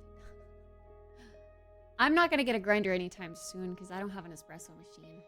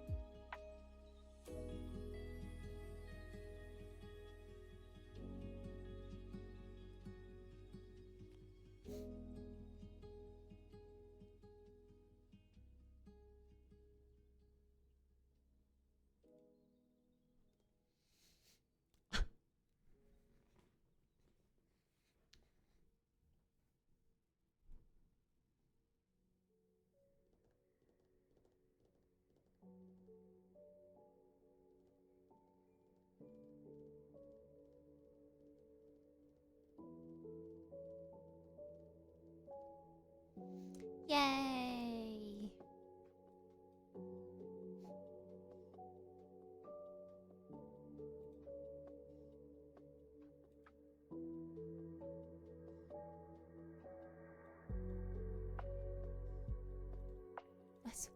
I don't know what you mean by less bullshit than Amazon. I trust Amazon as long as the seller is, you know, the real company that's selling the item.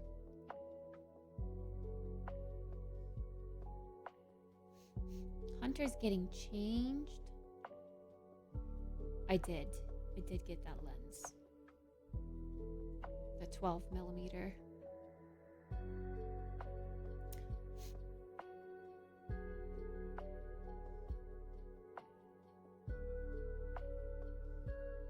Amazon has too much. I like that though in most cases.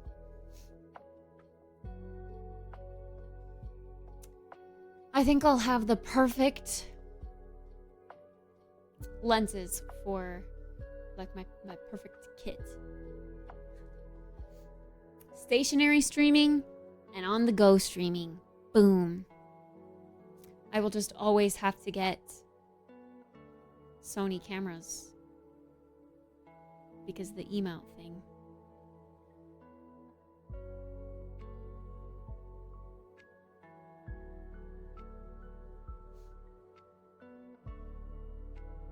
But maybe eventually, someday when I can afford and want to upgrade to a Sony ZV-E15,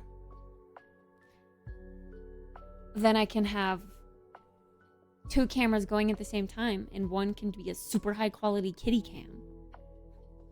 Or something.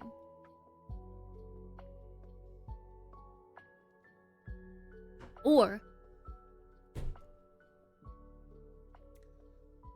I'll have a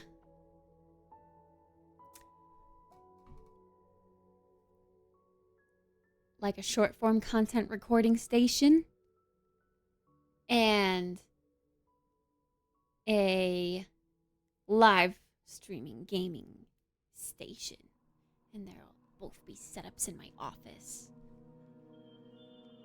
and I wouldn't have to move my camera or, you know, I don't know.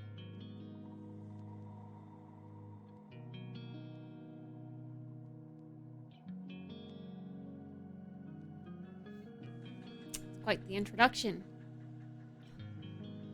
Hello, Skoger. Do you have an office that's so grown up? Not at the moment, no. I have, well, my office is this desk, if you consider that an office. You know what's great? On my taxes this year, I can probably mark my apartment space as an office because I've literally worked 24/7 in this space.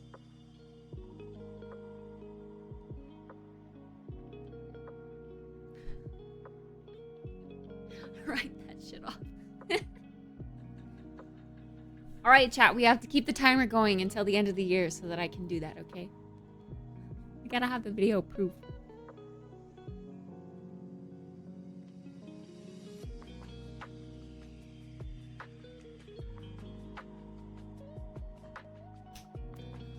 Okay, I was thinking I kind of want to make some dinner, but I don't know what I feel like. I think, whoa. Not spilling. Not today. Not today. I gotta go. Just a tiny bit of spilling.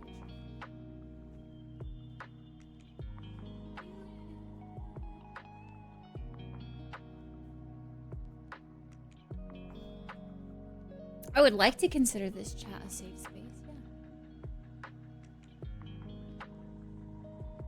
I reckon so. I guess that's subjective, though. We do say silly things sometimes, but we're not serious about it.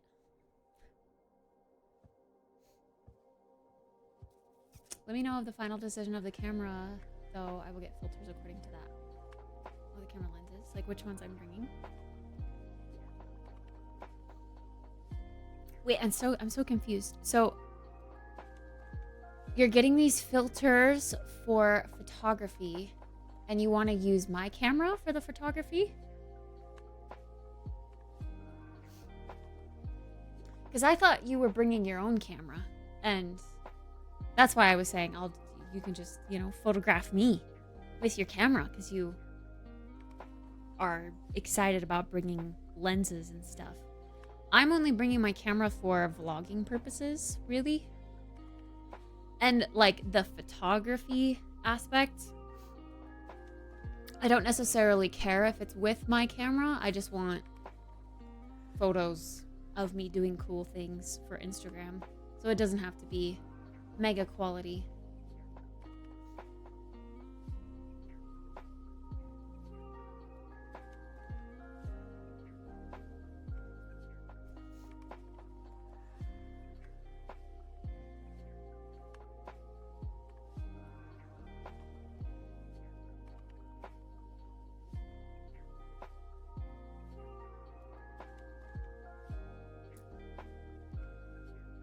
Instagram used to be for people taking pictures of local scenery. Yes, I do. I kind of miss when Instagram was like that. It took me a while to evolve with Instagram to the current state that it's in. But now I kind of like it best out of all of the short form video content platforms.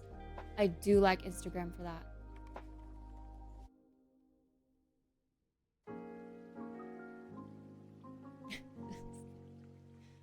As long as you're not weird, it is. What do you mean, tennis? We're all weird.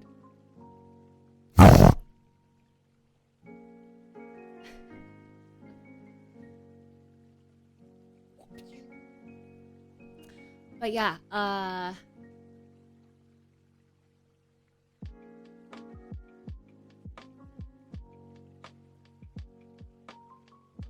yeah, big barrel was a weird one for sure.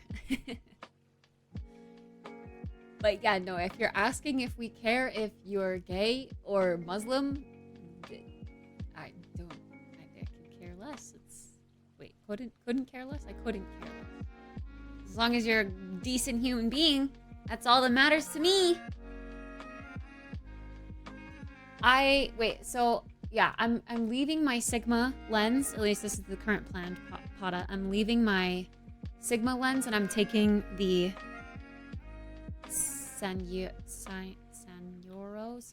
what was the lens brand? I'm only bringing the 12 milliliter lens. A series of plants. How much would you consider yourself a green thumb?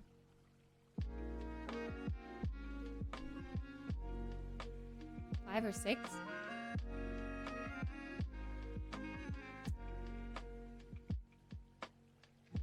I would recommend a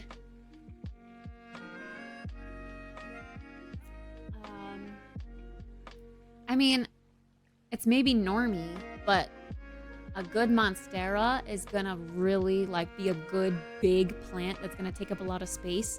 So if you have like any empty walls or empty corners where you just want a big, easy plant to take care of, monstera for sure.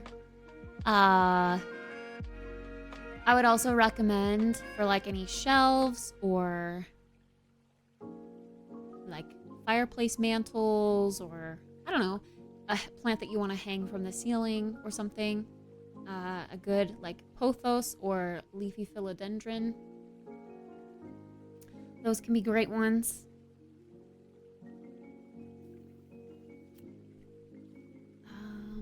If you want a challenge, string of pearls, very beautiful, but they require a lot of sunlight and they are very finicky with how much water you give them. So you I almost feel like you kind of need to be a green thumb level 8 to take care of them, to be honest. But they are beautiful once they are properly taken care of.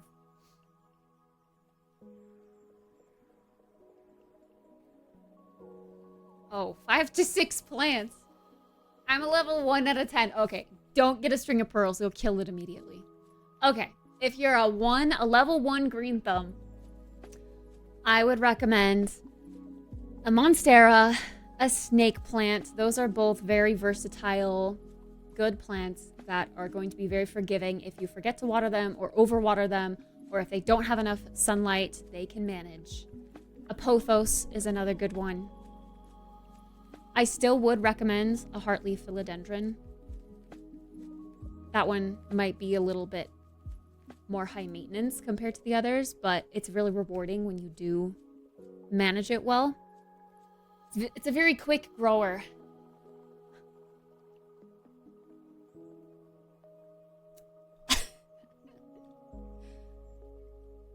Kentia palms. I don't know if I know. Oh! Yeah, I think palms like this, they have different, like a bunch of different branches, I guess, of these types of palms. I had a cat palm and a... What was the name of the one that had spider mites? I ordered a big palm off of Amazon. And I even read the reviews, and people were saying, don't get it comes with spider mites. And I was like, what are the odds that mine's gonna come with spider mites? I ordered it, and it was infested with spider mites, and it infested all my other plants. So, with palms like this, buy it from a reputable local nursery or just an online store that's... Yeah. If you can get it locally, just be sure to check your soil when you're shopping for plants locally. Go to like a nursery. They're going to take care of their plants more than like a grocery chain near you would. I know you're in the UK, so I don't know if you have grocery chains that also sell plants, or like Home Depot. Do you know what that is? Lowe's, like hardware stores, they also sell plants in America. I don't... Just be careful where you buy your plants from. And check your soil. Make sure, like, when you put your finger in the soil, that there's no, like, bugs jumping out of it. And, I mean, you're gonna run into bugs. That's just part of owning plants. You're bringing a part of the outdoors in. It takes a while to get your plants fully bug-free. Yeah, plants are a journey. You'll learn a lot.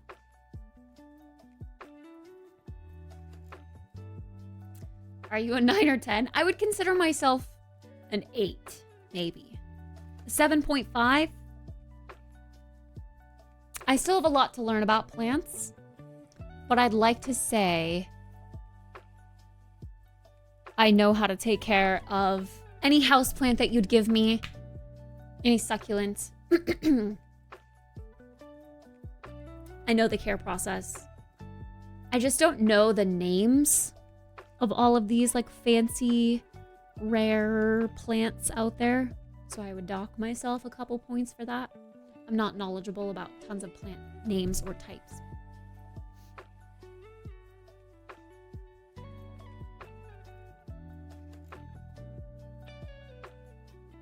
A quick plant tour. I have way too many plants for that. But if you're ever here on a day where I do plant maintenance, it was today, earlier, I watered all my plants. I have my camera on my plant shelf and you can see all of them. I have some scattered around the apartment too. Not all of them are on the plant shelf, but a lot of them are.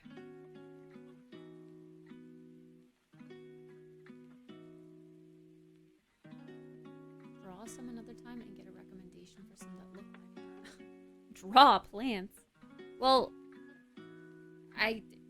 if you're a level 1 green thumb, I would start small. I would get the ones that are easy maintenance, just so that you can learn.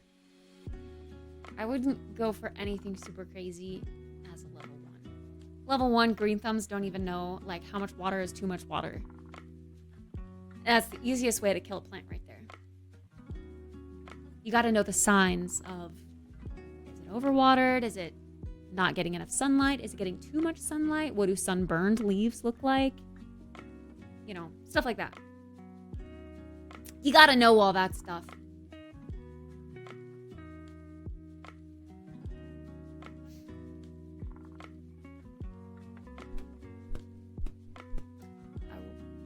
empty new flat because I was supposed to move yesterday, but the courier. Isn't a courier like a mail delivery person? Okay, let's go make some food. No more procrastinating.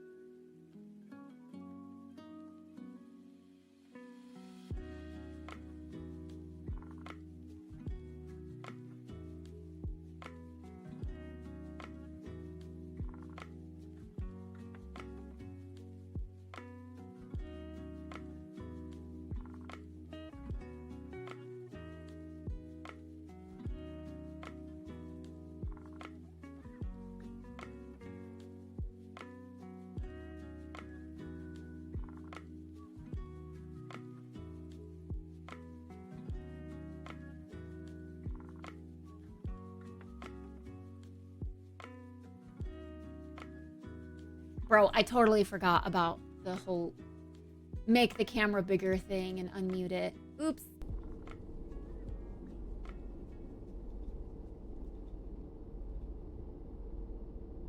Okay. You can hear me now, right? I unmuted it? Okay, I was saying, here's a plant you can take a look at right now, though, because it broke today while I was watering. This is a fishbone cactus. I need to wait for the end, the cut to scab, so that I can replant it in soil and hopefully it won't, I don't know, be weird. Mew knocked this plant over a few weeks ago and completely broke it.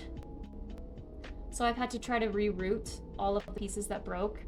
And this was like the longest trail and it's struggling to reroot. I think because like the new roots that come out are going to be so fine and fragile, and this, you know, hung down and weighs a lot, so it's like constantly pulling it out. So yeah, I need to really root it in the soil, I think.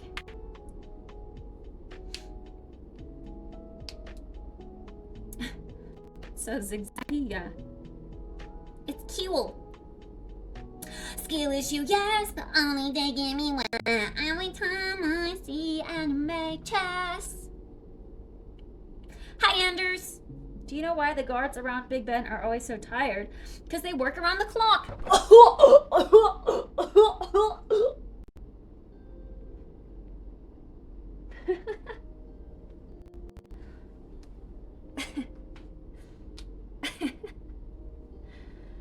All right.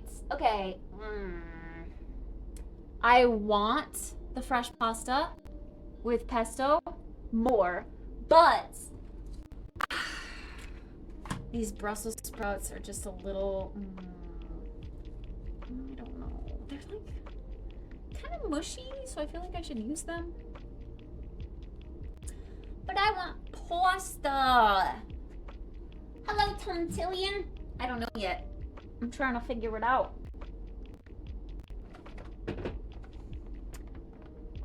Cake refrigerated. Does it say a Best Buy date?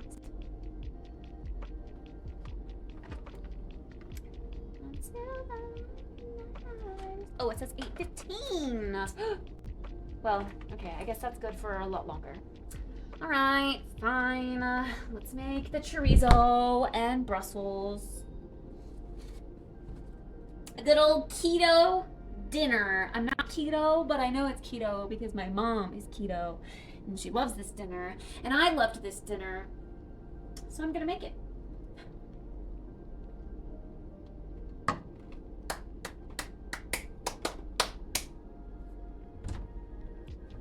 And that's great because I didn't fold my clothes. So actually I would have had to fold my clothes in order to make the pasta. So I'm glad that we're doing this one because it goes in the oven.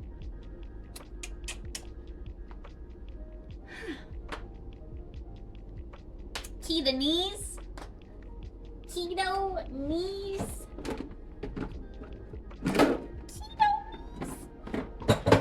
Keto knees. Nuts.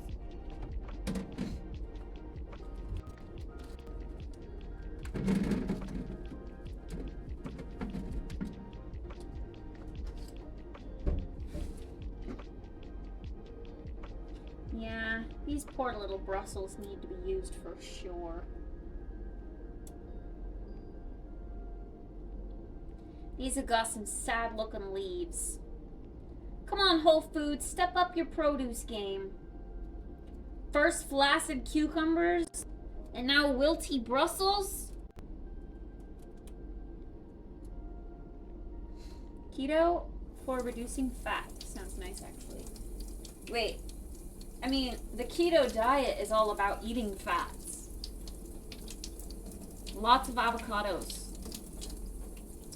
High fat, low carb.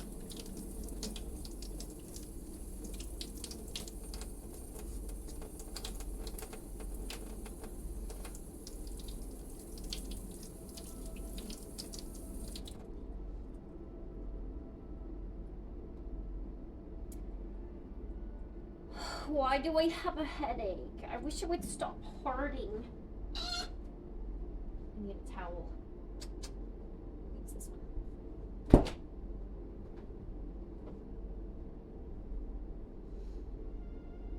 Your body starts burning the fat instead of the carbs. I don't know. Bake. At 4:25. Boom.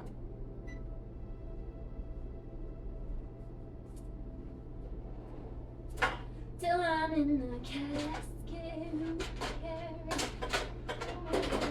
You.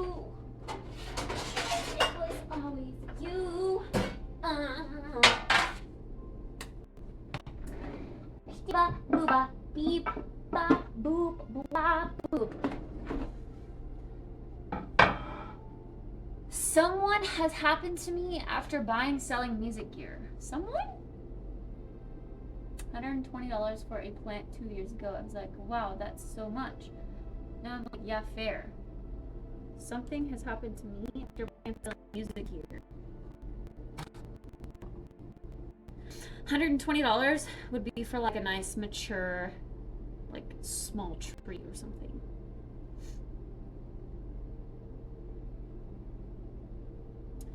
Plants are living beings and they take lots of time to grow, so the more mature stage that you buy a plant, the more expensive it's going to be.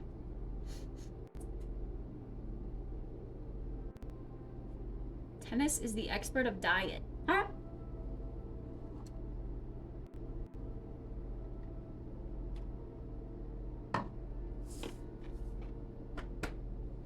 Alexa, convert 2 meters to feet.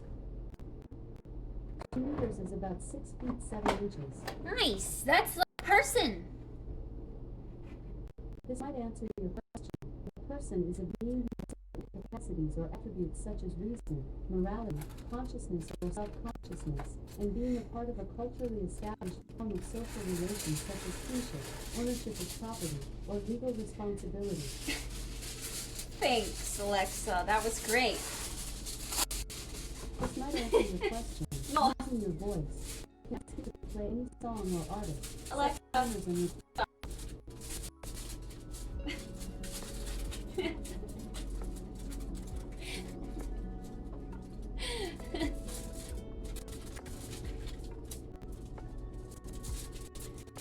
I miss having good foil. What the hell is this? I have to do it in 3 separate parts because it's getting so skinny. I'm gonna have to just order new foil.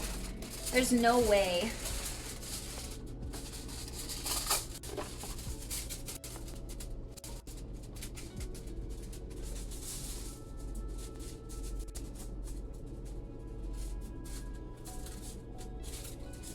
If you go, I'm going to. Cause it was always you. Oh, yeah. Yeah, this is fucked. What the hell is this? How am I supposed to use this?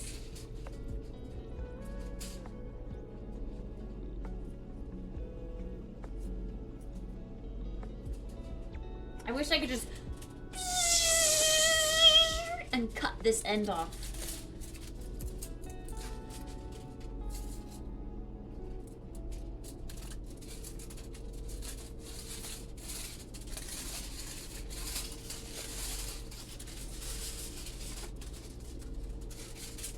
Maybe the dent gets less severe. I don't know. Let's try. This is a bunch of wasted foil though, for sure.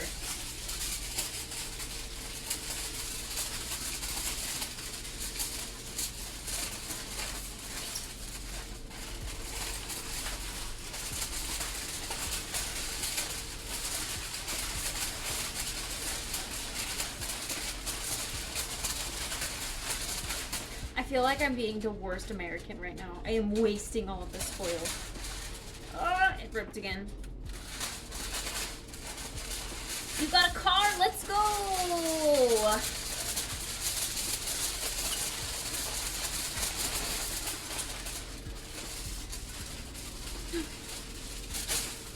Okay. Now we have one full strip. Let's just peel it slowly right here. Hopefully it'll stay together.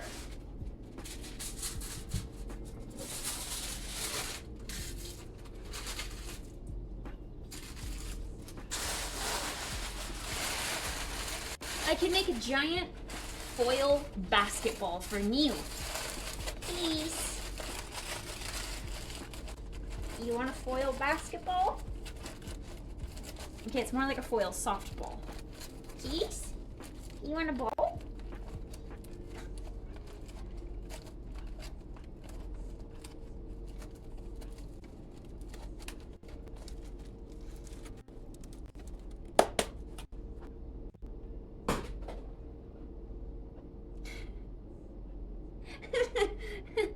She's a little confused. She's gonna go check it out though. Let's see what she thinks.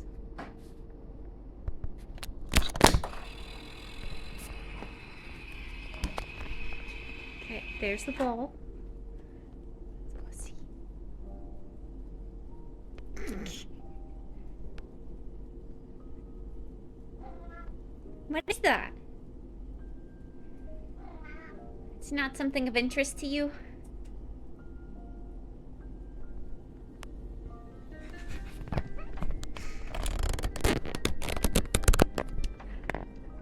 She doesn't care. They're so small. You think they're gonna eat?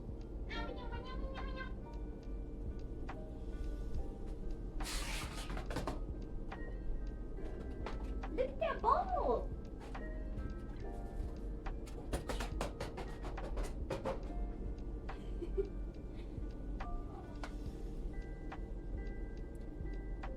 Conversation with someone sat on the other side of this. What? Well, that's a huge plant.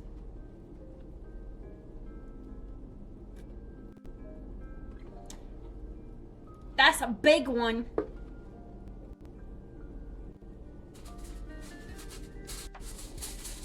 Okay.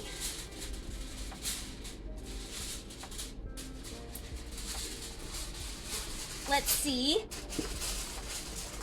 if we can keep it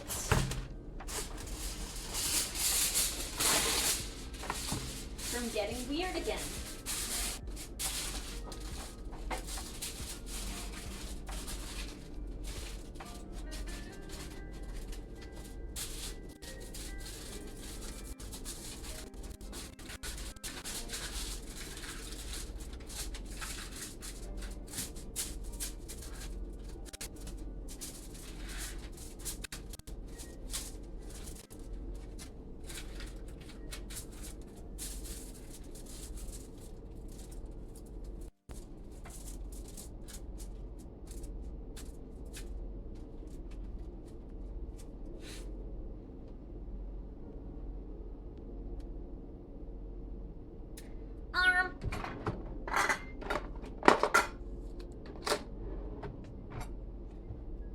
Are you licking? I see you licking. No licking. No, ma'am.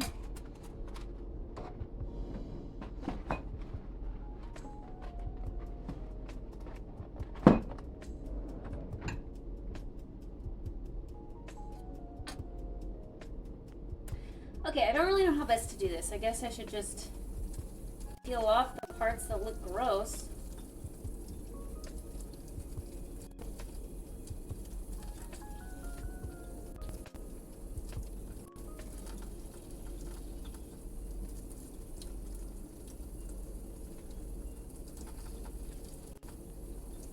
Okay, do Brussels sprouts like grow in the ground or something? Why are these so dirty?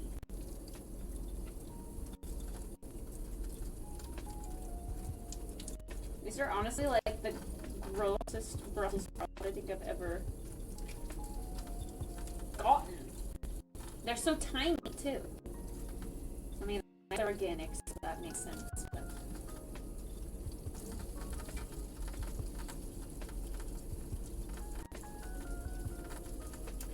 I know my wrist is doing the thing where it's gonna start hurting. So random when it does that. Like, seriously, what the hell is this? This is a Brussels sprout?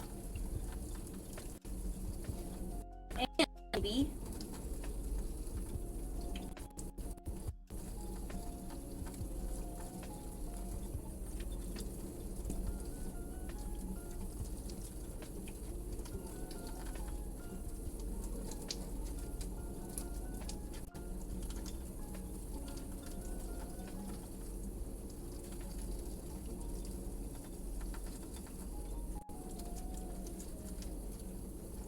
Whoa!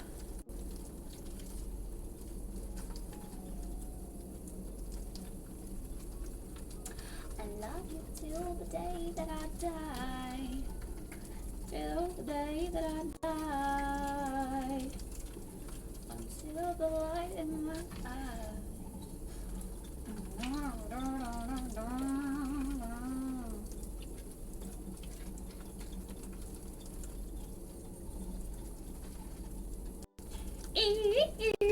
I'm $1 million baby.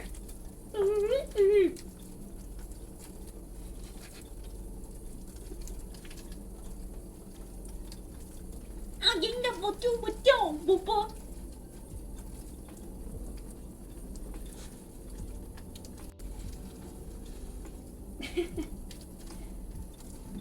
I don't know the words, but I can pretend I do.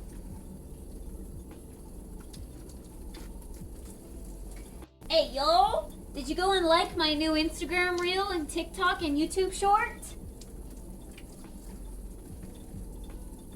If you didn't, you should go check them out. Exclamation point Insta, exclamation point TikTok, exclamation point YT. Go check them out. Go like the vid. Support your local streamer.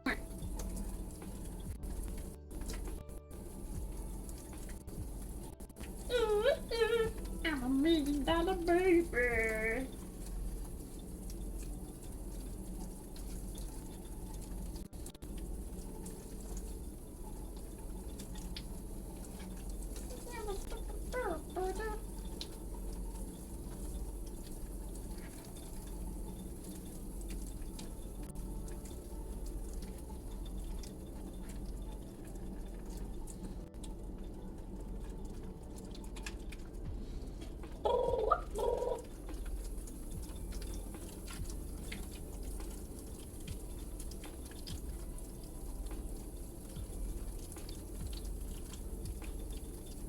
I feel like I should have gotten 2 bags of this. It's like a handful of Brussels sprouts and tons of meat.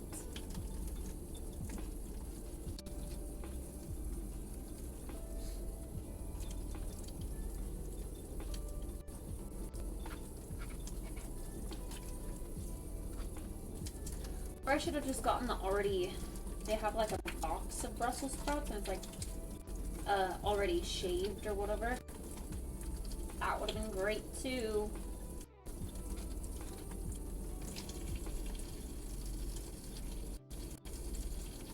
But I decided to go freaking organic.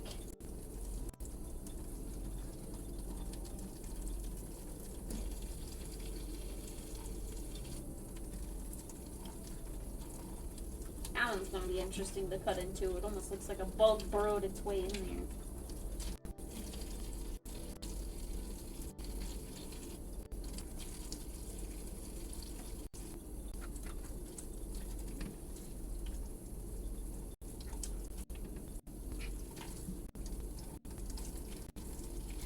What the hell is this? Ew.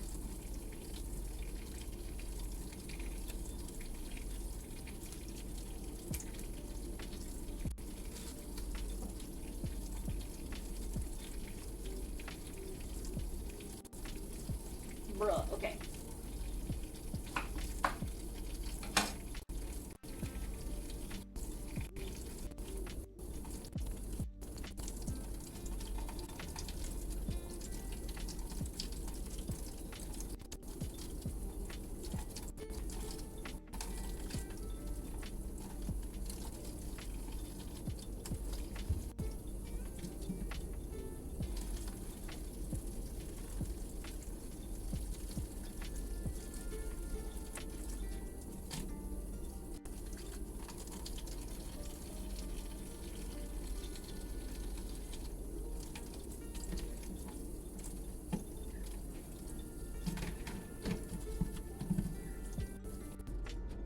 Alright, time to cut these babies up.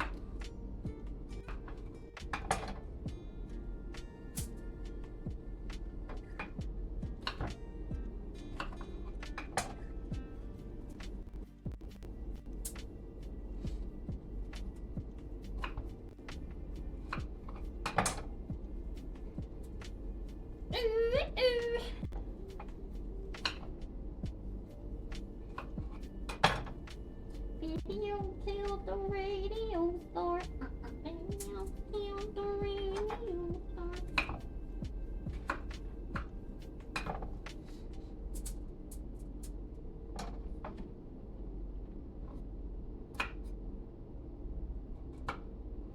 I'm sorry. How do we go from this to this? Huh? That's insane.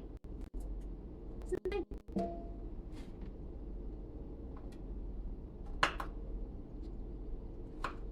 Absolutely ridiculous, bro.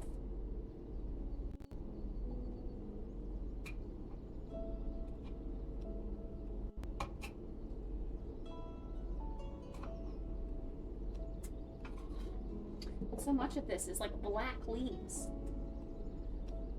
Or like a black hole in the leaves. Correction, I think this one's even smaller than the other one that I just showed you guys. Yep, it is.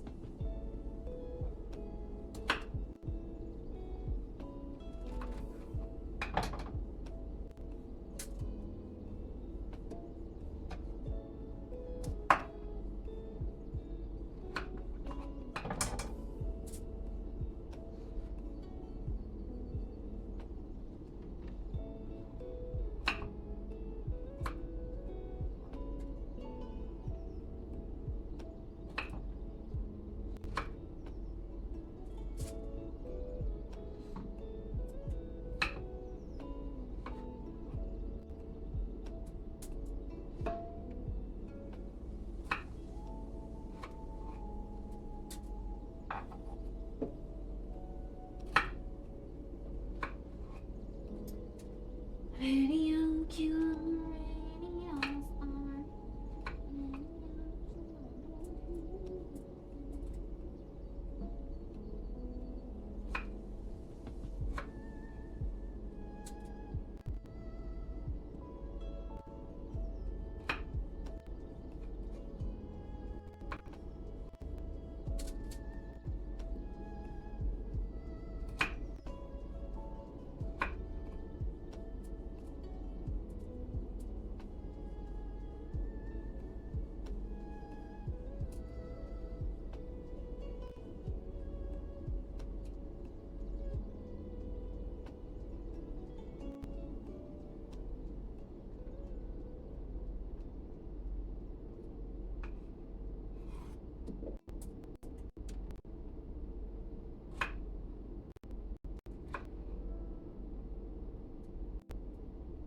Ew, see, this looks gross. What the hell is that?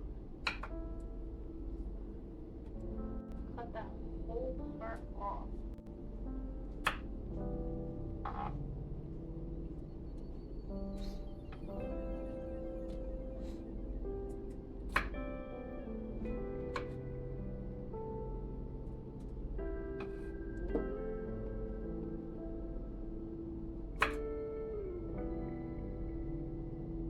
one's just a goner. That one's too brown on the inside.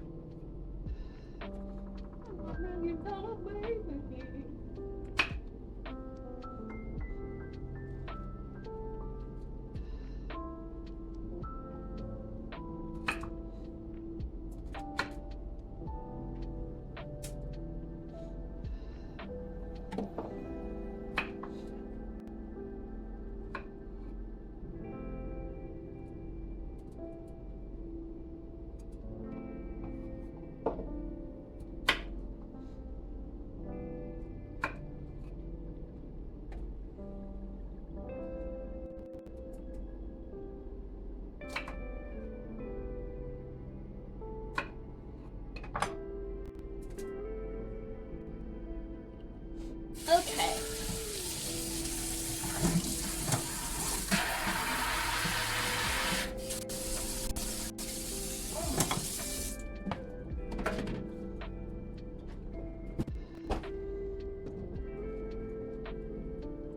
Nice to know half that bag was either bad Brussels or Brussels that had giant stems, and they weigh those by pound, so that's cool.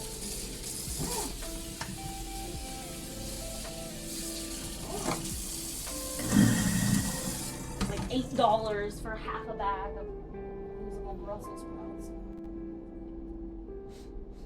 Ugh.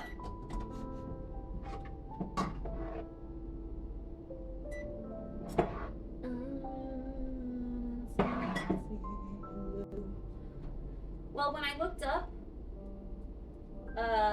why the avocado oil has like a cloudiness to it, people just said if it's a higher quality avocado oil or something, it will turn to fat at a lower temperature? Or a higher, lower temperature? Higher temperature? I don't know. So even though it's like 76, 75 degrees in here, that's apparently low enough to make some avocado oil turn to a solid, partially solid.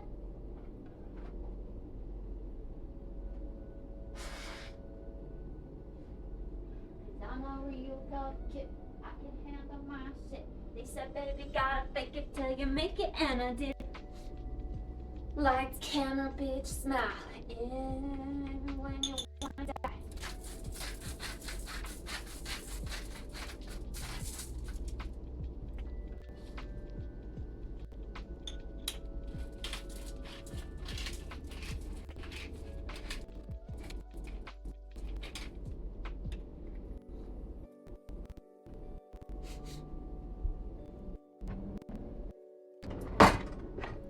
Key-boop, key-boop.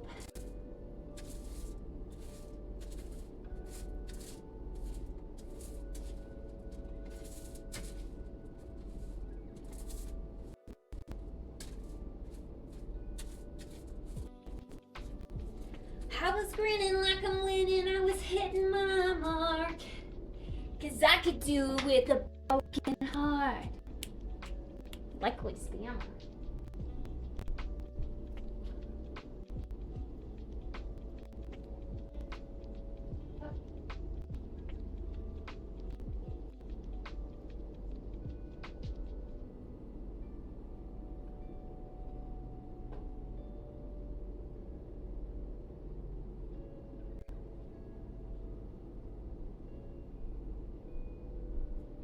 That's funny.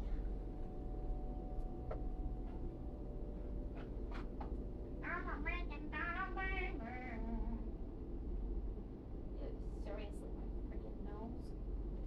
Stop doing this, nose.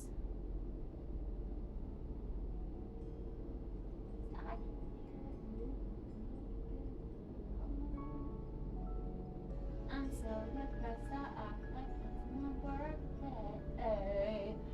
Every day.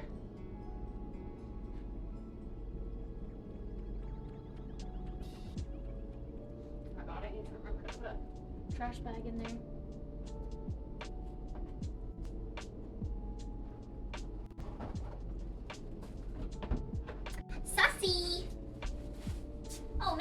trash bag. This is a giant one. That's not that one.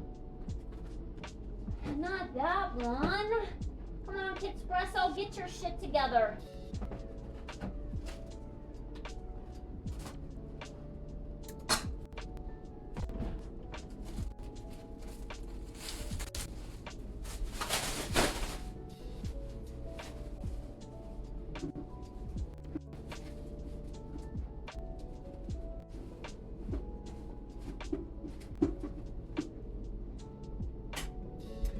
I'm a real tough kid. I can handle my shit. They said, baby, gotta pick it till you make it, and I did.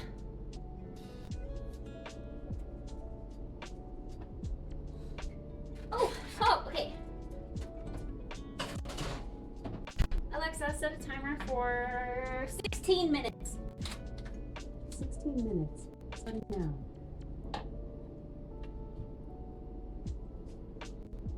Come here, little chorizos. I will cut you. Alexa, stop! Freaking listening to me, and I don't want you to listen to me.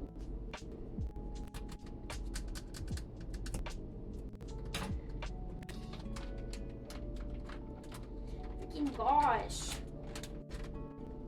Ugh.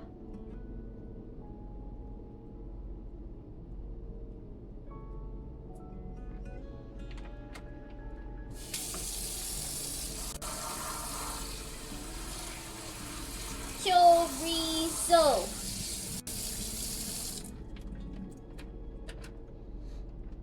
Chorizo feels like a good summer sausage. Never had it in this meal, but we'll see.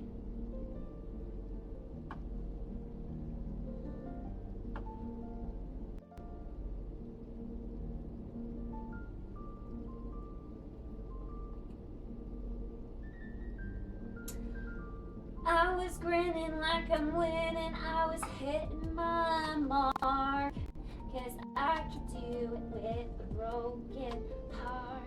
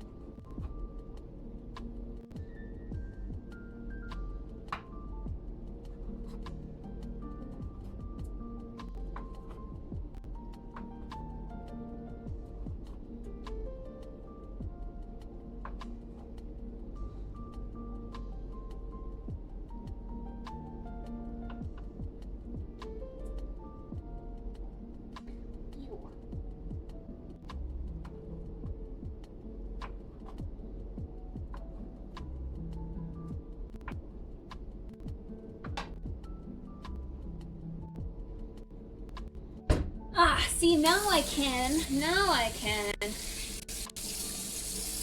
And I can actually, as we wait for these breasts to cook.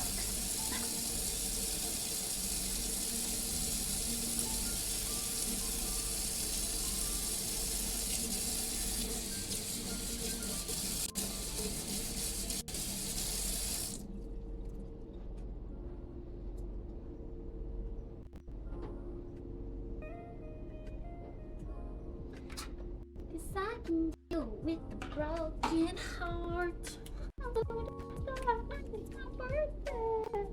Every day. Okay, that's basically it for prep, and then I'll just come over and add the chorizo to the thing when the timer goes off, and then I'll cook it for 10 extra minutes.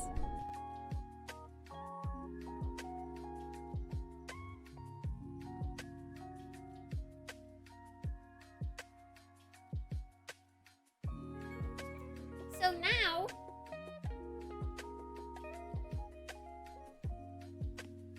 we can do that thingy.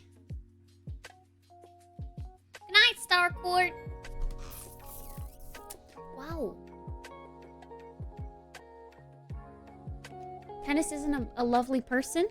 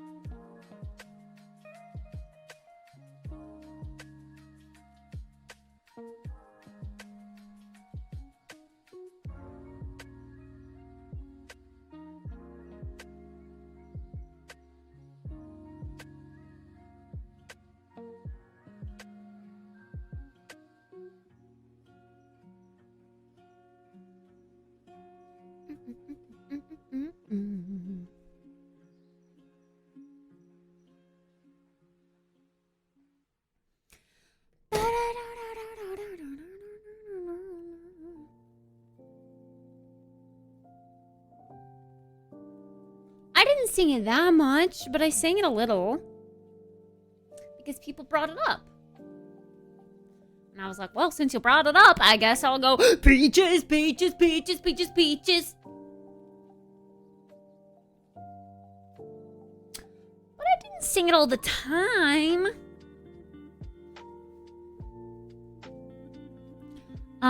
Okay. Viewer rewards, emotes. Animated. I was grinning like I'm winning. I was hitting my marks. 'Cause I could do it with a broken heart. Booty.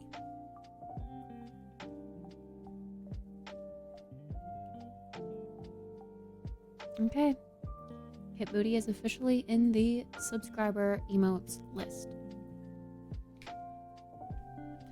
I found it quick. I actually did categorize it correctly. It's crazy.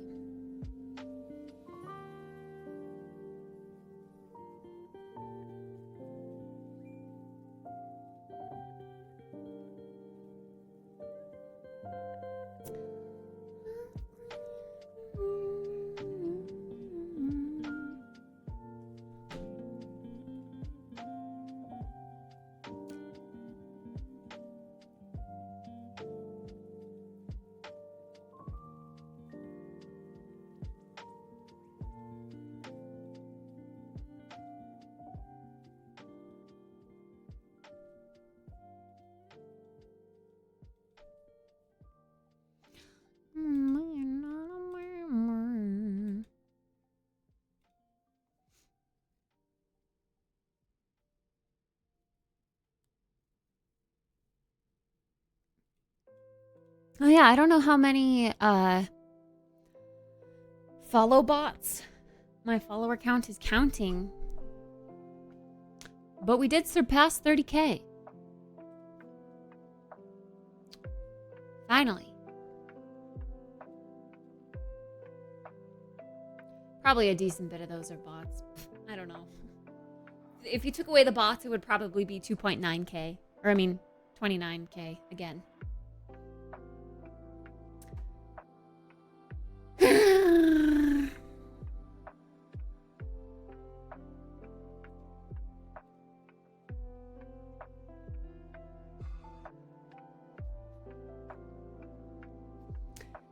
Did he do a cover of that song?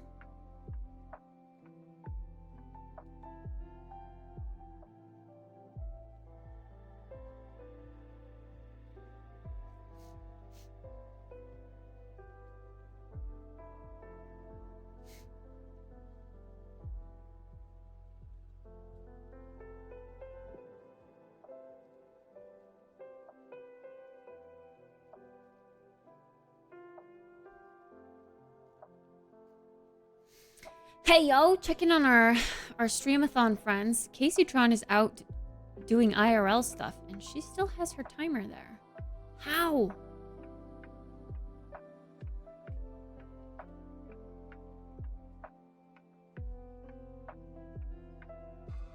Oh. I really want to be able to figure out how to do that.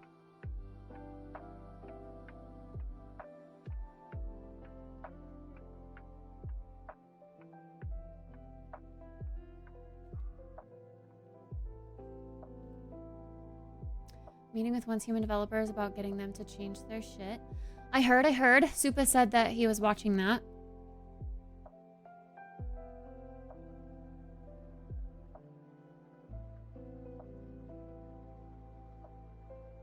I don't know who Kyle is. What was in the credits for Kung Fu Panda? A new Kung Fu Panda? Kung Fu Panda 6? How many Kung Fu Pandas are there?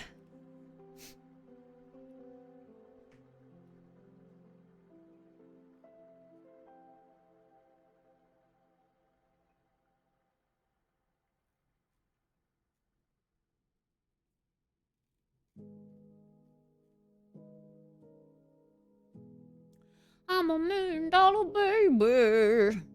Or that's so many.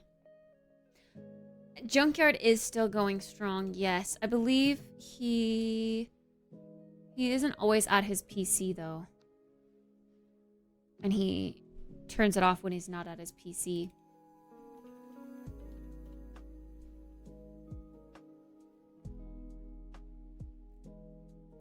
But from what I know,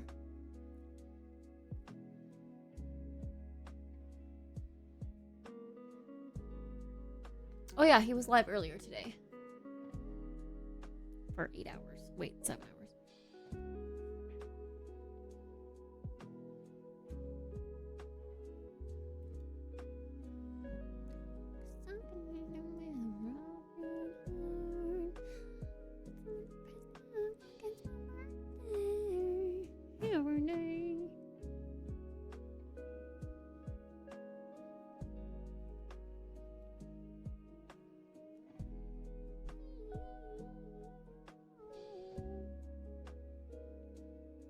Ow. I don't know what happened to Cheebs.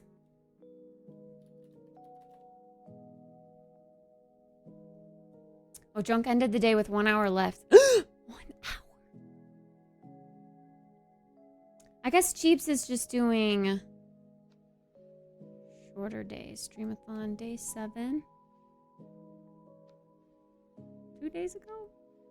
But she's also doing hiking content. So I'm curious to see how she's fitting that in.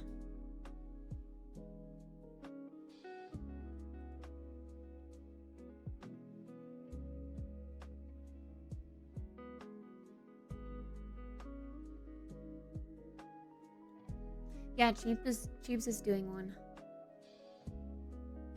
For trips and hiking.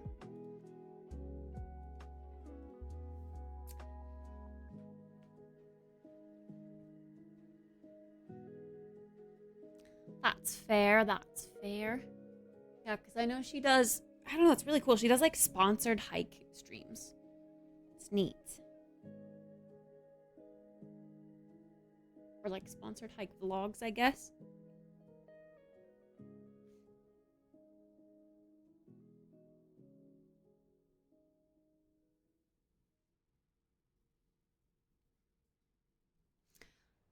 Cause I can do it with a broken heart.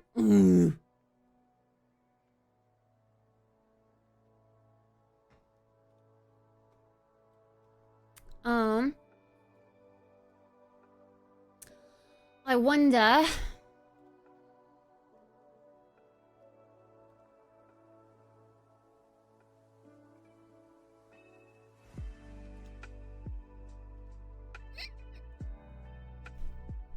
need to figure out the details of my Europe trip. I wonder. I don't know. I'm stressed. It's coming up so fast.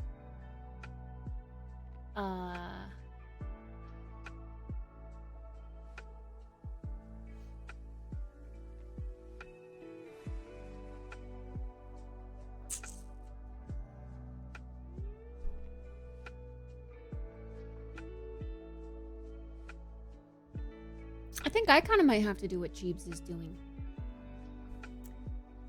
And just, I think it would be better to end when I'm not actively at the PC rather than keep it on all the time. This dude did his IRL streams with a laptop and mobile Wi-Fi modem.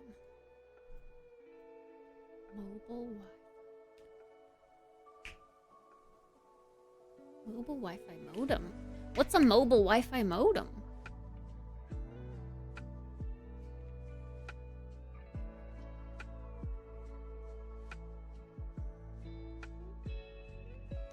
My complex setup. 7 years ago? How is this the first time I'm hearing of this? I know, like...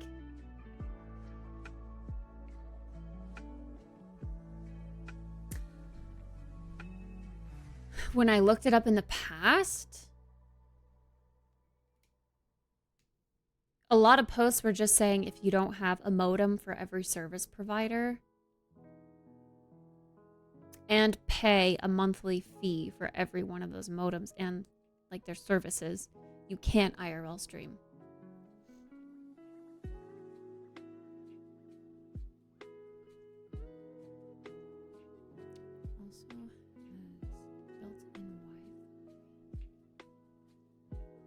See, all the backpack setups I've seen or used have had multiple modems.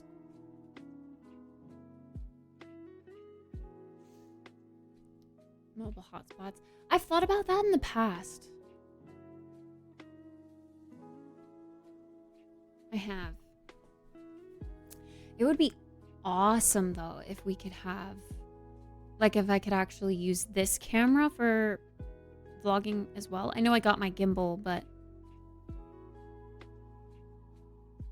to be able to have a backpack with stuff that can power higher quality equipment, that would be cool. I just didn't really think it was possible and affordable.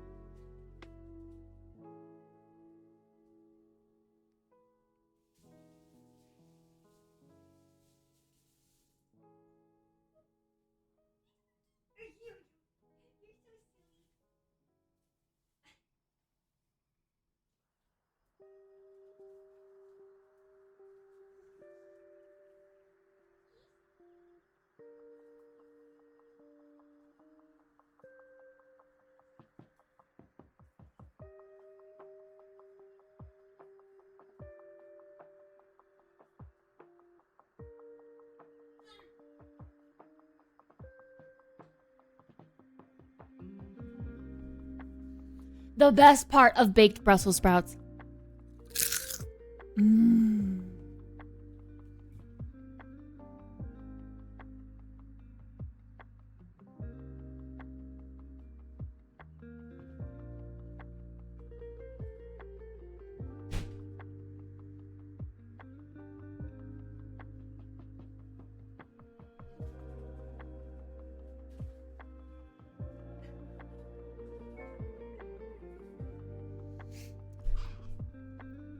Okay.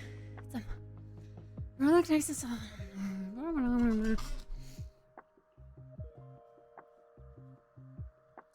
A backpack with a laptop. I have a gaming laptop if you want to use it.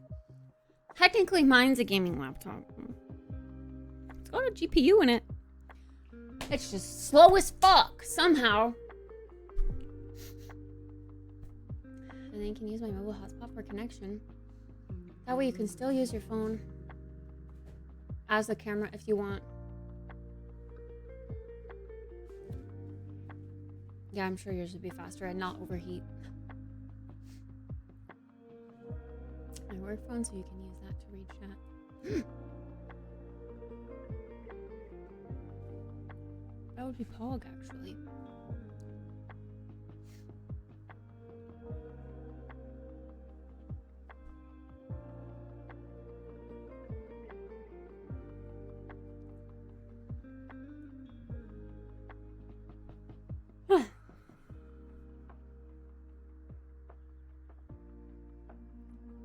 PSR, portable streaming rig.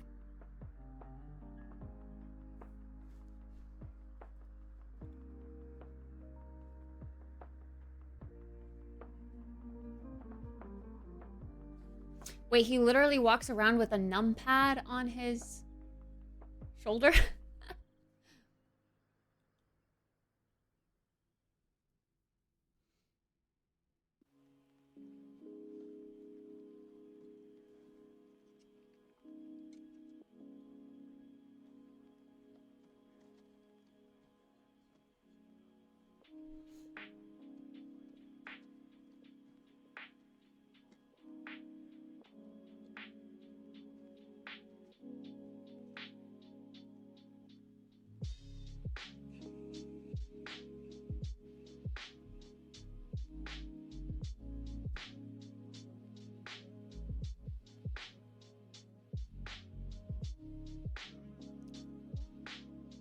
Backpack, laptop, GoPro, plus 3 batteries, capture card for GoPro, and 1 HDMI and USB cable, secondary cam,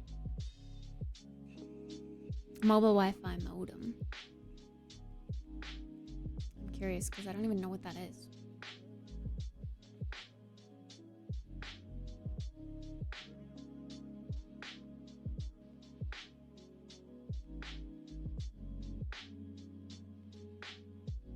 So it's battery powered.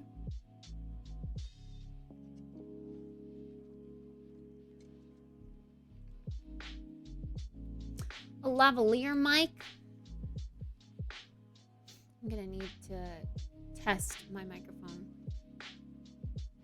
In-ear headphones, USB hub, extra USB numpad, laptop power bank. I've always, okay, so yeah, that's a good point. Laptop power bank, you'd need a power bank that could have like wall plugins.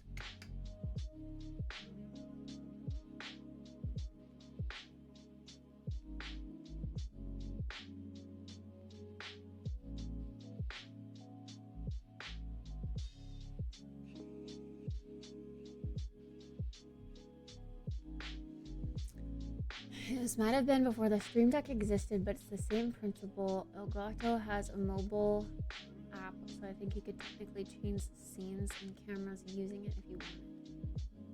Oh, like an app that would work as a portable Stream Deck? I think I remember seeing that.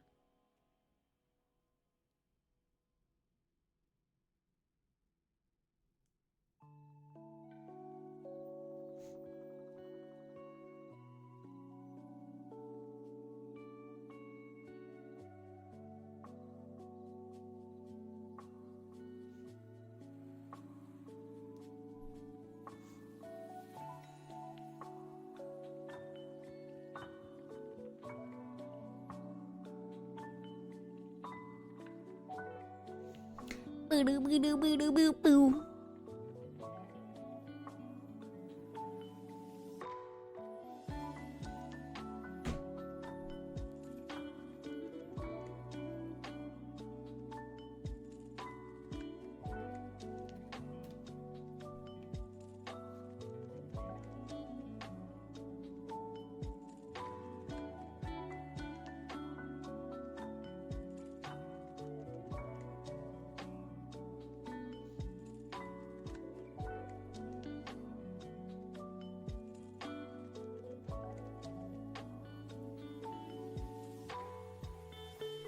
Well, so if you were to get a mobile hotspot router,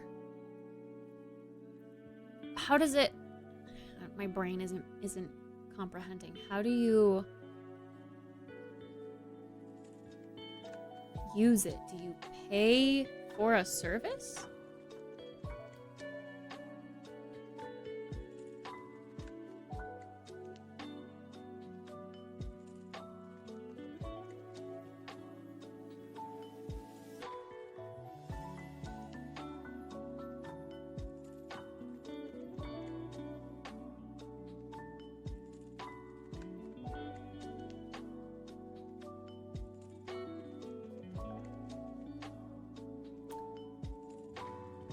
how do you pay for a service? Do you have to like connect a device to it and then it would say what it does? Or would it say it in like the, I don't know.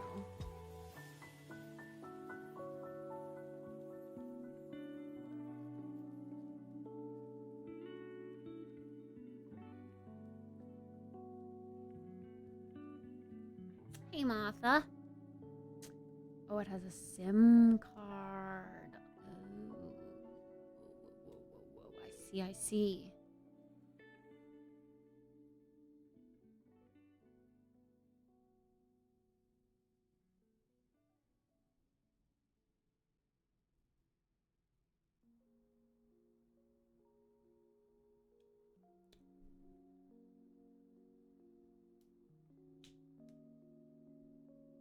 I see. Okay. Interesting. It's kind of cool.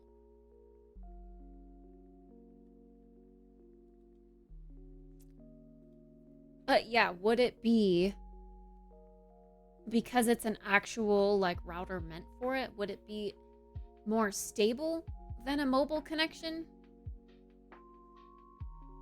Or would it be the same?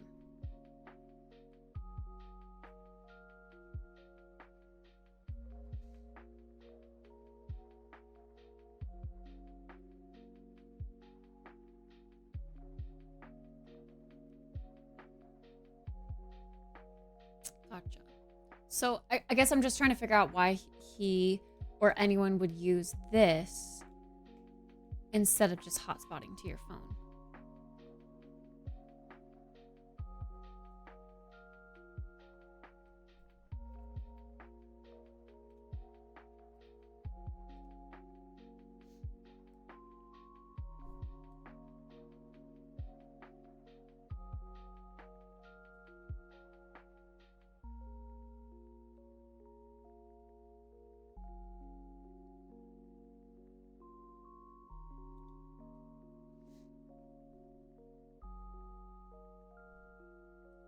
Might be able to get a better deal on the cost of data.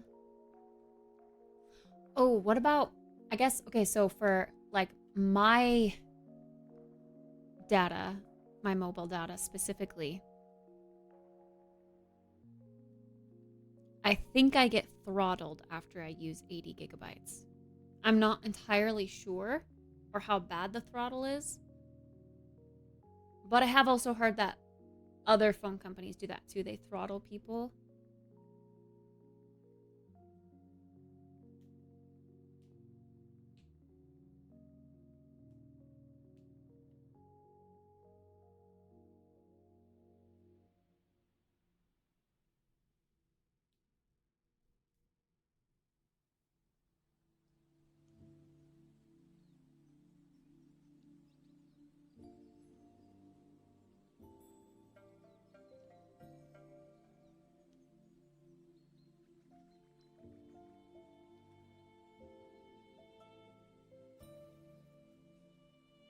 I like the idea though, like how he has a 2-camera setup.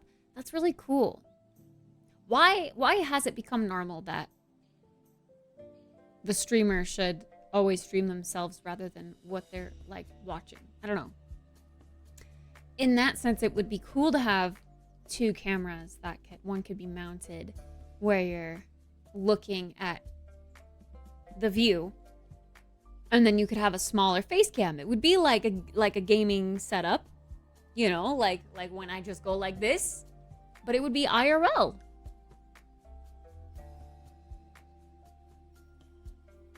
That's cool.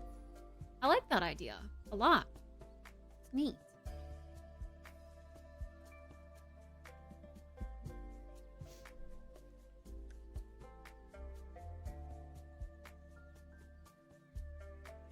Yeah, the other thing I was wondering about was cooling, but mostly because my laptop just overheats at being stupid. So, how do you cool your laptop? At the moment, not at all.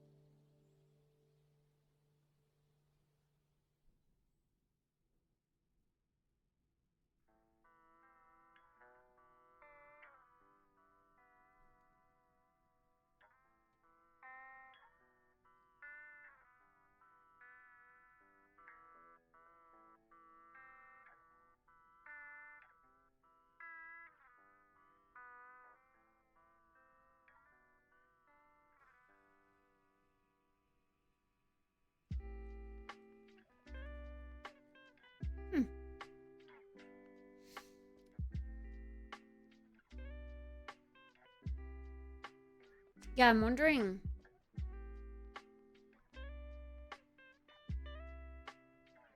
I mean, it would be a lot of wires, but I'm wondering if it would be possible to, like, if we just had the power of a laptop, I'd be able to just hook up one of the webcams that I already have or whatever.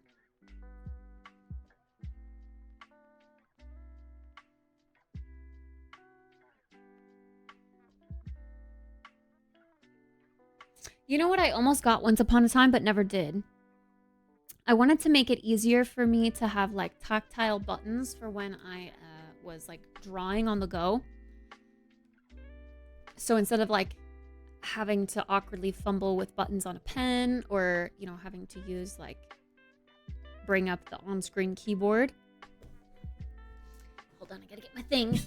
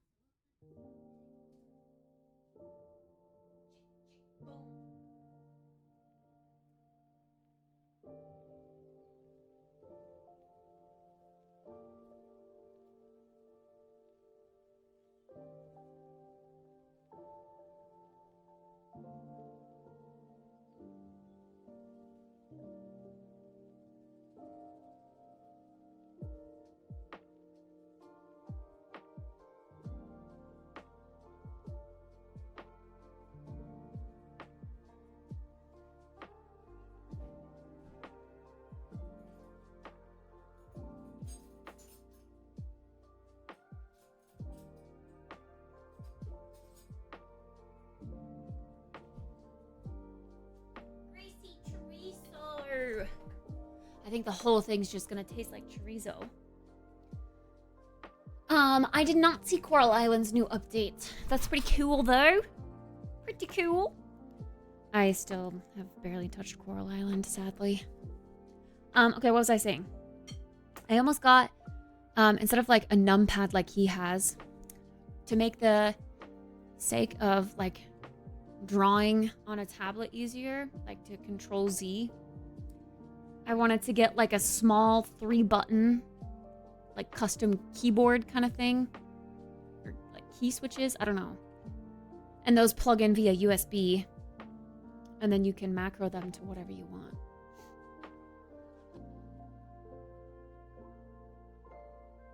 That would be small. Or I guess, yeah, like you said, use the mobile app. But if you're using your phone as a second camera.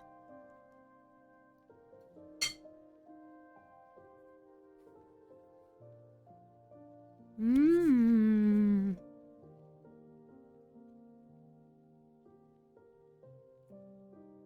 Yeah, it's all chorizo flavor, but the chorizo's got really good flavor.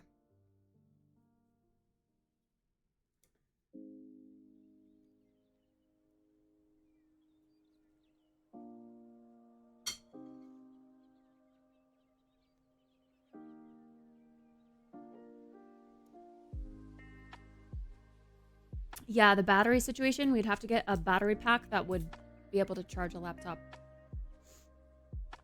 Which I assume would be heavy.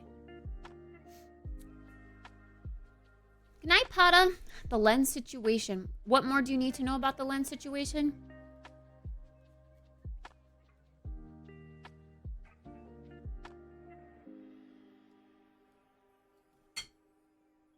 Mm-hmm. Mexican chorizo.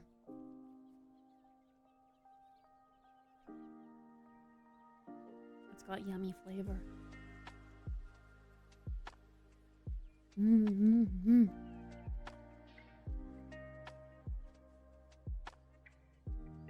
The final purchase? Oh, I bought that lens that I told you I bought. The 12 millimeter.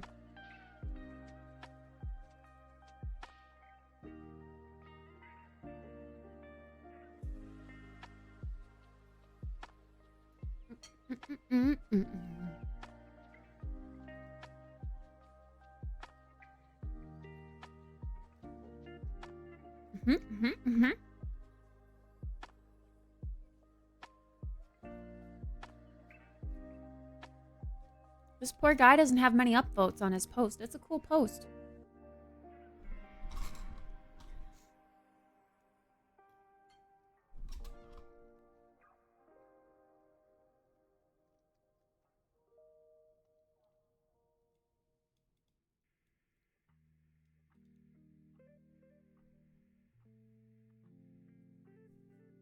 I personally was just gonna use the lens. I don't know.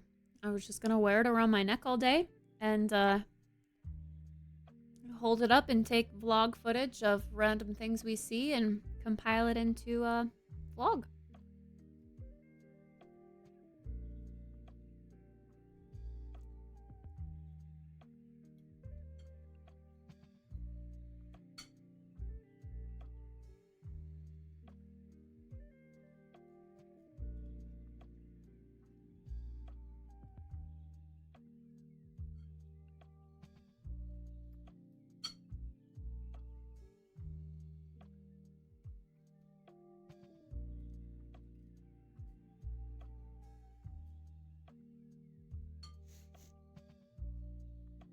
It's spicy though.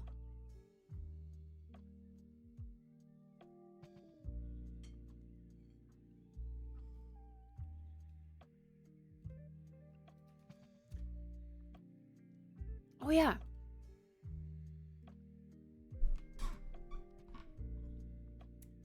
Did I close out of it? I wanted to watch a show with you guys. I wanted to try this out. Toby.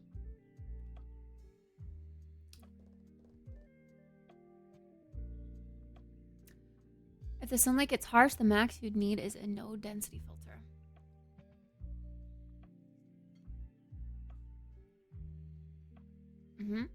Okay.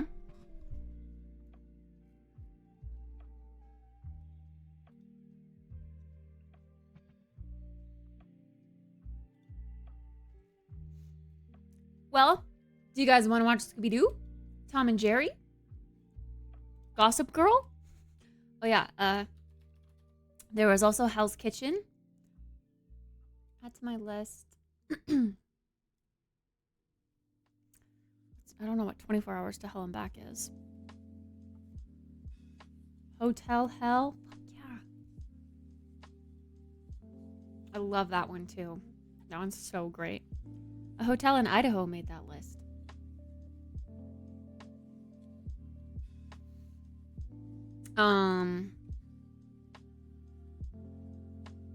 And then Kitchen Nightmares. Yes.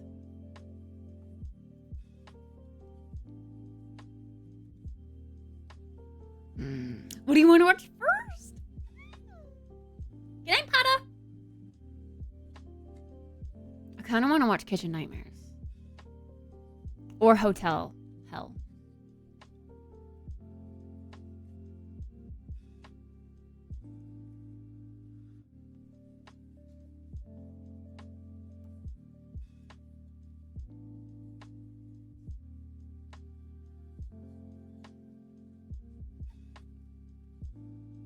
This one's just so good. Let me see which ones I can find. They have 3 seasons.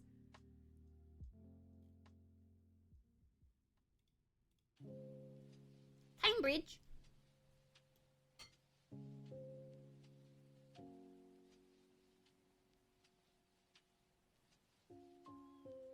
I feel like we should just watch them all. Just in order. Okay, see, I'm like partially scared to do this. Other people are doing this, so it must be okay. But I'm also partially scared to do this because when they first went through the copyright strike thingy, they said watching TV on YouTube was not okay.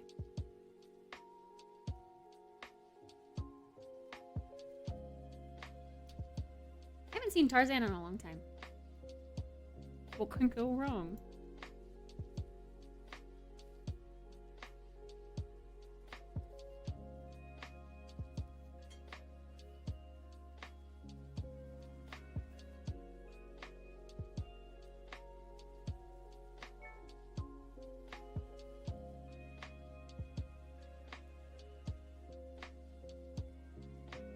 But maybe the difference is anyone can upload to YouTube and anyone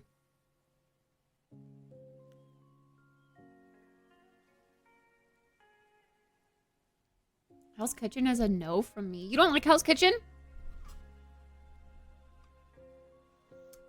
Anyway,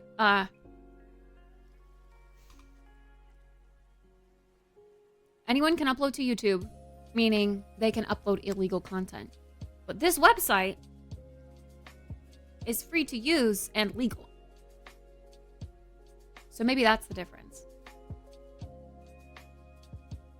If you get banned on Twitch before TwitchCon and you already get your ticket, will they give you your badge? I don't know.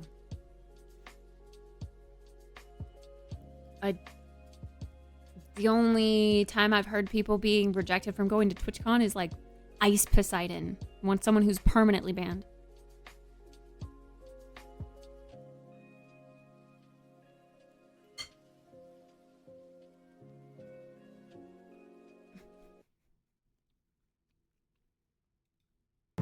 I've spent the last decade tackling struggling restaurants. You're screwing the business. Can't even cook a fucking burger in there. Fuck off. Ding ding. Fucking round burger. fucking tooth. But now, I'm taking on an even bigger set of problems. I'm checking in to Hotel Hell.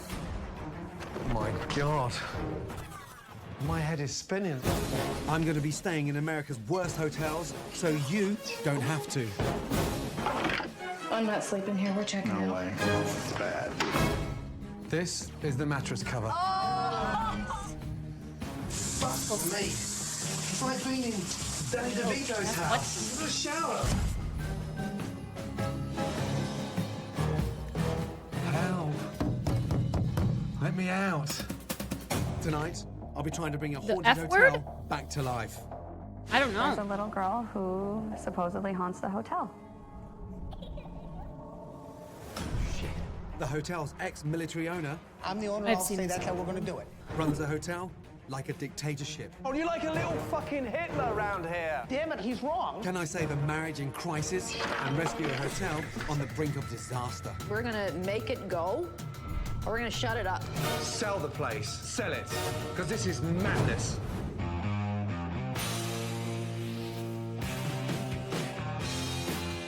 Ew. Austin, get those spiders out of here.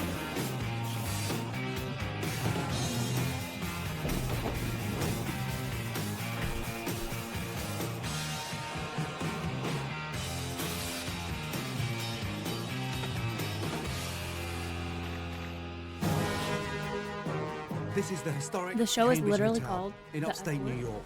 It's set in stunning countryside, a few hours drive from Manhattan. The hotel has 16 bedrooms and a large restaurant, and has had its doors open for almost look it up 150 years. Welcome to the Cambridge Hotel. Ex-military man and local lawyer John Imhoff persuaded his family to help him buy the hotel in 2007. See, I'm so picky. I remember sitting in my hot tub, smoking a cigar, drinking bourbon, and life was good.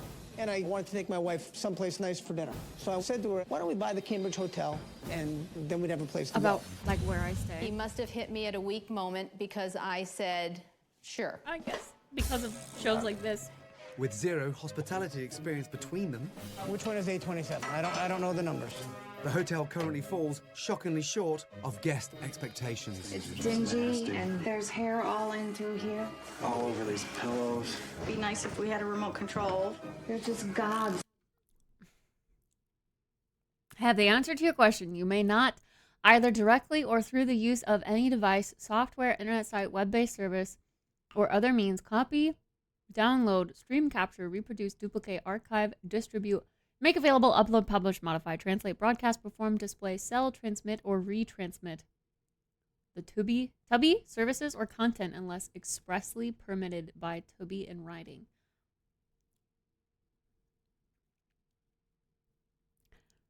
Then is Casey Tron gonna get banned? 3/4 of her streamathon has been this.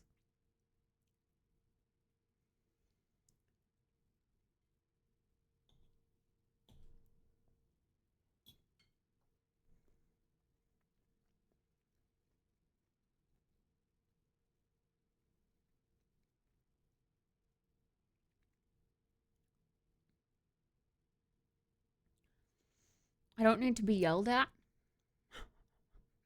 But he's not yelling at you.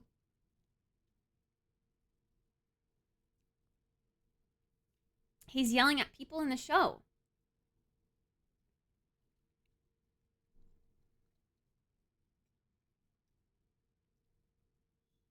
If they get your ass, they get your ass. Monka.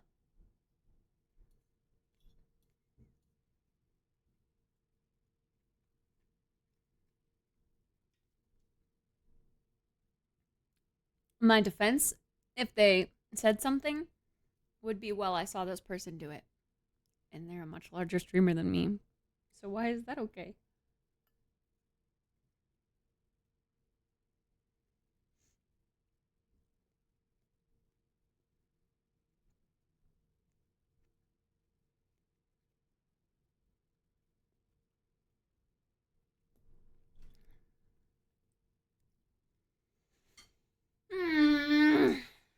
I'm too good of a person. I don't like to risk my Twitch channel.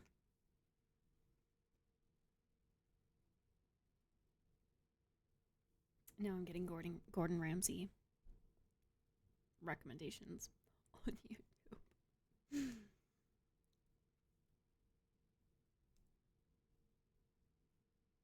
I mean, that was my argument. If it is on YouTube, then maybe it was illegally uploaded. I don't know. That's why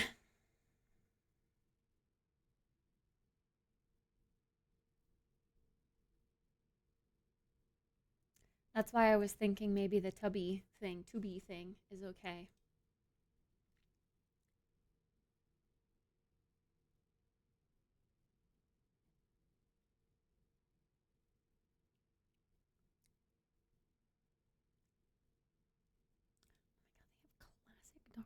Who? Like old Doctor Who, though. Did you find this on their site, Supa? How do you even look for stuff like that? Legal? Terms of use?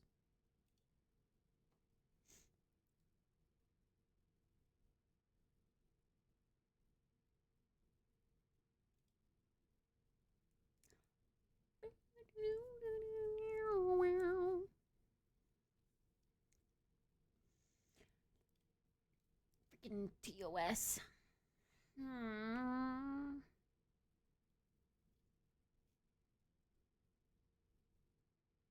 How has no one reported Casey Tron? Not that I think she should be. She's like such a big streamer. And if it's technically not allowed, I don't know, man. Maybe she contacted them and got express written permission. Well, I guess we could watch the new Outdoor Boys video. Luke here at the Outdoor Boys YouTube channel, and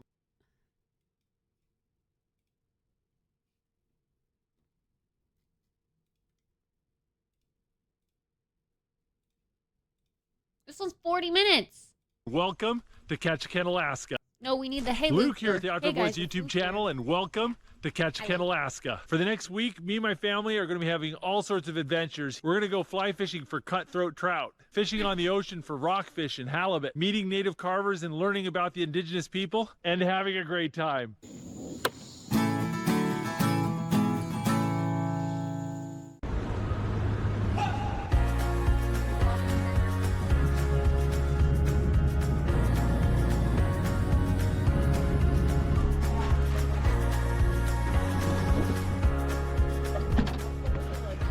All right, guys, welcome to Ketchikan.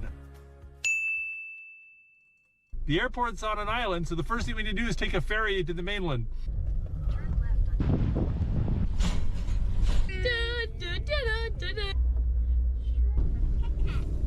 Well, Ketchikan is right in the heart of Tongass National Forest, which is a temperate rainforest. So it rains a lot here. So this is pretty typical Ketchikan weather today. But the weather forecast gives me some reason to be optimistic. Look at the size of those cruise ships. Do you think he records the entire time Check out the stairs. when he wants to make a YouTube video? That's a heck of a front porch. Look at it, Or grab do you some think he food turns his and, camera on and off during some looks like they're out fishing, so. God. You want to sit here? Oh, thank you. Because if he truly recorded everything, except for like going to sleep, he would have so many hours of footage to go through and like watch back and make sure that he's getting cool shots of things. Like 7 days. 7 days of 12 hours of footage to go through, scrub and sift through, to pick good parts and snippets to make a 40-minute video. That's insane. It takes me forever to edit a 1-hour makeup video.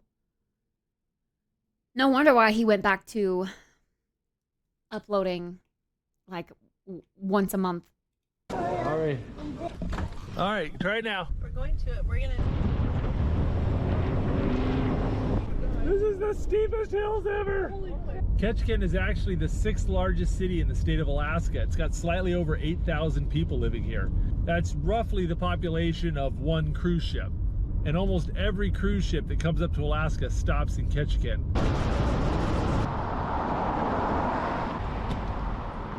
All right, guys, this is Totem Bite State Park. Do you remember this place, Jacob? Not even a bit. Ketchikan and the surrounding area was home to the Tlingit tribe, and they carved a lot of totem poles from these giant trees here in the rainforest. A lot of the old totem poles are on display here at Totem Bite Park. Pooping. No, he's not pooping. Daddy, look. I like the. There's a boat. I like that. This is a clan house. They would build a big fire in the middle. The smoke would go out the ceiling. Yeah, it was open. Fire in the middle of a Isn't wooden this building? cool? Monka. What? Tom, salmon do you know what that is? That is salmon berry. not just any salmon berry. This is the first salmon berry of the season. Tasted amazing. Here, Mama. I'd love to. Do you want one? I have that one. You didn't give everyone one. I got myself one. What man's on you? That's a whole lot of water. Yeah, salmon Oh, look berries at are the real. size of that. I was gonna say, why does everyone hate salmon berries in Stardew Valley? They look so good.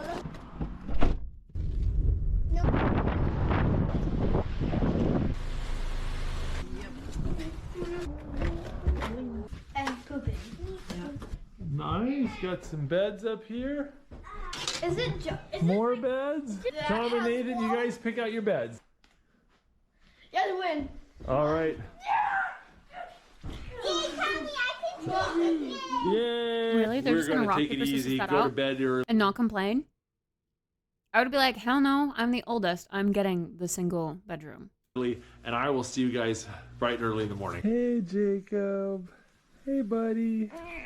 All right, guys. Who wants butterscotch pancakes? Like that. There you go, Becca. Oh, that looks amazing. Would you like blueberries on yours? I would. Oh, thank you. That looks amazing. Okay, there you go. You guys like the pancakes? It's good? Delicious. Thank you. Run to the car! You can't I can catch you! Run to the car! All right. Well, it's Sunday, so me and the little heathens are going to church. Going to All right, church. we're here at church. Time to put the camera down. I'll see you guys in a little bit. Bye. Hey, Becca, you have fun? I did. We met some really nice people.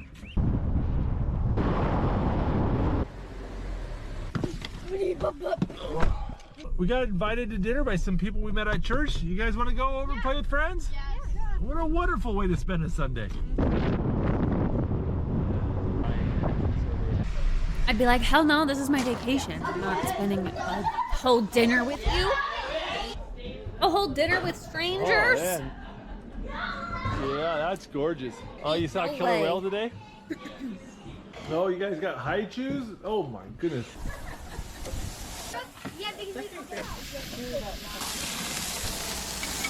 Yeah. Super! I want to chop up this pickle. Oh, I love edamame. Oh, oh, look at that bite. You gotta help me, right? I'm gonna help you, babe. I'm here for you. Stop! No, not other people's houses. Be weird at home. Thank you for having us. It was a pleasure. Thank you. Thank you so much. See ya. Bye. Oh, that was fun, wasn't that? I don't think she's the nicest people in church. All right, we gotta get you guys to bed. We're getting up early. We're going fishing. It's late and time to get kids to bed. We'll see you in the morning. All right. Cinnamon rolls. Like that. There once was an A2 put to sea in the name of. If you big fish, Well, today is a beautiful day to do some fishing, so we've rented a fishing boat. Well,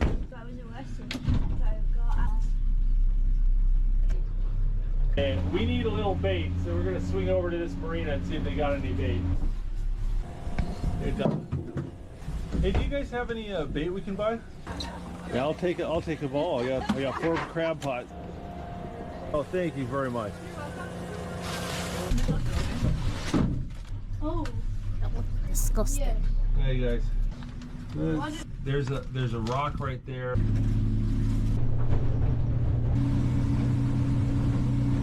Little underwater pinnacle. We're gonna try to fish that and see what happens. All right, you guys want to try fishing? Well, the area that they're in is overcast all the time. Is that a rockfish? Yeah, it's a rockfish. Yeah, first. You're allowed only 1 per day. Oh, check out, that's a pelagic too. These are 5 a day. Congratulations, Tommy. I believe that's a yellowtail rockfish. It is exactly what we want. These things are delicious. All right. Throwing them in there with the dead fish. Yeah, it's a quillback rockfish. We're only allowed 1 of those a day. Oh, I see your lines. Yeah, that's a dusky, I think. That's big. Yeah, come here. It is round. Oh, wow. Oh, yeah. I think that's a dusky right there. That's another keeper. On the sonar, so I think Nathan. Oh, Yeah, another yellowtail. Oh, that eagle. That eagle wanted a piece of it. Yeah, there's another yellowtail. That's. love that. Jacob can. There we go. All right, it's slowed down. We're going to try another spot. It turned out to be a pretty decent day. I'm getting hit. All right, you ready? It does. Oh, they're putting on net. Just.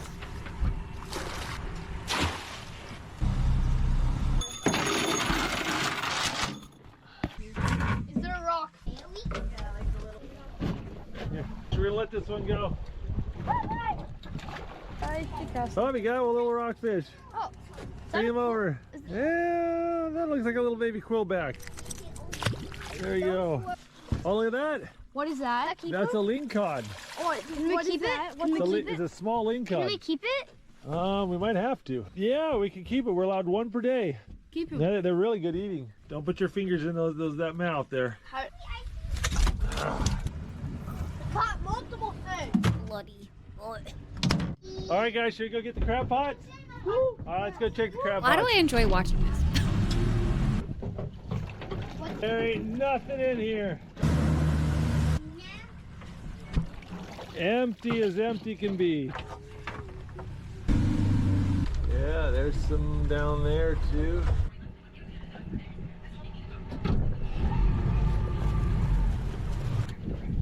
Ah! I ran over the line.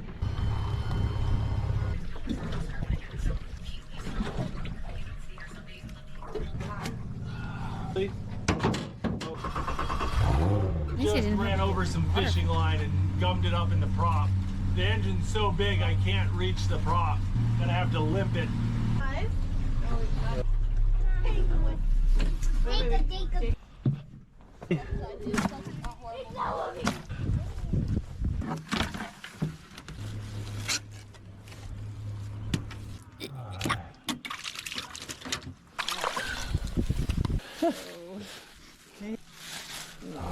Literally caught more fish here than we've caught on the boat. One.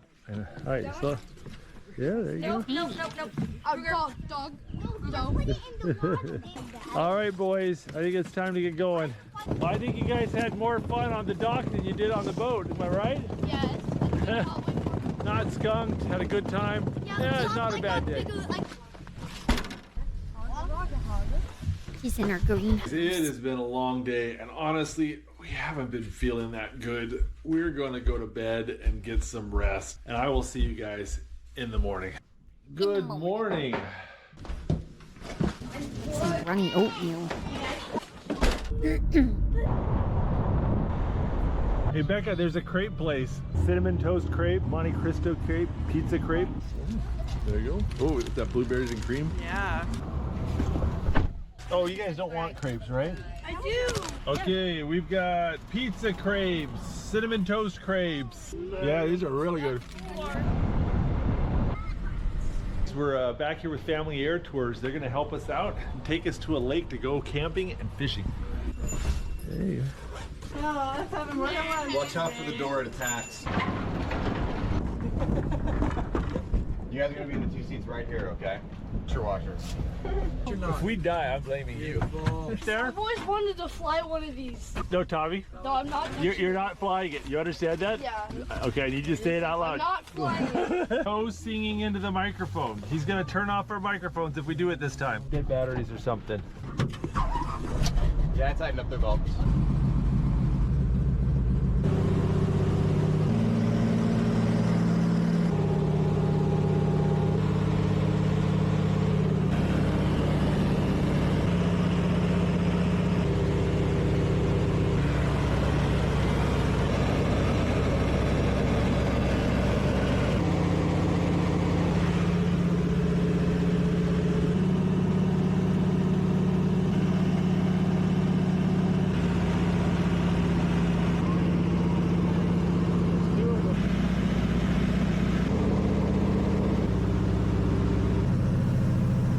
You don't like Cabin where we're staying. Yeah, sure. Yeah, here, let me. Oh, yeah, I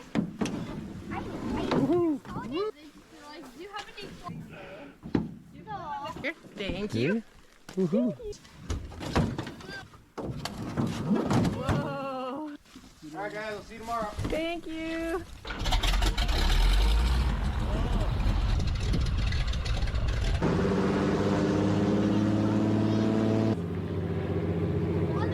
What, should we go check out our campsite? Alrighty.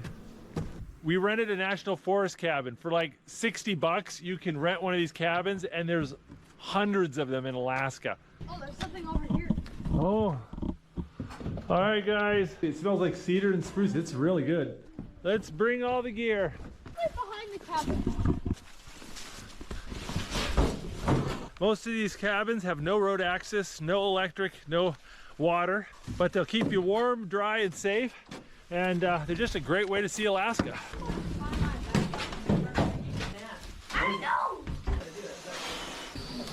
I got some. What a miss. They went to a There cabin. we go. We're all moved in. You guys want to do some fishing? Yeah. This is normally I'm gonna set Nathan up with a fly, trout, but put on 2 waders every month. brought along a little pack raft kayak here. We're gonna inflate this thing up.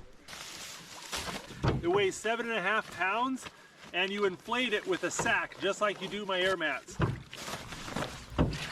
Dang it. I'm kind of sad we can't watch that. That's some good stuff. Gossip Girl. There you go. Nathan, bring it to shore. I don't have waders. Come here. Bring it over here to the back of the boat. Look, the Flute. Huh? Nathan. Oh my goodness. Here. Here, you film. You film? Mom, I got a huge Look at this. trout. Look at, that's a cutthroat trout right there. Yeah, it looks like it's bleeding on this. It's just how it is. It's... Bye. That's why they're called cut. Oh, Nathan, high five. That is a beautiful cutthroat. That's why we came here. There's some amazing trout fishing around Ketchikan. And this part of Alaska is one of the few areas that has cutthroat trout. I've never caught a cutthroat trout in Alaska. So hoping to do that this trip. Well, we are off to a bang-up start. Okie doke. We should come to Alright, Idaho. okay, let's see. Actually, I don't know if we have cutthroat. Grab that. I thought so. I got my bear spray and I got my bear popper. It's basically a flashbang grenade launcher for grizzly bears. And for you literary majors out there, yes, this is Chekhov's gun. Okay. Oh. Why don't you hop in that? Oh, it's getting away.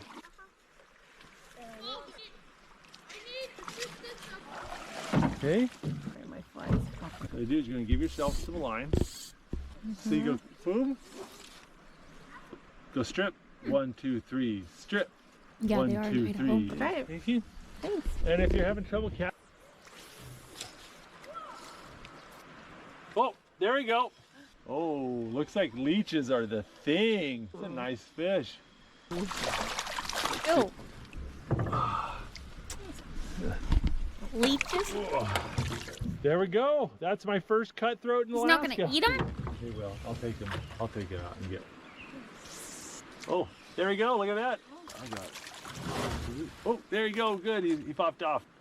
Oh, you got one. Oh, Mega, you got one. Oh, that's a nice one. I saw him. I don't think I understand the purpose of catching Oh, these this is a tagged fish. for Bring him fun. here. See, he's got the little tag on him. Oh, There we go. Well, Wait, what is that? congratulations. I had to get As one of as a statistician, that's pretty cool. You're getting a capture-recapture fish. I know, actually, that is really cool. Tom's the only one who hasn't caught a fish. We gotta go pick him up. These Alaskan boys in their swimming suits. Get out of the way. Here comes Dad. No, you're getting more in the way. Backwards. Come back. Oh, right there. Okay. Take me to a good fishing spot. Oh, I don't want to do it. Hey, Tommy, I found your missing fly. Really? Turn to your left. Oh, I Yeah. can't see it. There you go. Well, just like I told you, aim for that bossy log. Look at that. These are all healthy fish. I got a fish ID Ah, in my he's- backpack if you want to find out. Yeah. Ooh. Hey, Arthos. That water looks really nice. That's That looks like a toy.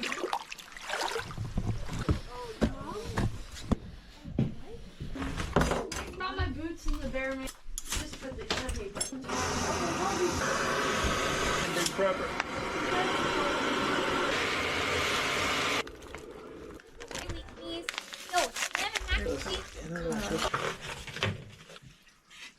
That's good. All right. I need to find some hot dog sticks.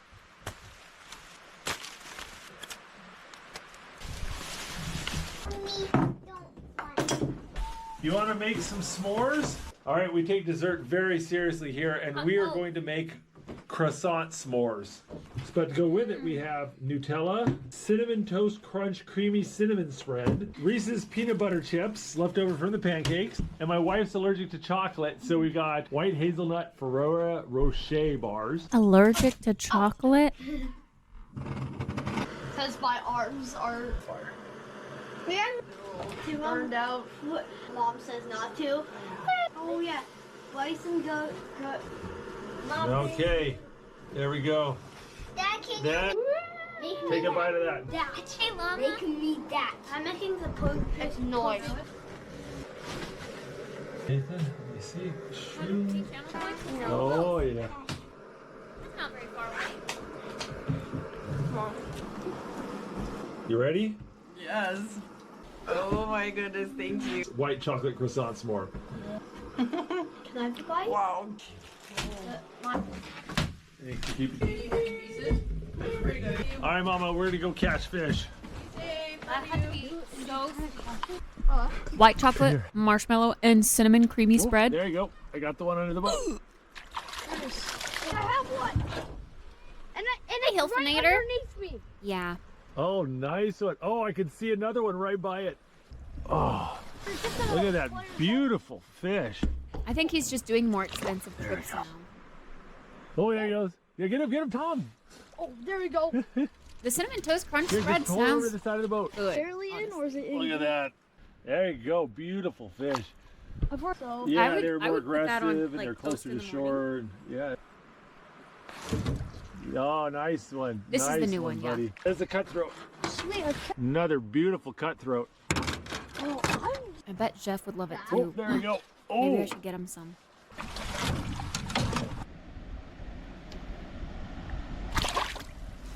There we go.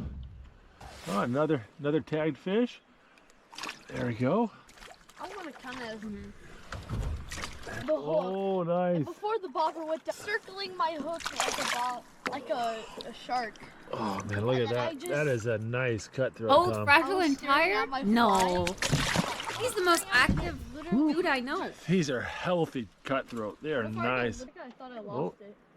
It's just that they're Go. small. Oh, there he goes. He's You off. saw that? Grab it. And shake. I don't. It is starting to rain a little bit, and I do not want to go to bed wet. So I am calling it. But I do think posting every single week, like going away for the weekend and having to edit the video before you go out Look at again that for the boy, next weekend fishing is a all by lot. himself. I remember when he used to cry if I let his fish go. High five on catching the most fish so far. I caught 6 fish. All right, guys, it's getting late. I think it's time to put the camera up. We'll see you in the morning. We got a lot of exploring to do. What, Marvel? What a lovely spot. Marvel?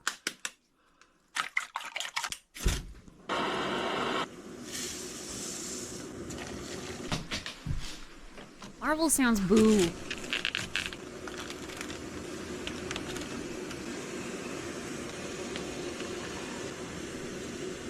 Good morning, Becca. Good morning, Nathan. Good morning, Jacob. Boiled eggs? Guys, here we go. All right, Mama. Becca, you like the burrito? I love it. It's so good. Thank you. Yeah. You going fishing? Yep. All right. I want to film you catch one. Maybe he was just exaggerating. Or maybe he has some sort of like health concern. There you go. Hasn't told us Another about. beautiful trout. There he goes. Cool. Tommy's got one over there. We got ourselves a little outboard.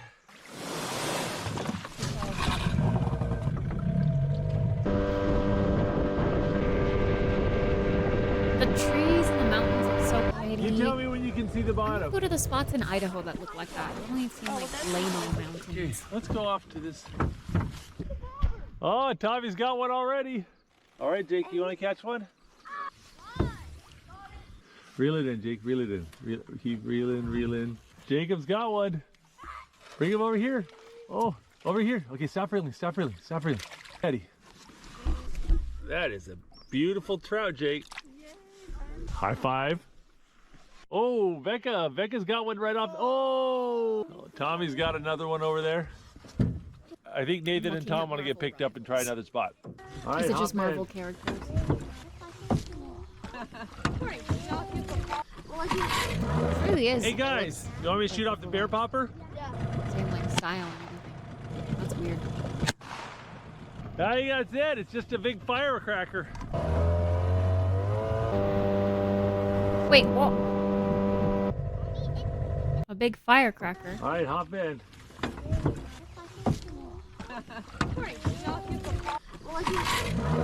Hey guys, you want me to shoot off the bear popper? I think that's it. It's just a big firecracker. Did they see a bear? Did they just waste it? What?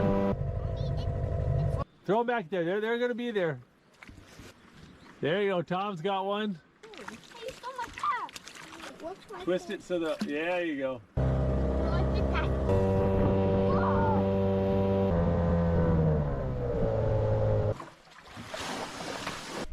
Oh. And I'm do as a link. Uh-oh. Oh, there we go. Oh, Tom's got another one over there. Caught like 11 so far today. 12? Oh yeah, I All need right. to change the period at the Oh, end. there we go. Would you guys like me to go get some lunch made and bring it to you guys? All right, I'll go make some lunch and I'll bring it.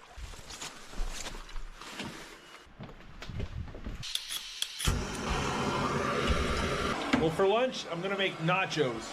I had to change to your bot tennis for the link thing today because Got some of this barbecue meat. We're gonna warm that up too. Streamlabs stopped working. Alrighty. There we go. We got hot meat, cheese, chips, salsa, pico de gallo, jalapenos, hot sauce. Will agitate the bear even more. I don't know. Bears are skittish. Tommy, you hungry? People often think bears are. Jenny, this looks amazing. This really is probably the aggressive, but I've prettiest only ever place seen them I've be ever eaten skittish. nachos. Look at that scenery. I'll go by boat and I'll join you. Yeah, I got one. Oh, nice. Another beautiful tagged fish. Oh, that's a nice one. Oh, that is a beautiful cutthroat. Nope, I got one. Another beautiful cutthroat.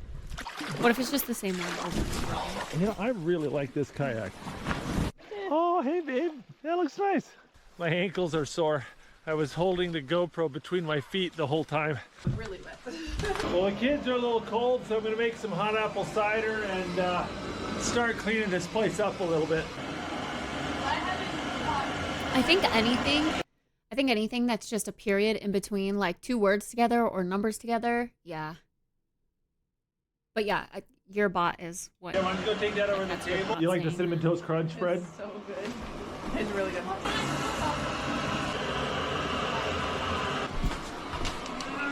We did always do it. Just so much.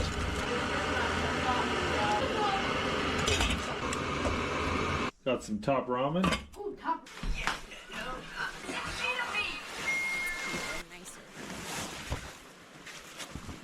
Catch and release. I don't think all of it was catch and release, but he seemed to only want to catch and release. I don't know. Which I don't really understand the point of that. Catch so many fishies. I can hear the plane. Hey! Oh, it's okay. I forgot my exercise. You guys catch a lot of fish? Oh, 20 or 30. If you start to fall in, let go of me and take your husband down. Okay. Yep, that's Good right. idea. What's that, little man? You're gonna get in this side. It's federal crime. Oh, yeah. Nice. These small planes are so cool.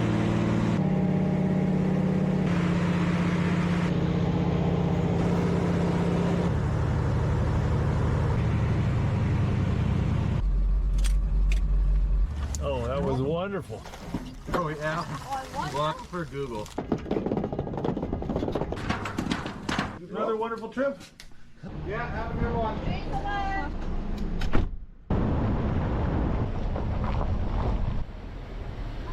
Oh, we made it back, but it's late. We're gonna put the camera down and get these kids to bed. I'll see you in the morning. Well, good morning. Where are they Guys, going you guys now? wanna see some totem poles? 1, 2, 3, 4 cruise ships docked up on Ketchikan. When just one of these cruise ships docks, the population just about doubles. That's crazy. All right, guys, do we're a here at tourist all the Saxman time? Totem Park, and we're gonna check out some totem poles. Who's the carvers they got in the carving center? My dad. My dad? Hey, You can come in. you can come in. When I was 18, I got the cold truck from a fire that used dog salmon eggs. Oh, I love the bent wood box. I only tried one once and I broke it. This is a bent wood box. It's a traditional box made out of a single piece of wood. Steam and bend it. Oh yeah, like that. That's a box drum. That's one there too. When I was a teenager, I used to do a lot of totemic art and carving. I actually thought seriously about being a professional carver. But life has taken me some interesting directions, but I still love seeing this stuff. Look at those asses. Those are so cool. Look at this clan house. Hi. Yeah. Luke Nichols. Hi, nice to meet you. I'm Brian. Nice to meet you. Hi, I'm Luke. Pleasure. I think this is one of the largest clan houses in Alaska. See how this texture? that somebody had to come with an elbow as and go. Beep, beep, beep, beep, beep, beep, beep, beep. Come sit with you. Oh. I'd like to welcome you to the Beaver Clan House and to the village of Saxman.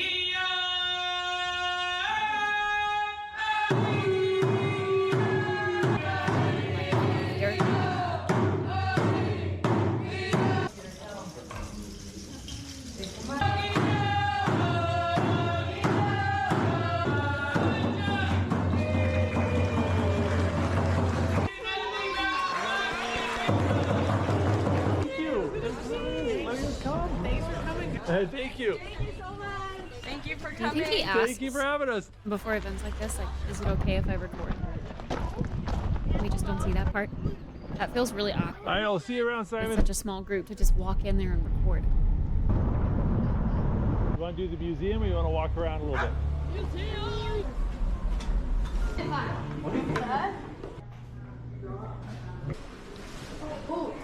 Oh, look at those halibut hooks. Did he have a stuffed otter?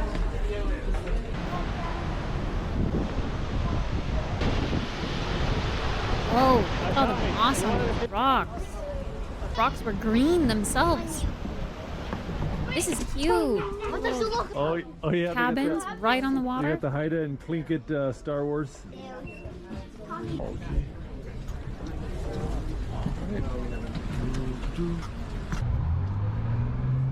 Well, that was fun, but we've got to catch a ferry. We're going to Prince of Wales Island. Ferry? Let's go. Oh, on a car. There, come on, up and out. All right.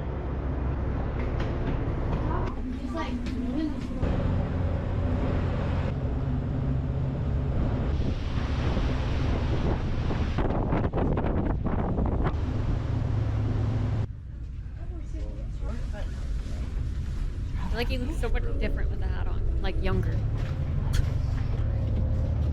Oh.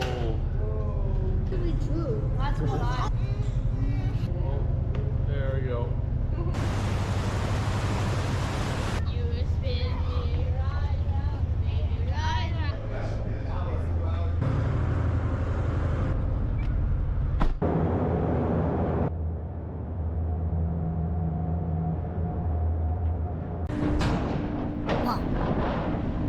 Hi guys, welcome to Prince of Wales Island.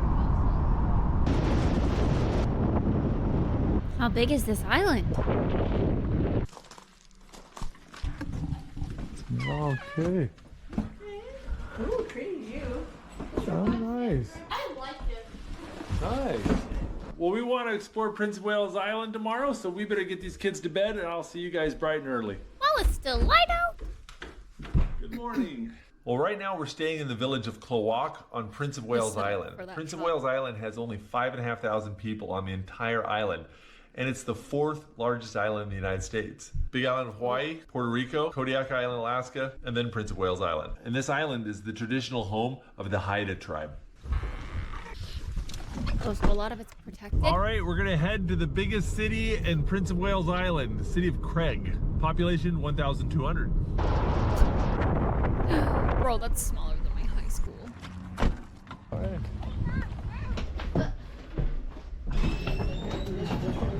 Oh, look at that. Oh. Don't forget to ask what kind of toast you want. Thank you. Oh.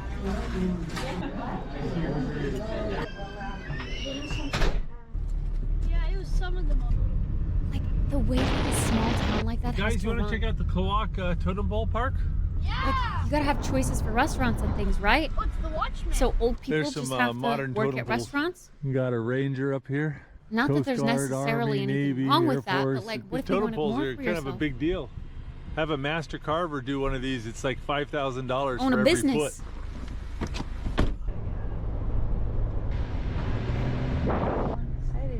Do you have like one Back in the teacher 30s, for there each was a grade? bunch of old poles that were decaying, and Were they all went the and kids recarved them. So the totem poles in these park are replicas of old poles. It's a killer whale or a blackfish. Looks like a raven with a chief and an eagle on the top. Those are totemic carvings right there.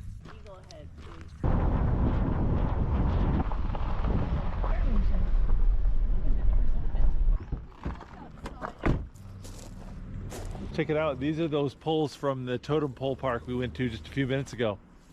You'll see there's trees growing out of them. These poles are actually copies of the originals, and the ones up at the totem pole park are copies of the copies. It's such a wet, harsh environment out here. It just destroys the totem poles. Hi. They're just wood. Yes, he has beaks. His beaks doesn't have the hook in it. So they got the lovebirds, the eagle, and the raven? Yeah. There's a salmon right there. Is this your mask you're working on? Yeah. Oh, that's pretty. That is gorgeous. Is that the hook? Yeah, that's the halibut hook. Bone barb goes in right there. Little abalone right there in the nostril. That is. Ooh. These are like oh, that's pretty. Do fine work with it. Oh, that would give you carpal tunnel real quick. It just. Thank you. The cedar smell in there is just amazing. Cedar? Love cedar. There's Cedar, a I crashed hardly know plane her. we want to go find. You guys want to do a little hike? There's only black bears on this side. It just everything is covered in moss. That's because we're in temperate rainforest. This whole area in the southeast of Alaska is rainforest. Oh. Cool, I like moss. Little picnic spot. Yeah, just right over there across the water. That's the fuselage of a plane. Just sitting out there in the tidal flats. Yeah, I thought the trail would take us to it.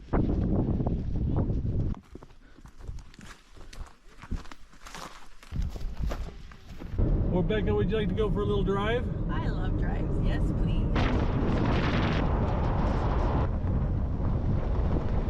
Welcome to the village of Heidelberg. The AC store. Every village has got to have an AC store. As in air conditioning? Cool clan house right there. Oh yeah, look at that old traditional canoe. Oh, that is a gorgeous totem pole in that yard. I love how someone It's not just Halloween. casually Why has is a there a totem clown pole in face in their yard. window? So cool. Look at all these totem poles. These are nice. Cedar nuts. Look at this. Yeah, you can see the bear with the bear prints up the pole. Picking that weirdly shaped rock. There's a salmon right there. That's a salmon head. I nerd out a little bit on totem poles. Those are really good ones. I think Heidelberg is pretty cool, if nothing else, just because people have totem poles in their front yard. That was pretty cool. Getting home at only 4:30. Is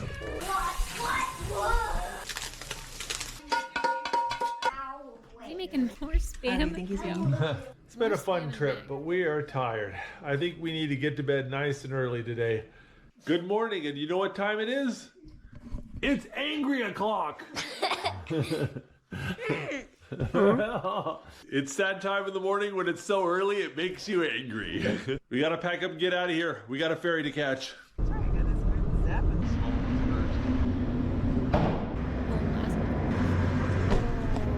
Check it out, this car is growing moss. See? There's moss growing along this. Whoa, that's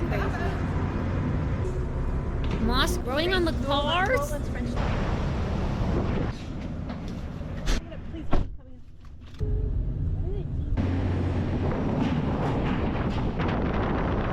A lot fewer cruise ships out today. It's a little quieter. All right, we're back at Ketchikan, and Becca wants to go to the Great Alaska Lumberjack Show. Does Alaska have any like cities, like downtown skyscraper areas? I've always just seen it as like mountain homes.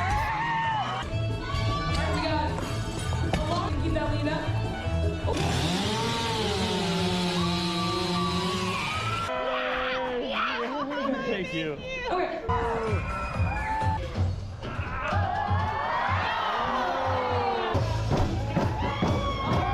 Bro, there was something like this in Virgin River. I really enjoyed that. Oh, here, the left. Yeah, that was fun. You can't do this. Festival. I thought it was fun. Hi. I'm doing well. So you guys do Filipino food, right? Yes. Look at this. And this is sisig. Oh, look at that. That looks Ayo, so super. good. How accurate is it? There's chicken pancit. Oh, guys, you need to try these Olympia. They're really good. I think it's called saging. No, it's like a flan flavored shave ice. Well, thank you very much. That was delicious. And as always, we'll put links in the video description I want to all some the pink different places we lemonade. go and things Pink we drink. did. Oh, this has been fun.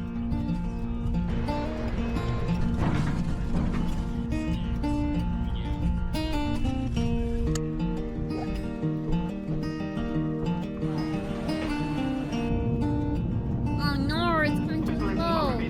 Filipino style. I guess so.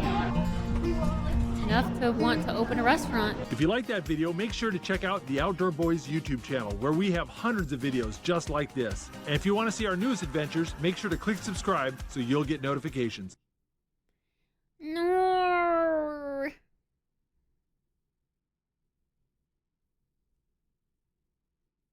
We're conquering the world.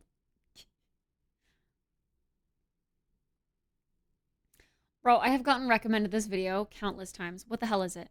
What's up, everybody? Today I got the Outdoor Boys here with me. Thank you guys so much for being here. Our pleasure. Thank you for having us. Thank you for having us. Absolutely. We just had some steaks. Did you like it? Yes. Delicious. Good, good, Best good. steaks I've ever had in the world. Oh, you're too kind. Give me 5. I like you more now. Sorry, not sorry, Dad.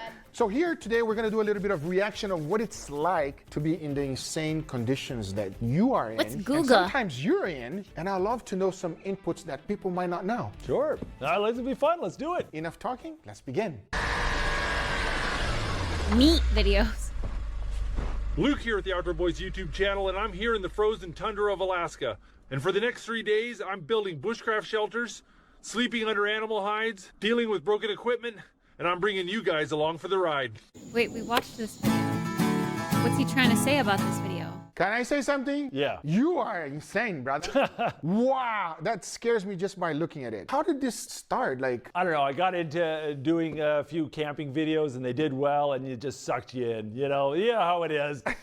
Are you afraid at all of being outdoors at all, or nothing scares you anymore? It's been a while since it scared me. It's been a while. There's certain things that occasionally scare me, but just being out in the woods, no.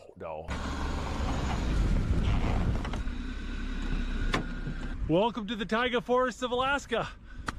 Think it's time to do some Honey camping. butter, that's So this right. right here is all frozen swamp. See these little skinny, weird spruce trees? These only grow in swamp. Something we call muskeg or, a tundra. It's just like 10, 15 feet of decayed moss, right? And so if you were here in the summertime, you'd be wet up to your knees and stuff. And so it's all frozen. Kind of like Florida. Yeah, it'd be like going off in the Everglades, minus the as many snakes and stuff like that. But, more mosquitoes. A lot more, and very cold. Yeah, but in the wintertime, it freezes over, and then you can just drive over it. How cold was that right now?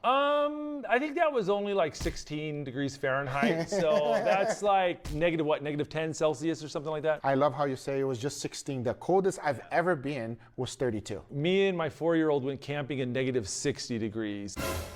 No. Anything under 50 degrees here in Florida is pretty cold. While these swamps are very difficult to cross in the summertime, once they freeze over, we can explore them. But first things first, I need to find a place to camp. And I actually like this spot quite a bit. Most of these spruce trees you see are dead. An invasive beetle called a spruce bark beetle came in here and wiped these things out. That means lots of building material, lots of firewood. I love how you explain everything. It's awesome. The air temperature is about 13 degrees Fahrenheit, and this ground is still not frozen. Recently, in the wintertime, the ground been in temperature is -9. usually a lot warmer than the air temperature, and the snow acts as a blanket that traps that heat in the ground. If you can strip away the ice and snow and build your shelter on thawed ground, it's going to be a whole lot warmer. And there's a bit of mud right there. This ground might be a little bit more swampy than I first thought. How far out are you from civilization right there if you needed help? Oh, it's not that bad. I think there was a guy who lives in the woods that's like, oh, he would probably be about a 15, 20-minute walk, but I could have called him and he could have come out and got me. And that's a big thing with a lot of these is you got to, some of them are really out there and it's like, it's nervous, and others it's not a big deal. And that's one of the big danger factors is how far away. And this one wasn't bad.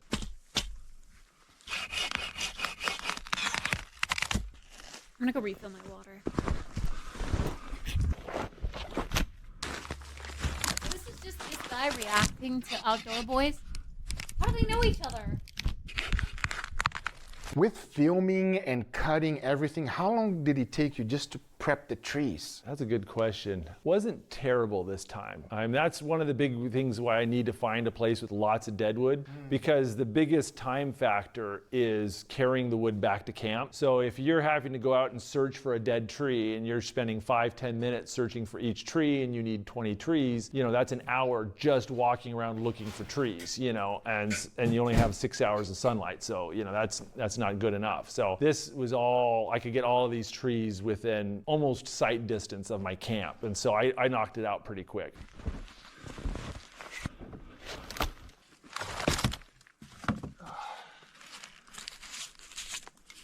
I bought this hatchet in Hiroshima, Japan last spring. I used it to take the limbs off these trees. I get so many people asking me for a link to where you can buy that hatchet. I'm like, you can't. I got it from like an old dude in Japan in like an antique shop in the basement of his house. This isn't not Amazon? It's not Amazon. There's no Amazon. I got it from some old guy, you know. He like made the cardboard sheath that I'm using, and so it looks pretty badass. Oh, it is so awesome. It is the best thing for taking limbs. Like for using it for that, it is the best tool.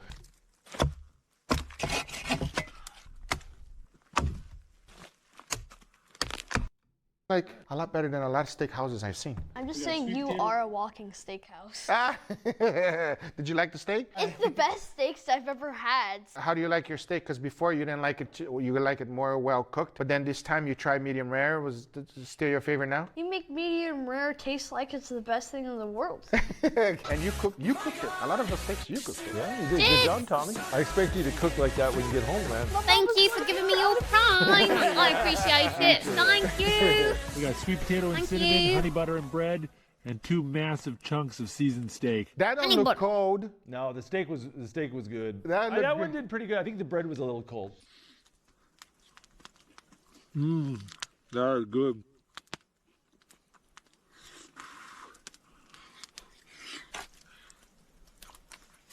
Oh, that was good. Still got quite a bit of this steak left. You just go sit it in the snowbank and it'll be good tomorrow. Is that the natural freezer? Yeah. Oh, yeah.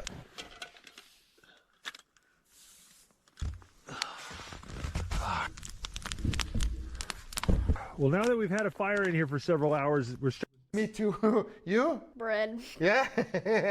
I don't want to lose a sandwich. Wait, huh? Oh, yeah. That's thawed out nicely. It's warming up well. I've never had a steak frozen and then eaten it after. Is it good? It's not bad if you do it slow. Yeah, and what you want to do is you want to cook it a little pinker than you would like, because it's gonna. That way, when it reheats, it's still, kind of okay. It's still not well done, you know. Yeah, right. Yeah. Makes sense. All right, just added some rice. Starting to smell so good. Question: you have to live without one, rice or bread? I live without bread. You live without bread. Rice. Me too. You? Bread. Yeah. I don't want to lose a sandwich. It's still pink. Not too bad. That looks so good to me. I can eat that. The longer you camp in one spot, the worse the problem becomes. It's like more and more mice find you. When the mice get really bad, they'll start coming in at night and grabbing your hair and pulling out bits of your hair to make their nest. It's. Oh hell no! What are you worried about? No, I don't know. I just don't like them touching me. Oh, don't touch me. No. Oh. Yeah. It's 10 a.m. and we're just. I was curious if they Today did a I'm going to cooking share video with you too. guys my first time visiting Italy. Ever since I could remember, I've always wanted to go. Yeah, just that video. Because they were talking about steak.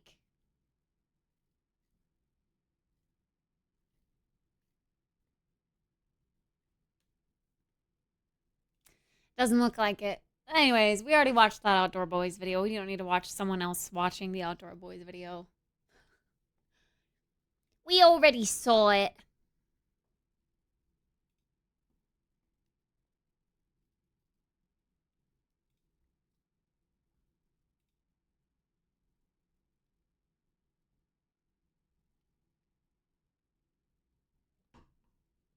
Oh, hey, the Jackbox Mega Picker is coming out the 28th. Literally next week. I thought it was going to be in development until later this year. Cool.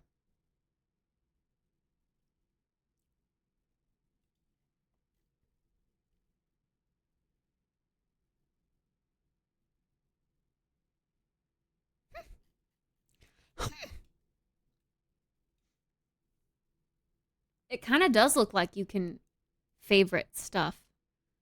Like, here's the photo that they have. Oh. I don't think I could.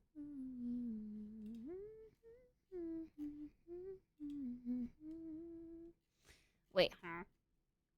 I wanted to see the photo. Open image in new tab. Why can't I? I guess, okay, what if we go to the page? There we go. Yeah, look at the all games, owned games, solo play, team play.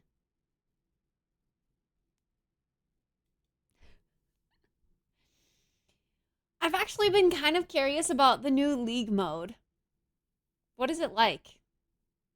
Is it worth hopping back on for?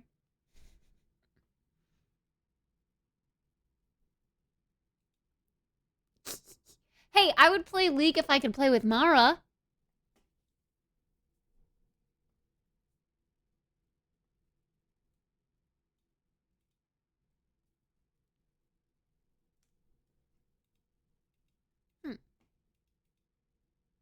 Oh yeah, add to favorites. Perfect.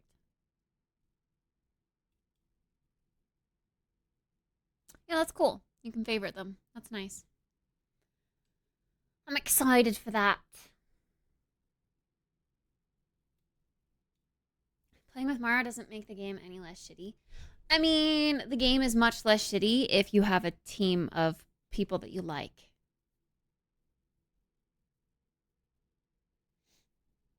It has 4-player co-op. COD Zombies. Chaos. Sounds like it could be fun.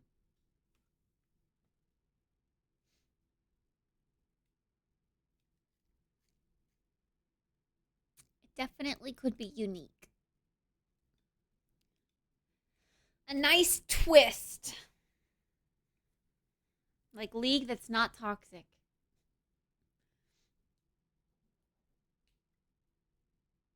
I made it to level 10, I think, in League to play the normal map, and I haven't played since.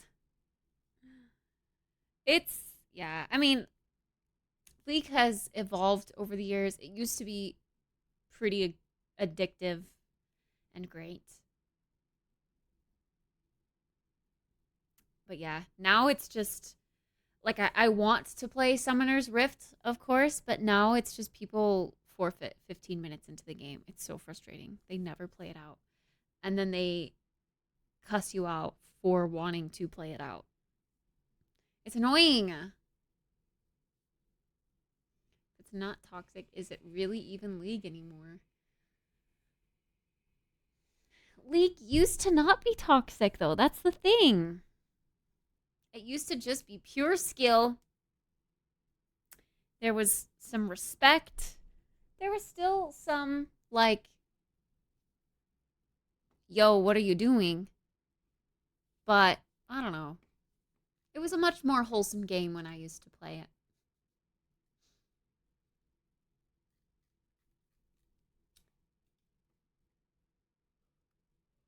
Oof. 12 years ago? Okay. It wasn't that long ago. 10 years ago.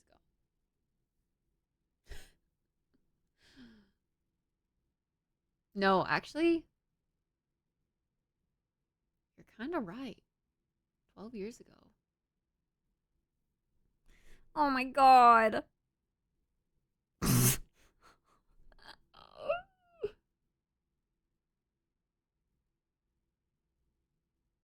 You want to play more WoW too? The new expansion pack is coming out next month. So next month is going to be your prime time to get into WoW. I'm going to be no-lifing WoW when the new X pack comes out. I don't want to fall behind. I want to make some gold. And I want to know all there is to know. I don't want to feel overwhelmed. I feel like I could have loved Dragonflight if I would have stayed with it when it released. But I just worked so much that I couldn't really keep up to date with it. And then I just got more and more behind and overwhelmed at all of the new features they were adding.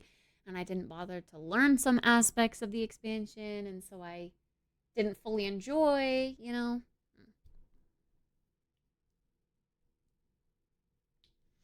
Artos, you're so weird. I don't understand you. You, wow. Own the expansion, but you, wow. Why do you give WoW money if you hate it so much?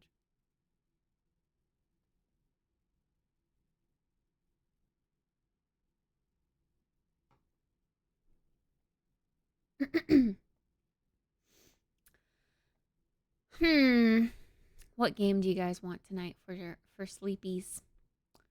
Sleepies.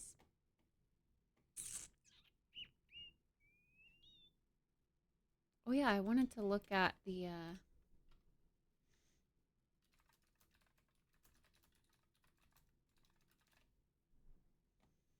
What you mean sleep?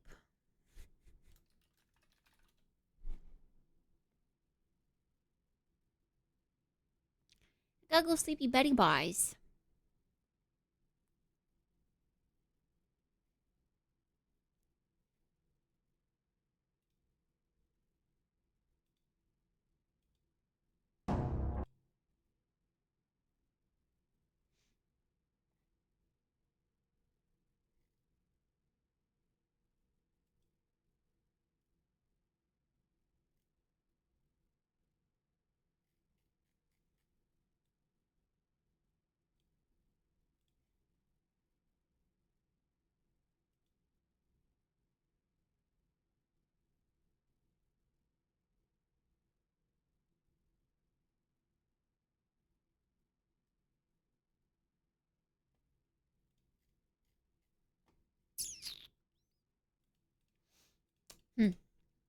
Briefly looking to see if there was an easy apply for marbles, whatever that thing, marbles partner. What do they call the marbles people that have the official emotes?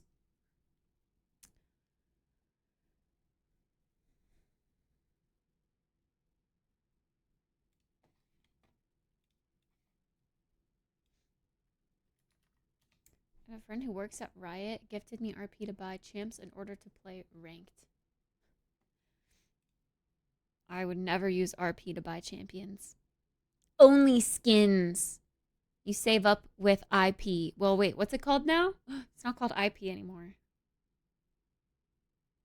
The orange stuff. Right? The orange stuff you use to buy champions now. Hey, Earn!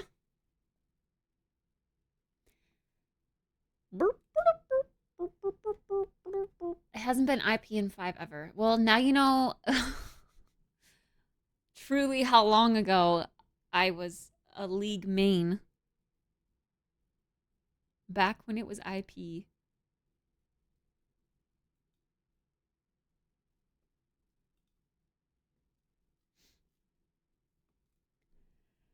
I've had like a semi-persistent headache all day, dude. It's annoying.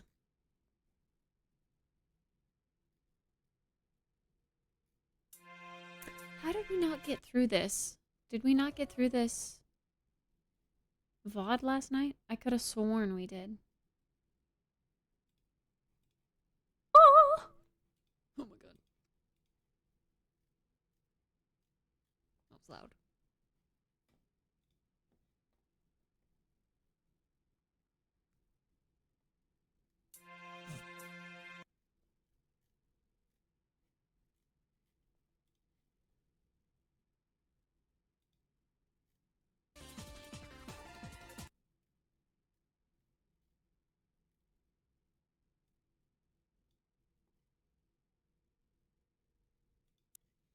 Okay, this might be a good set of VODs. Got 3 in a row. We only need 2, but got 3 in a row that haven't been fully watched.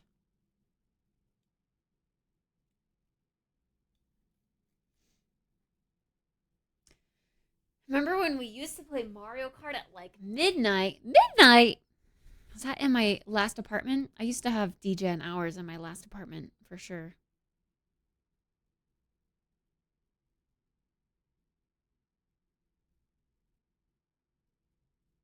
Dota? No.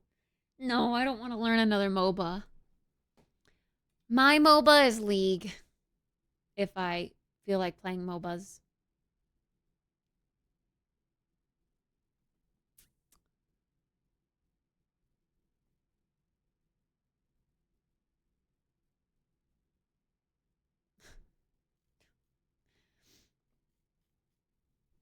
I mean, I would totally love to stay up late. If I didn't have any other responsibilities and it was just stream, I would stay up to whenever I wanted and wake up whenever I wanted, you know. That's kind of what I tried to do with my last apartment, but people didn't like that either.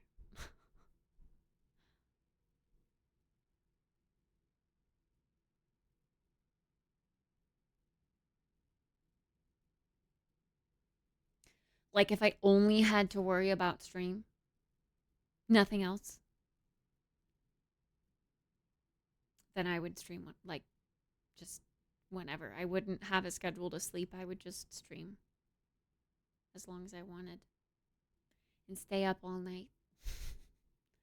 But having a schedule is good for making sure that I get enough sleep, making sure I make food for myself instead of snacking all day, making sure I put priority on other social media platforms, making sure I show up for my relationship when I can, making sure I show up for Niu so she gets food at the same time every day. Where is she? Oh, she's in her box.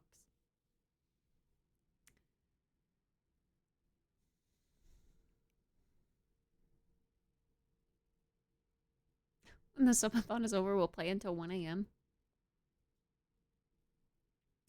Better tell Niu to start showing up for you and stop throwing up at 5 a.m. True. She's been pretty good for the last couple of weeks, though. She hasn't thrown up in a solid 2 weeks, I want to say. It's been a while. It's been good.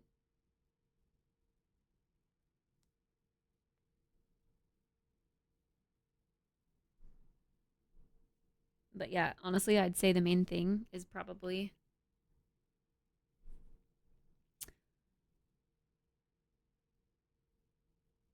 like the relationship side.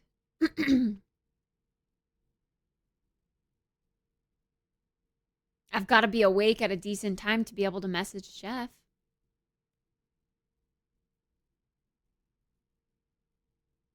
No, she threw up a couple of times when Jeff was here. And Jeff would sleep like a rock. And the second she would go, I would jolt out of bed and I'd be like, Niu, are you kidding me? And I'd, you know, I think both times she threw up, though, it was off the bed.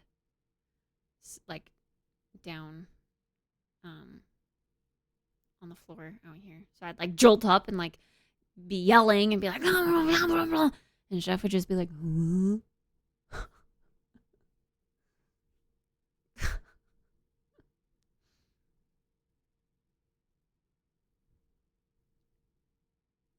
Seemingly not so far. Sometimes it kind of takes a day to really get through her system.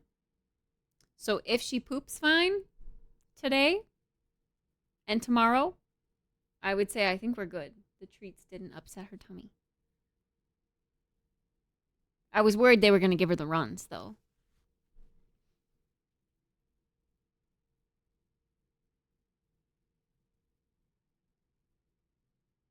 Yeah, we're talking about you. You're stinky.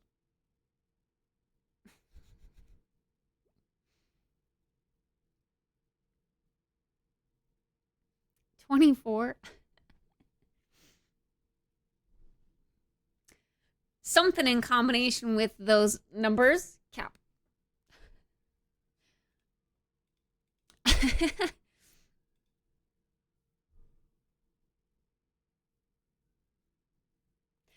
I remember asking him, I'd be like, how are you so calm right now? How are you not annoyed that you just woke us up? And he was like, well, to be honest, I would probably be mad if I had to clean up the throw up.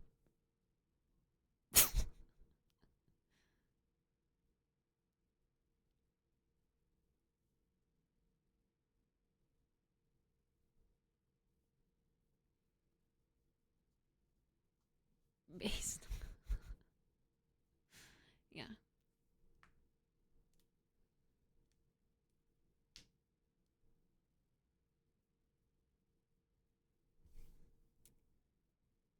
Jeez, what are you staring at?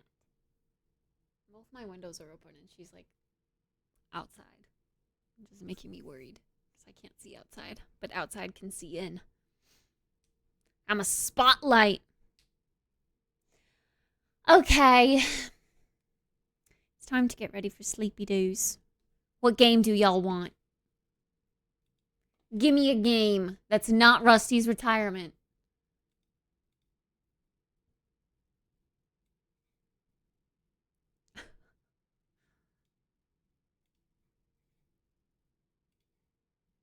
What was the fishing game again?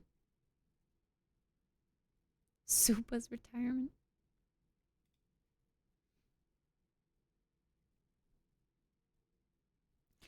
Lurk bait. Does this ever go on sale? I mean, it's $7, but that also seems steep for a chat fishing game.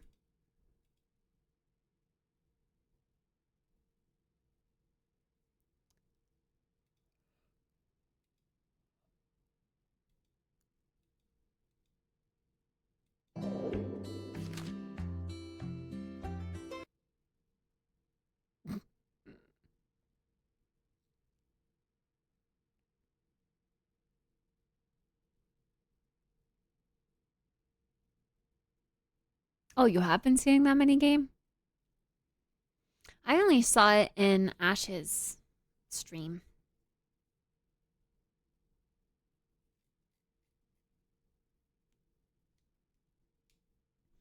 It was interesting. Seemed pretty cute, but it also seemed just like you would literally, I don't know, just be like fish, and then like a little bubble would pop up over the stream with like an animation, and then it would be like, so and so caught this fish or something like that. And that was really it. It doesn't really seem $7 worth. Inflation, man. Also, I think it takes a little bit of setup.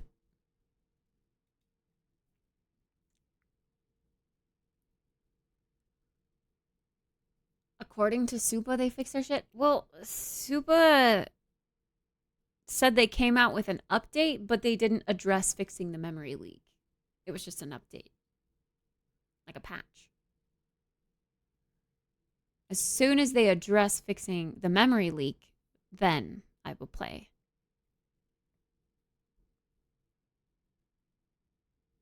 A leaderboard, some give first place a role. Wait, like a chat badge?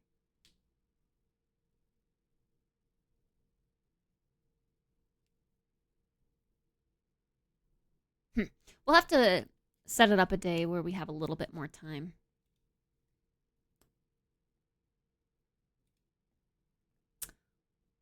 Well, I reckon I'll just do like the matching game again then, since that's kind of new.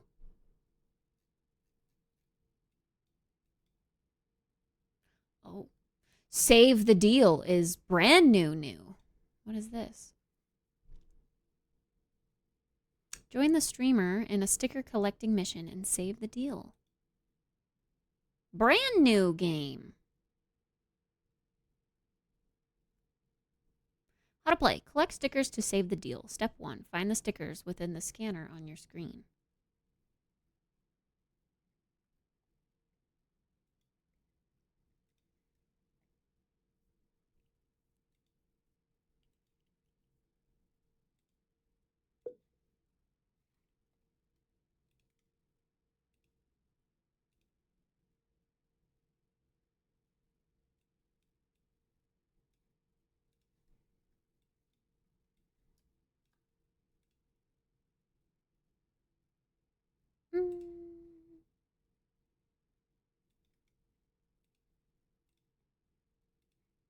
Save the deal.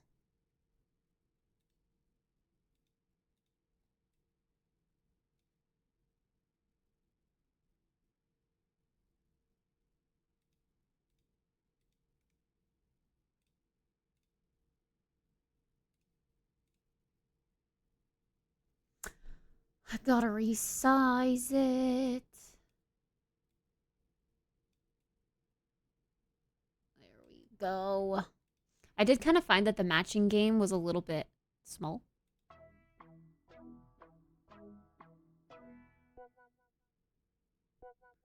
Scan for stickers.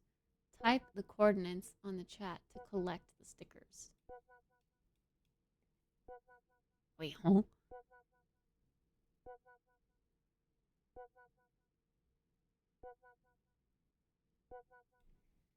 I can barely see it because OBS is tiny for me. Oh, because I attached it to the other. Hold on. Why is it that's not save the deal? Do I need to change it and then change it back? There we go. I can't see. Can you guys see?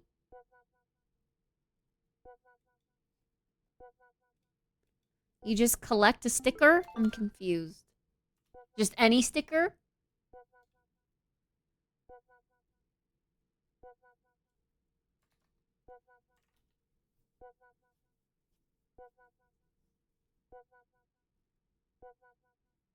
I don't know. I can't see.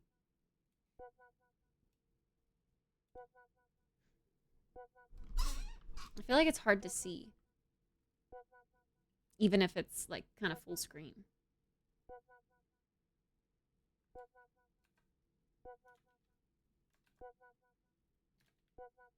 You have to like predict where it's gonna go.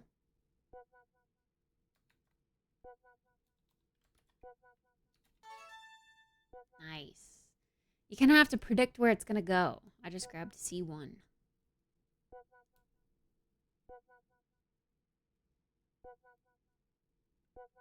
I think.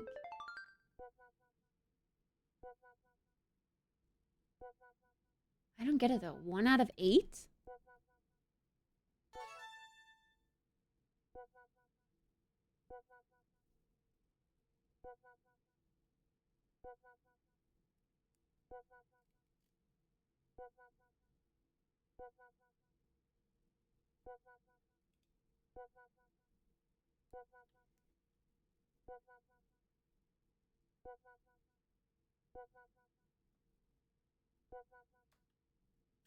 So like M18. Nope, I missed it. Barely. Yeah, I feel like the delay is kind of rough. I don't know.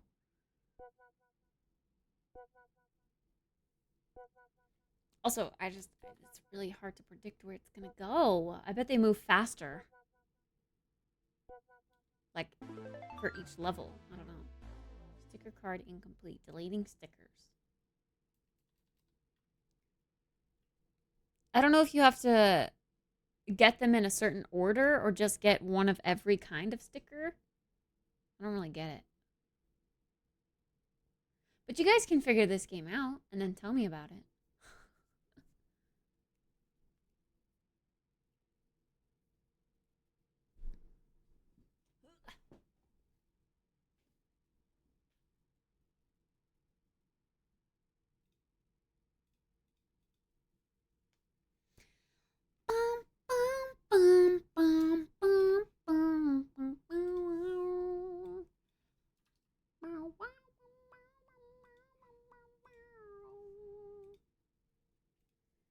I'm only sleeping.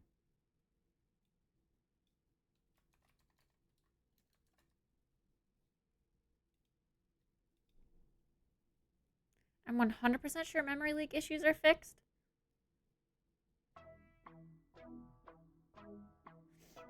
100% sure?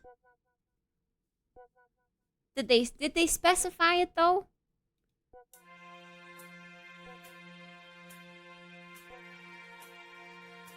I'm scared. I don't want to crash my PC again and have all those issues again. Otherwise, I think Rusty retirement is a great idea for Sleepy. I think it would be perfect. Alright.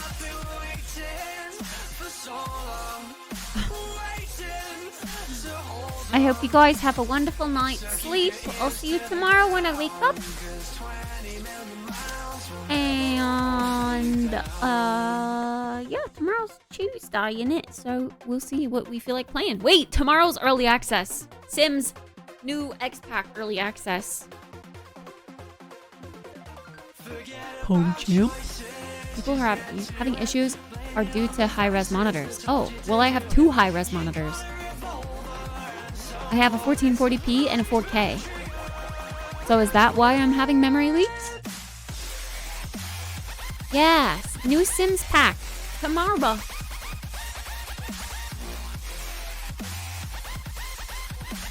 Okay. I know it.